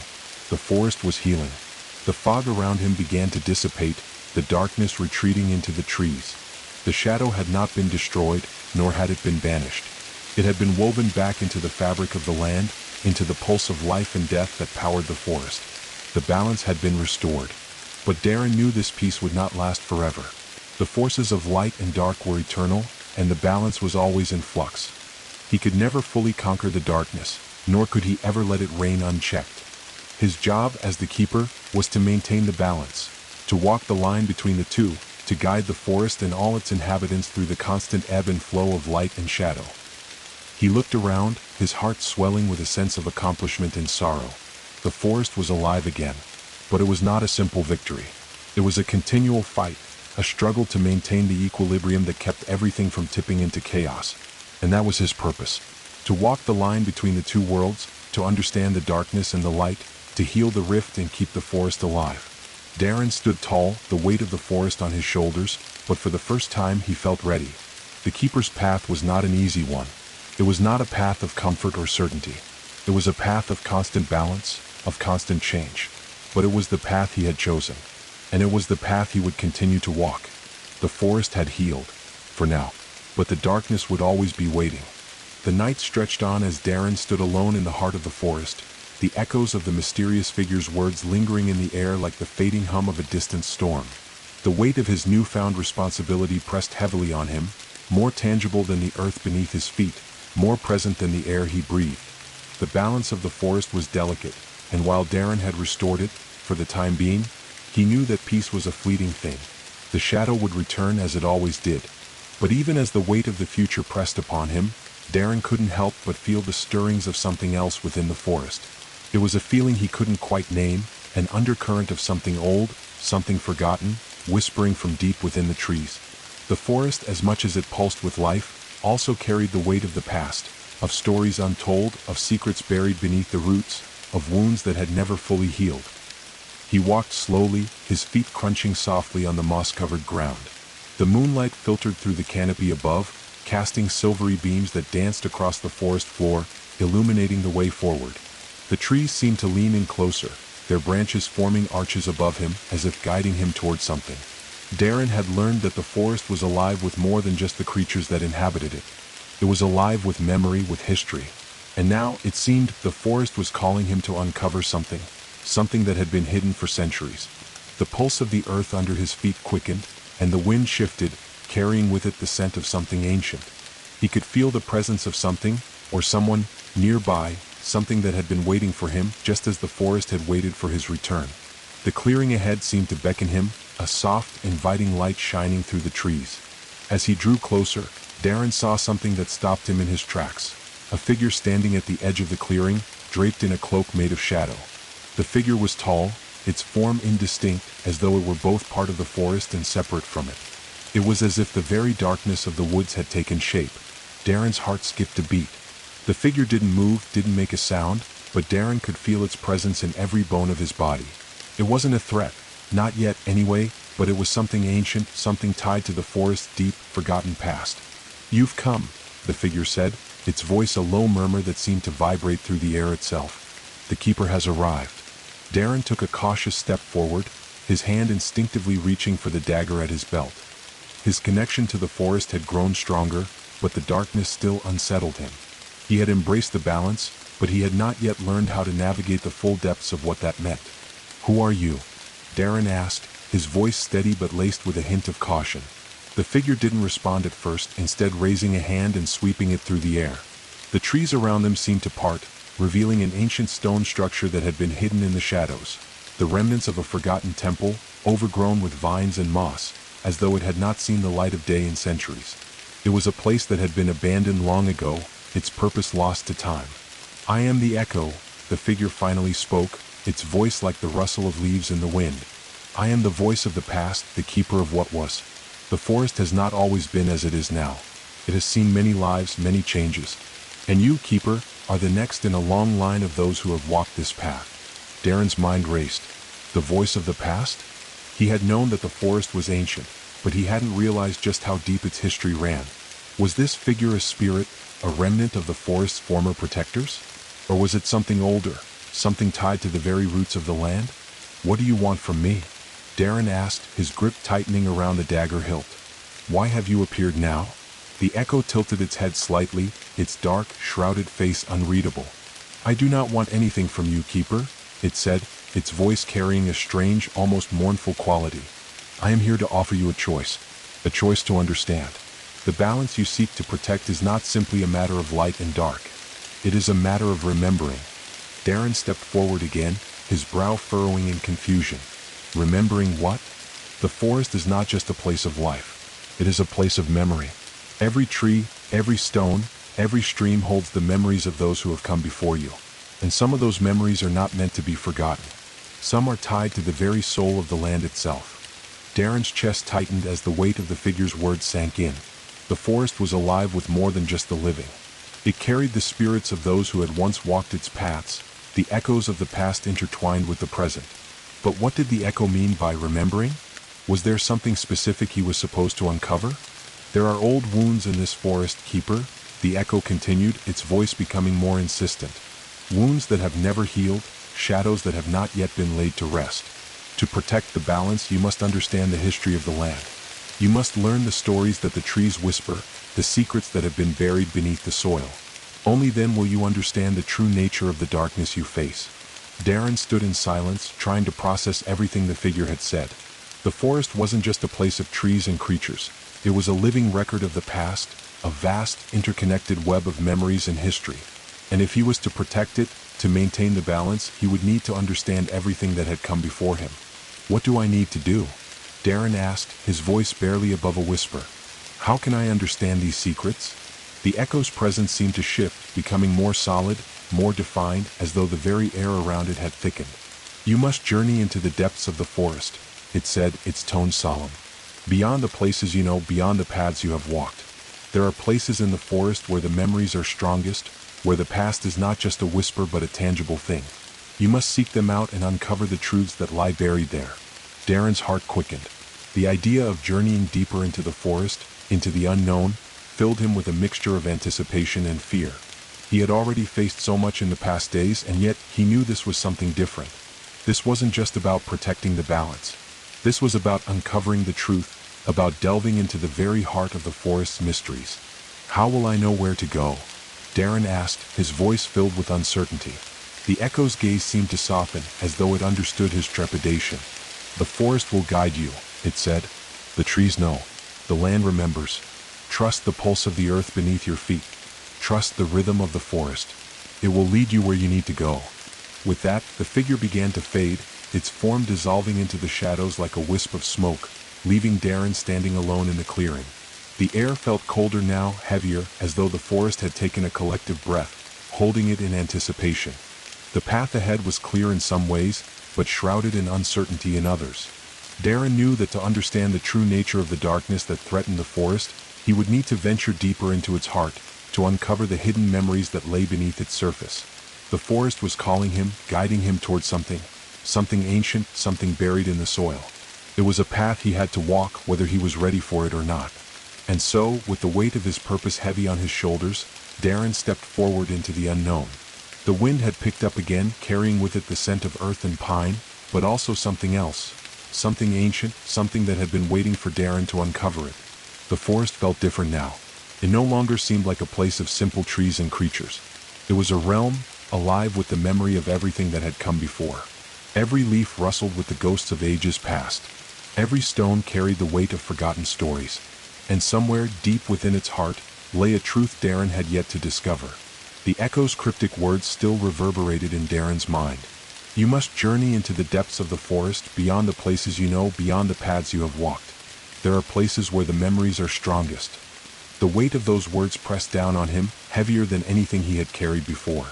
But the pull of the forest, the quiet insistence of the land, was undeniable. He had to go. Darren glanced around the clearing once more. The remnants of the ancient stone temple loomed behind him, its overgrown vines and moss-covered walls offering no further answers. He knew it had been a place of power, a sanctuary of some forgotten order, but it was not where his path lay now. The true journey was deeper, further into the forest, and the forest was alive. It knew he was coming. It had been waiting. He turned his back to the stone remnants and began his walk into the darkness. The trees loomed over him, their branches like gnarled fingers reaching for the sky. The forest was alive, as much a part of him as his own heartbeat.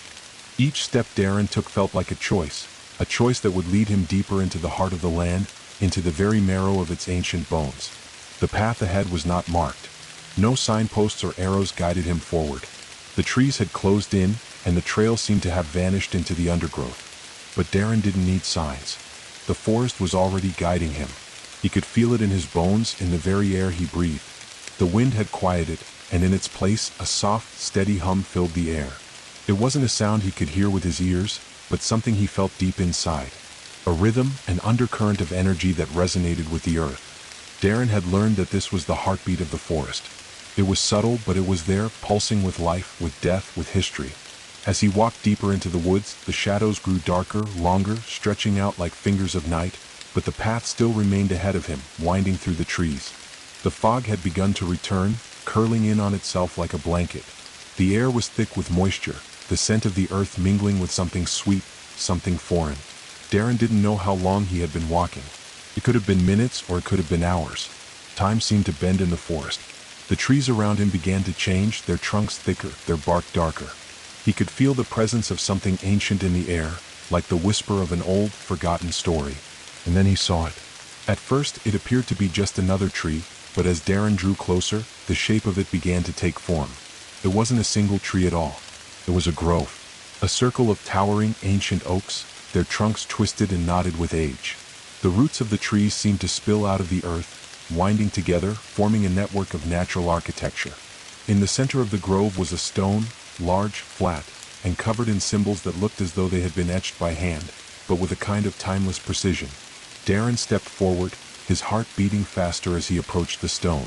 The air seemed to shimmer, and the hum in the ground grew louder, more insistent.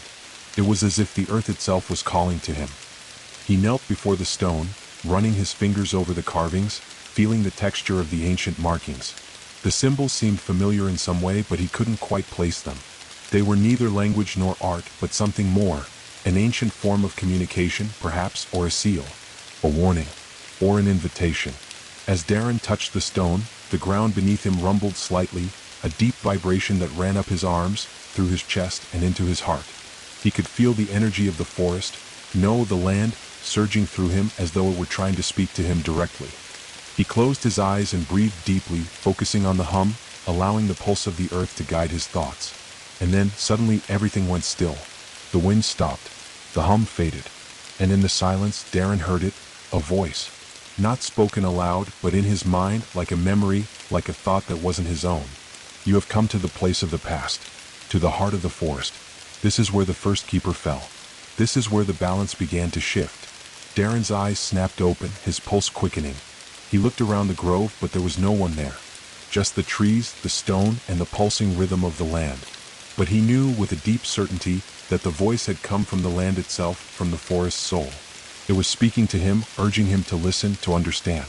The first keeper? Darren thought. He had assumed that he was the first to carry this mantle, that he was the first to walk the path of light and shadow. But it seemed he was wrong. There had been others before him. Others who had come to protect the balance. But why had they fallen? As if answering his question, the voice continued, its tone tinged with sadness. The first keeper was chosen to guard the balance, but they misunderstood the nature of the darkness. They believed it could be controlled, contained. But darkness cannot be controlled, not fully. It is a force as natural as light. When the keeper tried to bind it, to hold it back, they fractured the balance. And the land has not healed since. Darren felt a cold shiver crawl up his spine. The realization hit him like a thunderclap. The rift in the forest, the imbalance, the darkness that had nearly consumed him, it was all part of a much larger cycle. A cycle that had begun long before he had ever set foot in this land. What happened to the first keeper? Darren asked, his voice trembling with the weight of the knowledge that was unfolding before him. The voice responded, but this time there was no trace of sadness. Only a deep, resonating truth. The first keeper did not fail in their duty. They were lost to the darkness, consumed by the very force they sought to control. The darkness is not an enemy to be conquered, but a force to be understood. Only when you understand this will you be able to walk the path of the keeper without falling into its trap. The forest seemed to pulse again, the rhythm of the land growing stronger as if to emphasize the point. Darren closed his eyes, trying to absorb everything. The truth of the first keeper's fall, the realization that the darkness was not something to destroy, but something to understand. It was overwhelming, but it was also a warning. He had to walk the line carefully or he would fall, just like the keeper before him. Darren stood up, his legs weak beneath him, his mind racing. The path ahead was more treacherous than he had imagined. The darkness would return and he would have to face it again.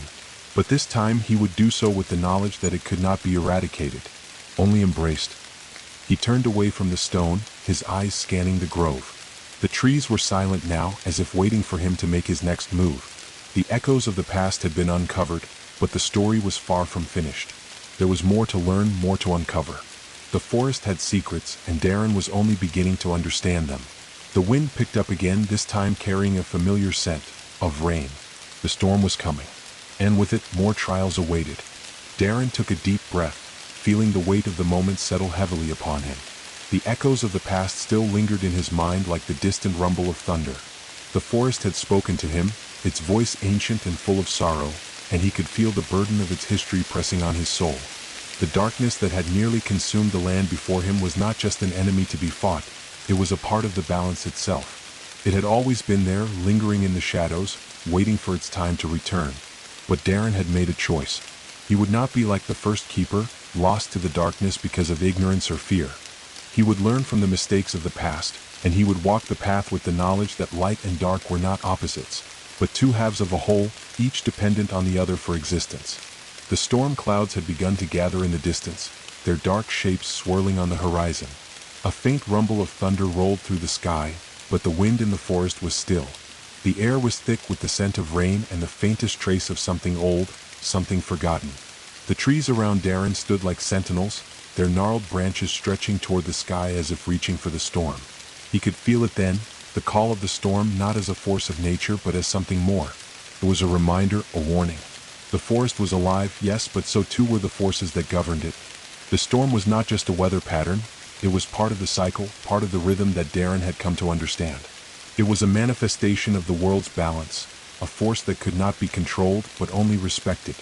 As Darren stood there at the edge of the forgotten grove, he felt the stirrings of something inside him, a power that had been awakening ever since he had embraced the keeper's mantle. His connection to the land had deepened, and now, in the face of the coming storm, he felt more attuned to the pulse of the forest than ever before. But that connection was not without its cost. The storm was more than just a natural occurrence. It was a manifestation of the land's turmoil. And Darren knew deep down that the storm had come for him. The wind began to pick up again, this time with a force that bent the trees and whipped the leaves into a frenzy. The rumbling thunder grew louder, and the first drops of rain began to fall, heavy and cold. Darren closed his eyes and turned his face toward the sky, letting the rain wash over him. It was cleansing, but it also felt like something else, a trial. He had already faced the darkness once, but this storm, this force of nature, was different. It was not a tangible enemy, not something he could fight with steel or magic. It was a test of his resolve, of his understanding of the balance. The storm would not spare him. It would either break him or shape him into something stronger. The wind howled through the trees, and the rain began to fall harder, faster, the sky darkening with each passing moment. Darren's thoughts turned back to the words of the echo. Only when you understand the darkness will you be able to walk the path of the keeper without falling into its trap. The storm was the darkness, but it was also the light. The two were not separate, they were part of the same cycle. With that realization, Darren stepped forward, his feet sinking into the soft earth as he moved deeper into the forest. The path was no longer clear, the familiar trail swallowed by the rain and the underbrush. But Darren could still feel the pulse of the land beneath his feet, still feel the hum of the earth's heartbeat. It was guiding him, leading him to whatever lay ahead. As he pressed on, the forest seemed to close in around him, the trees growing thicker, their branches twisting into eerie shapes that seemed to loom overhead like sentinels of the past. The storm raged above him, but Darren barely noticed the rain now. His mind was focused on the pulse of the forest, on the rhythm of the land. He could feel the storm in his bones, the ancient power of the forest merging with his own. And then, in the midst of the storm, he saw it. The clearing ahead was bathed in a strange, eerie light, as though the very air had taken on a luminous glow. At the center of the clearing stood a massive tree, its trunk twisted and gnarled, its roots spreading out in all directions like the veins of the earth itself. It was ancient, older than any tree Darren had ever seen. The leaves on its branches shimmered with an iridescent light, and the wind that howled through the forest seemed to bend around it, as though the tree was a living monument to something far older than the forest itself. Darren approached the tree cautiously, his heart pounding in his chest. There was something about it, something familiar and unsettling, that drew him closer. As he neared the base of the tree, he could see markings carved into the bark, symbols that seemed to pulse with an energy of their own. They were the same symbols he had seen earlier on the stone in the ancient grove. But here they were alive, glowing with an otherworldly light. His fingers brushed against the bark, and in an instant the world seemed to shift. The storm above him intensified, the wind howling as if it were alive. The ground trembled beneath his feet, and the air crackled with electricity.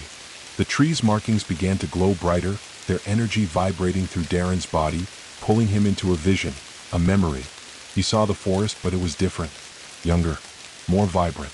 The trees were taller, their leaves green and full of life, their roots deep in the earth.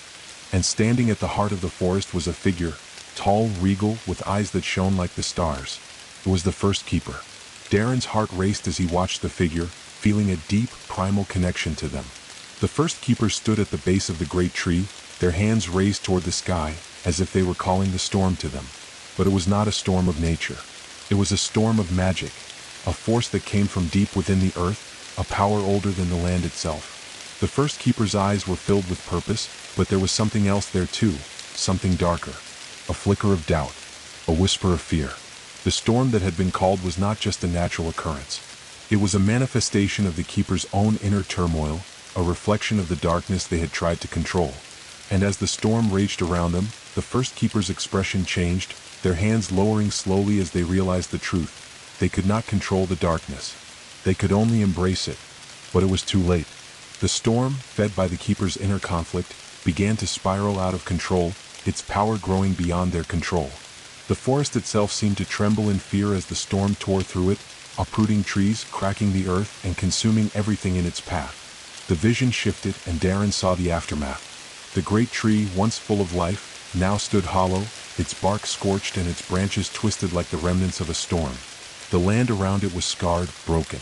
The first keeper had fallen to the darkness, their body lost to the very force they had tried to control. The vision faded, and Darren staggered back from the tree, his breath coming in sharp gasps. The storm above him continued to rage, but he could feel the power of the vision still thrumming in his chest. The first keeper had failed, not because they were weak, but because they had misunderstood the nature of the darkness. They had tried to control it, to conquer it, when they should have embraced it. The storm was not just an enemy, it was part of the balance. And Darren understood, now more than ever, that he could not walk the path of the keeper with fear. He had to walk it with understanding. He had to embrace the darkness, not as an enemy, but as a part of the land, a force that had always been there, waiting to be understood. The storm raged around him, but Darren stood tall, his heart steady, his mind clear. The forest had spoken, and he had listened. The path ahead was uncertain, but he knew what he had to do. He would not make the same mistakes as the first keeper. He would embrace the darkness, and in doing so, he would restore the balance. The storm churned around Darren with a ferocity that mirrored the turmoil within him. The wind howled through the trees, tearing at the branches and sending sheets of rain crashing to the ground. The great tree at the center of the clearing stood tall, its ancient bark glowing with an eerie, iridescent light, but its branches were twisting and shaking, as though it too felt the weight of the storm. The ground beneath Darren's feet seemed to vibrate with energy, the very earth alive with the power of the forces that were being unleashed. For a moment, Darren thought he could hear a voice, faint and distant, carried on the wind. It was soft, like a whisper, but it cut through the noise of the storm with a clarity that sent a shiver down his spine. "You have seen the truth, but can you accept it?" Darren's heart raced. The voice felt both foreign and familiar, a strange echo of the past. The first keeper? Or perhaps something older, something tied to the very essence of the forest itself. He didn't know, but he couldn't ignore it. Not now. Not when everything he had learned, everything he had come to understand about the balance, was being tested in this moment. He took a step forward, his feet sinking into the wet earth, feeling the pulse of the land beneath him, the rhythm of the storm. The energy of the forest was overwhelming, but he could feel something else too, something deep within the storm. It was the darkness, the same force that had nearly consumed him before. It was swirling around him now, not as a distant threat, but as a presence, as something that was both inside him and all around him. The rain began to fall harder, the wind whipping around him with such intensity that Darren had to shield his face with his arm. The storm was testing him, challenging him, as if it were waiting for him to make a choice. "Can you accept the darkness?" The voice whispered again, this time louder, more insistent. "Can you embrace it without fear?" Darren's mind raced as he grappled with the weight of the question. The darkness had always been the enemy, hadn't it? The force that had threatened the forest, that had corrupted the first keeper. But now, after everything he had learned, the balance, the cycles, the truth of the land, he understood. The darkness was not a force to be defeated. It was a part of the whole. It was as much a part of the forest as the light, as the life that grew in its depths. Darren closed his eyes, letting the storm wash over him, letting the power of the wind and rain envelop him. The darkness was there, in the very air he breathed, in the very land beneath him. He could feel it in his blood and his bones. But it wasn't something to fear. It was something to understand. He raised his hand toward the great tree, his fingers trembling as the energy of the storm surged through him. The rain struck his skin, cold and sharp, but it wasn't just the rain he felt. It was the pulse of the forest, the ancient power that ran through the roots of the land, that flowed through every living thing. The air crackled with energy as Darren took another step forward. His mind opened, his senses reaching out, connecting with the forest in ways he had never felt before. The storm was not an enemy. It was a part of the land, a part of the balance. The darkness, the wind, the rain, it was all interconnected, a single force that flowed through everything. He could feel the power of the first keeper's failure in the storm, the echo of their mistake, but he could also feel something else. Something that had always been there, something older than time itself. It was the heart of the forest, the pulse of the land, and it was alive. Darren let the storm guide him, let the energy of the land fill him. His connection to the forest deepened, becoming something more than just a bond. It became a union. He wasn't separate from the forest anymore. He was a part of it, as much a part of the land as the trees and the roots, as the storm and the rain. The voice in the storm whispered once more, but this time it was different. There was no longer any doubt, no fear. The voice was filled with acceptance. You are the keeper. You have understood.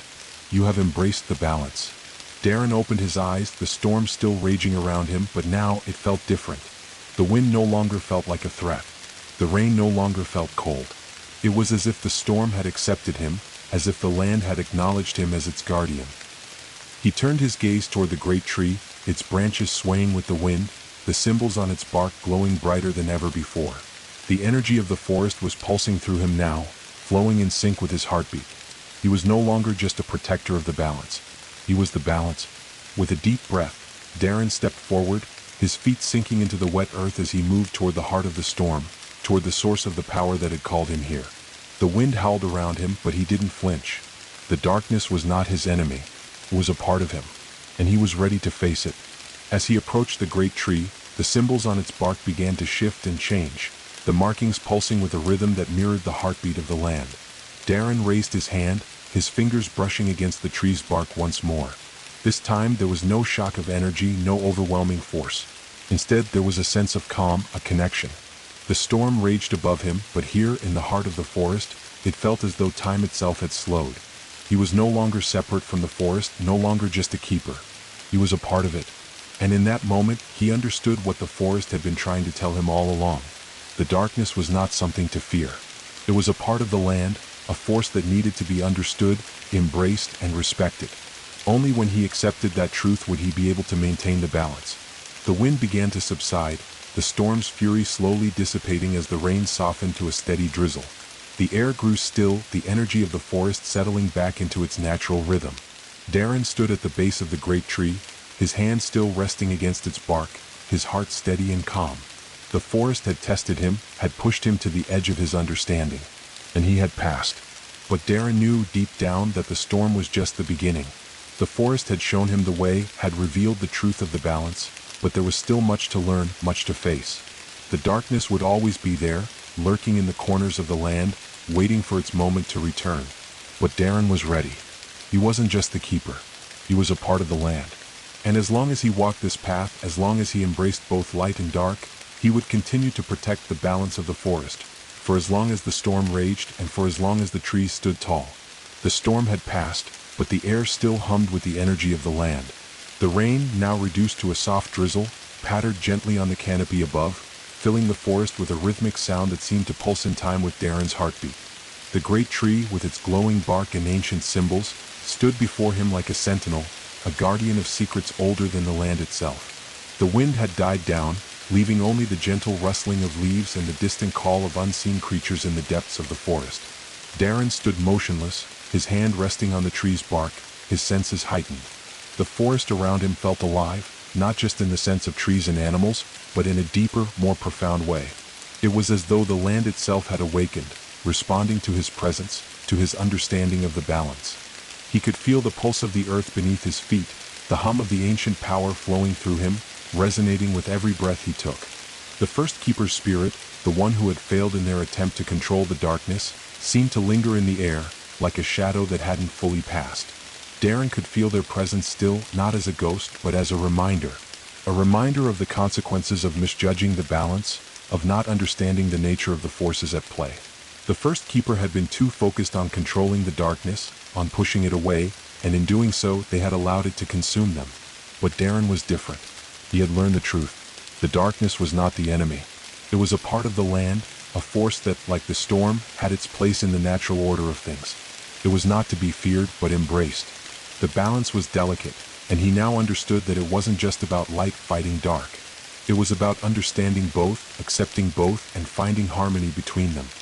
He took a deep breath, feeling the steady rhythm of the forest around him, and then, slowly, he withdrew his hand from the tree. The moment his fingers left the bark, the forest seemed to exhale, the air clearing and the light of the moon filtering through the clouds, casting a soft, ethereal glow over the clearing.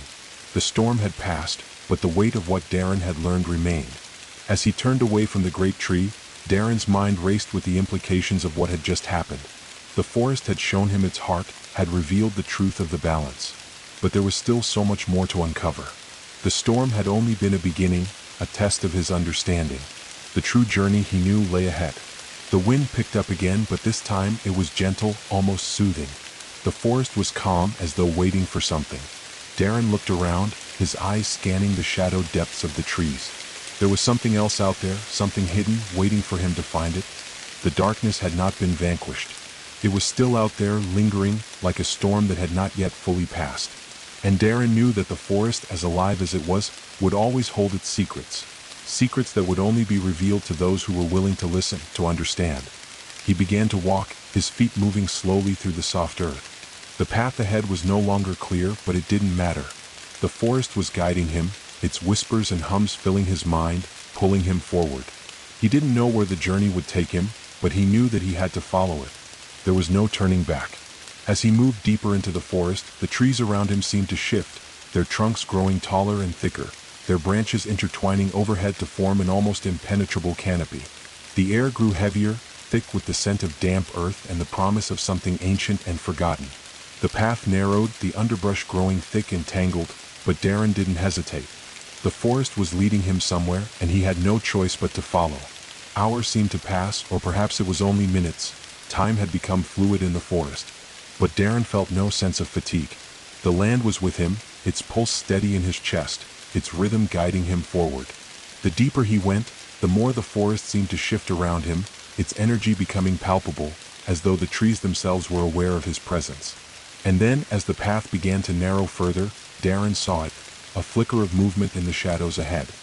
His senses went on high alert, every instinct telling him to be cautious, to be ready for whatever lay ahead. The forest had not been entirely still. Something was waiting for him, something he had yet to confront. He stepped forward, the sound of his footsteps muffled by the thick carpet of moss and leaves beneath him. As he drew closer, the shadows ahead seemed to move again, this time more deliberately, more aware of his approach. And then, from the darkness, a figure emerged. At first, it was a silhouette, dark and indistinct against the backdrop of the trees. But as the figure stepped into the faint light of the moon, Darren saw it clearly. It was another figure, tall and cloaked in shadow, much like the echo had been, but this one was different. This one carried an air of authority, a presence that felt both familiar and foreign. The figure stood motionless, watching him. Its face was obscured by a hood, its features hidden in the shadow of its cloak. But Darren could feel its gaze, as though the figure were looking into him, seeing something that even he was not fully aware of. The wind shifted again, carrying with it the scent of rain and earth, but there was something else in the air, something darker, more foreboding. The forest seemed to hold its breath, waiting for the figure to speak. And then, in a voice that was low and steady, the figure spoke. "You've come further than most would dare. But do you truly understand what you've become, Keeper?" Darren's heart skipped a beat at the words. He had expected the figure to speak, but the weight of its question hung heavy in the air, pressing on him like a physical force. He steadied his breath, his mind racing to form an answer. What had he become?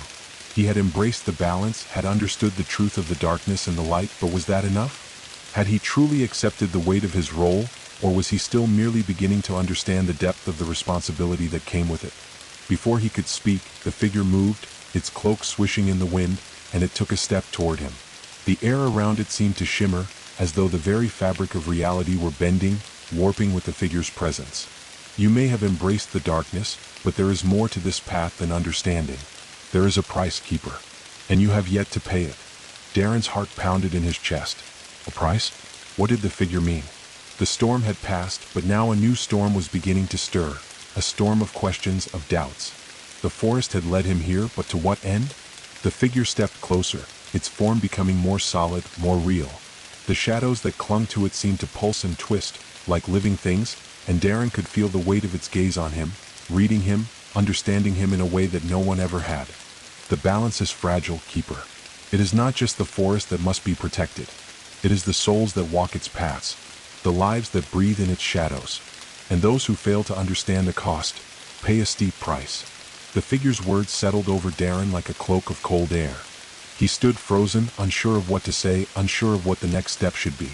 The forest had shown him its heart, its balance, but now, it seemed, the true nature of his role was being revealed in ways he could never have imagined. The figure stood before him, waiting for him to understand, waiting for him to make a choice. The air in the forest grew heavier with every word the figure spoke. Darren's pulse quickened, his mind racing to process the meaning behind those cryptic words. The price. Those who fail to understand the cost pay a steep price. What price? What could the forest or this shadowed figure be asking him to give? The figure stood before him, cloaked in darkness, its eyes hidden beneath the deep folds of its hood. But despite the obscurity of its appearance, Darren could feel the weight of its gaze, sharp and penetrating, like the piercing wind that had torn through the storm. The voice had been calm, steady, yet it carried an undercurrent of something darker, a warning. The shadows surrounding the figure shifted with an unsettling fluidity, as if the very darkness was alive, writhing, waiting to devour. Darren took a step back, his thoughts a tangle of questions. He had accepted the mantle of the Keeper, but had he truly understood its depth? Had he embraced the full weight of the balance? He thought he had understood the delicate dance between light and dark, but this felt like something more. This felt like a warning. What do you mean by the price? Darren's voice cracked through the tension in the air.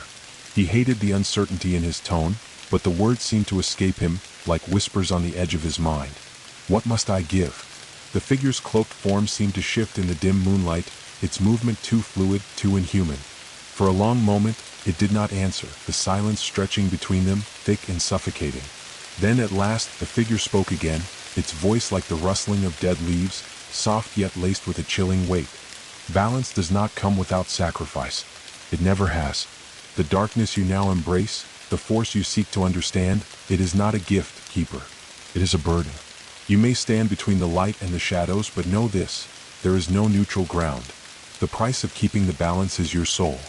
Darren felt a chill ripple through him at the words. His soul.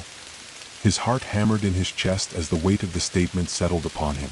The forest, the land, had been kind, had offered him its wisdom, but now it seemed to demand something in return. Something far more precious than he had ever anticipated. No one walks this path unscathed, the figure continued, its voice growing softer, yet its words more insistent. The Keeper, the one who stands between the forces of light and dark, must give a part of themselves to ensure the balance is upheld. You will feel the darkness in your bones, in your thoughts, in your very soul. It will test you, tempt you, pull at your resolve. And in the end, you will be left with a choice that will cost you everything. Darren could feel the ground beneath his feet shift, as though the earth itself was reacting to the figure's words. His breath came in shallow gasps, his mind racing to understand. A price, a sacrifice, a part of himself. He had known there would be challenges, trials, tests, but this was not what he had expected. What is the choice? Darren asked, his voice a whisper, barely audible against the growing rush of wind that seemed to gather around them. The figure took a step closer, its form becoming more solid in the moonlight. Its features remained hidden, but the air around it seemed to crackle with energy. The shadows twisted and curled, forming shapes that danced like tendrils of darkness. Darren felt an unrelenting pressure in his chest, as if the figure's presence was pulling the very life from him. The choice is simple, Keeper. Will you sacrifice your soul to protect the balance, or will you fall as the first Keeper did, consumed by the darkness you sought to control? The figure's voice was barely more than a whisper now, but the weight of its words settled heavily in Darren's heart. Darren's head swam, his thoughts a blur. He felt the pull of the forest, the call of the land, urging him to step forward to embrace the truth. But what truth? The darkness was not an enemy to be defeated, but a force to be understood. He had accepted this. He had learned to walk the line between light and dark, to exist in that fragile balance. But the price? His soul. Could he truly give up such a thing even if it meant the survival of the forest? The survival of the balance? The figure continued, its voice now a mere murmur carried on the wind. To keep the balance, the keeper must give what is most precious. Their soul is the tether that binds the forces together.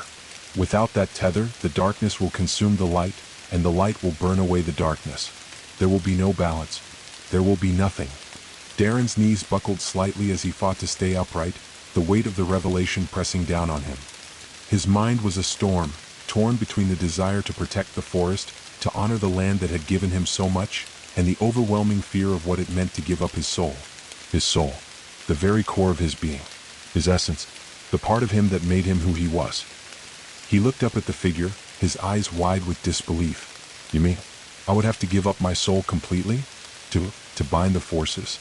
The figure nodded, but its movement was so slow, so deliberate, that it seemed to freeze time itself. The darkness around it deepened, and Darren could feel the shadows reaching toward him, testing his resolve, offering him something he could not understand. Yes, the figure said softly, its voice almost tender. But remember, Keeper, balance is not simply a state of being. It is a choice. Every day, every moment, you will have to choose. Will you give of yourself, or will you allow the land to slip into chaos? The choice is yours, but know this. If you falter, if you fail, if you choose to hold onto your soul too tightly, the darkness will return, and it will consume everything. Not just the forest, but all that you hold dear. Darren felt his heart racing in his chest. His body trembled as the figure's words sank deeper into his mind. Could he do it? Could he give up his soul? Could he truly become the keeper, the protector of the balance at the cost of everything he was? Or would he fall like the first keeper, consumed by the very darkness he sought to control? The forest around him seemed to hold its breath, waiting for his answer. The wind had stopped. The air was still. Even the rain had ceased. It was as if the entire world was watching, waiting for Darren to make the choice that would shape the future of the land. His heart thundered in his chest, each beat a reminder of the weight of the decision before him. He closed his eyes, his mind a whirl of conflicting emotions, fear, determination, sorrow. What was the cost of balance? Was it worth it? What happens if I refuse? Darren asked, his voice low, almost fearful. The figure's response was chilling. Then the darkness will claim the forest. It will twist the land, corrupt everything it touches. And you will never know peace. The balance will be shattered, and you will never be able to repair it. Darren opened his eyes, his heart heavy. The figure had spoken the truth, he knew it now deep in his bones. There was no easy choice. There was no right answer. To protect the forest, to keep the balance, he would have to pay a price. And that price would be the very thing that made him who he was.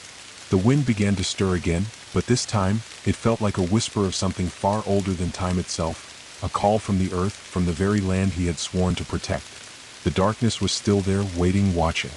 The balance was fragile, and only Darren had the power to maintain it.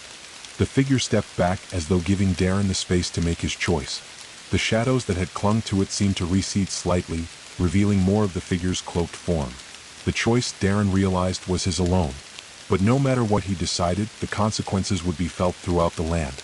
His eyes fell upon the great tree once more, the source of the forest's ancient power. The air around him shimmered, as though the very fabric of reality was waiting for him to decide. And in that moment, Darren knew. He could not stand idly by, torn between light and dark. He had to make his choice. The world seemed to slow as Darren stood there in the clearing, the weight of the figure's words pressing down on him. The air hung heavy, thick with the power of the forest, and the energy in the ground beneath his feet pulsed, as though the earth itself was aware of the magnitude of his choice. The great tree loomed in the distance, its branches reaching out like ancient arms, and the very essence of the forest seemed to hum with anticipation. Darren's heart raced in his chest, every beat a reminder of the price that was being asked of him. His mind was a whirlwind of conflicting thoughts. Could he truly sacrifice his soul? Could he give up the very thing that made him who he was, in order to protect something greater than himself? Could he be the keeper of the balance and still remain himself, or would he be consumed by the power he sought to control? The figure before him remained still, cloaked in darkness, its presence undeniable. It was neither malevolent nor kind, but something in between, as though it were a reflection of the land itself, an entity that existed outside of good and evil, a force bound to the very fabric of the world. The shadows around it shifted, swirling in an eerie dance as though urging him forward, encouraging him to make his decision. "You have felt the power of the land, Keeper?" The figure's voice came again, soft but piercing, cutting through the silence like a blade. "You have seen the darkness and the light, and you have learned that neither can exist without the other. But you must ask yourself, are you willing to give up who you are to maintain that balance? To carry the weight of the forest on your shoulders?" Darren's mind reeled. What was this force, this presence, truly asking of him? He had come so far, embraced so much of the forest, learned its truths, but now it seemed like the land itself demanded more. The question was no longer about light and dark, about the storm or the shadows. It was about Darren himself. Would he remain him, with all his hopes, fears, desires? Or would he become something else, something bound to the land, irrevocably changed? His eyes flickered back to the great tree, its bark etched with symbols that glowed faintly in the pale moonlight. He could see the echoes of the past there, the rise and fall of the first keeper. That keeper had failed, had sought to control, to master the forces of darkness, and in doing so had lost themselves. But Darren was different. He had accepted the darkness, understood it, embraced it. He knew it was not something to control, but something to coexist with. But could he truly walk the path of the keeper, knowing the cost? He took a deep breath, the air heavy with the scent of rain and earth. His eyes closed, and for a moment he allowed himself to listen. Not just to the wind or the rustling of the trees, but to something deeper. He could hear the heart of the forest, its steady pulse, its ancient rhythm. It was alive, yes, but it was also in pain. The darkness was not its enemy, but a part of it. The forest had existed for eons, cycling through storms and calm, life and decay. The keeper was its protector, its guardian, but also its link to the world beyond. The keeper was the balance between the forces that shaped the land. In his heart, Darren knew the truth. The forest had chosen him. Not because he was strong, not because he was perfect, but because he was willing to understand. To embrace the darkness, not with fear, but with acceptance. And yet, that did not change the price that was being asked of him. To protect the balance, you must make a sacrifice, the figure said again, its voice colder now, as if it knew Darren's thoughts. But know this, Keeper. You will not be the same. The darkness will change you. It will become part of you, and you will bear the weight of it for as long as you walk the earth. You will never know peace. Your soul will belong to the land, and the land will belong to you. Darren felt a tightness in his chest. Could he accept such a fate? Could he bear the weight of the forest's soul alongside his own? The first keeper had failed because they had not understood the cost. They had believed that controlling the darkness would keep them safe, but in the end, it had consumed them. Darren was different, he knew the truth now. The darkness was not to be fought. It was to be understood, to be accepted. But even then he wasn't sure he could handle the full weight of it. The land demanded so much more than he could comprehend. The figure's eyes, hidden beneath the shadow of its hood, seemed to pierce through him. "You have one choice, Keeper," it said, its voice almost a whisper. "Accept the darkness. Embrace the balance. But know that it will cost you. It will take your soul, but it will also give you the power to protect the land. It is a bond, unbreakable and eternal. Will you accept it?" Darren stood in the center of the clearing, the figure before him, the great tree looming in the distance. The storm had passed, but the weight of the decision remained. His heart beat loudly in his chest, each thrum a reminder that time was running out. The forest waited for him to make his choice, to step into the role it had prepared for him. The wind picked up again, stirring the leaves and branches around him. Darren closed his eyes once more, allowing himself to feel the land, to feel the pulse of the earth beneath him. He could hear the distant rustle of the trees, the call of the creatures in the forest, the steady drip of water from the leaves above. The forest was alive as much as he was, and as much as the darkness that ran through it. He opened his eyes, feeling a quiet resolve settle within him. There was no turning back now. He had embraced the darkness, the light, and everything in between. The balance he sought to protect was not a burden, but a gift he had been chosen to bear. Darren stepped forward, his feet sinking into the soft earth beneath him. The figure remained silent, its shadows swirling around it, waiting. Darren reached out with both hands, extending them toward the great tree. As his fingers brushed the rough bark, he felt a surge of energy rush through him. a pulse of power that was both overwhelming and familiar. The darkness inside him stirred, answering the call. He let out a slow, steady breath. He had made his choice. "I accept," he said, his voice steady but filled with the weight of what was to come. The figure before him did not speak, but its presence seemed to shift, as if acknowledging his decision. The shadows around it dissipated, and for a brief moment, Darren thought he saw a flicker of something almost human, beneath the hood. Then the figure was gone, dissipating into the air like smoke, leaving only the soft rustle of the wind behind. The forest had returned to its quiet hum, the storm finally fully subsided. But Darren was not the same. The great tree before him seemed to shimmer, its symbols glowing brighter than ever, as though it recognized the bond between them had been forged. The air around Darren buzzed with energy, and for the first time he could feel the full extent of his connection to the land, to the forest. It was no longer just a place he had come to protect. It was now a part of him as much as the air he breathed. The power of the darkness and the light was within him, and he would carry both with him, forever bound to the land. He took a deep breath, feeling the weight of his decision settle on his shoulders. The path ahead would not be easy. There would be moments of doubt, moments of temptation. But Darren knew now what he had to do. He was the keeper, the protector of the balance, and the forest was his to guard. For as long as the storm raged, for as long as the land stood, he would walk the path of the keeper. The forest was silent now, but Darren knew it would always be watching, always waiting. And as long as he remained, as long as the balance was kept, the forest would live. And so, he would protect it no matter the cost.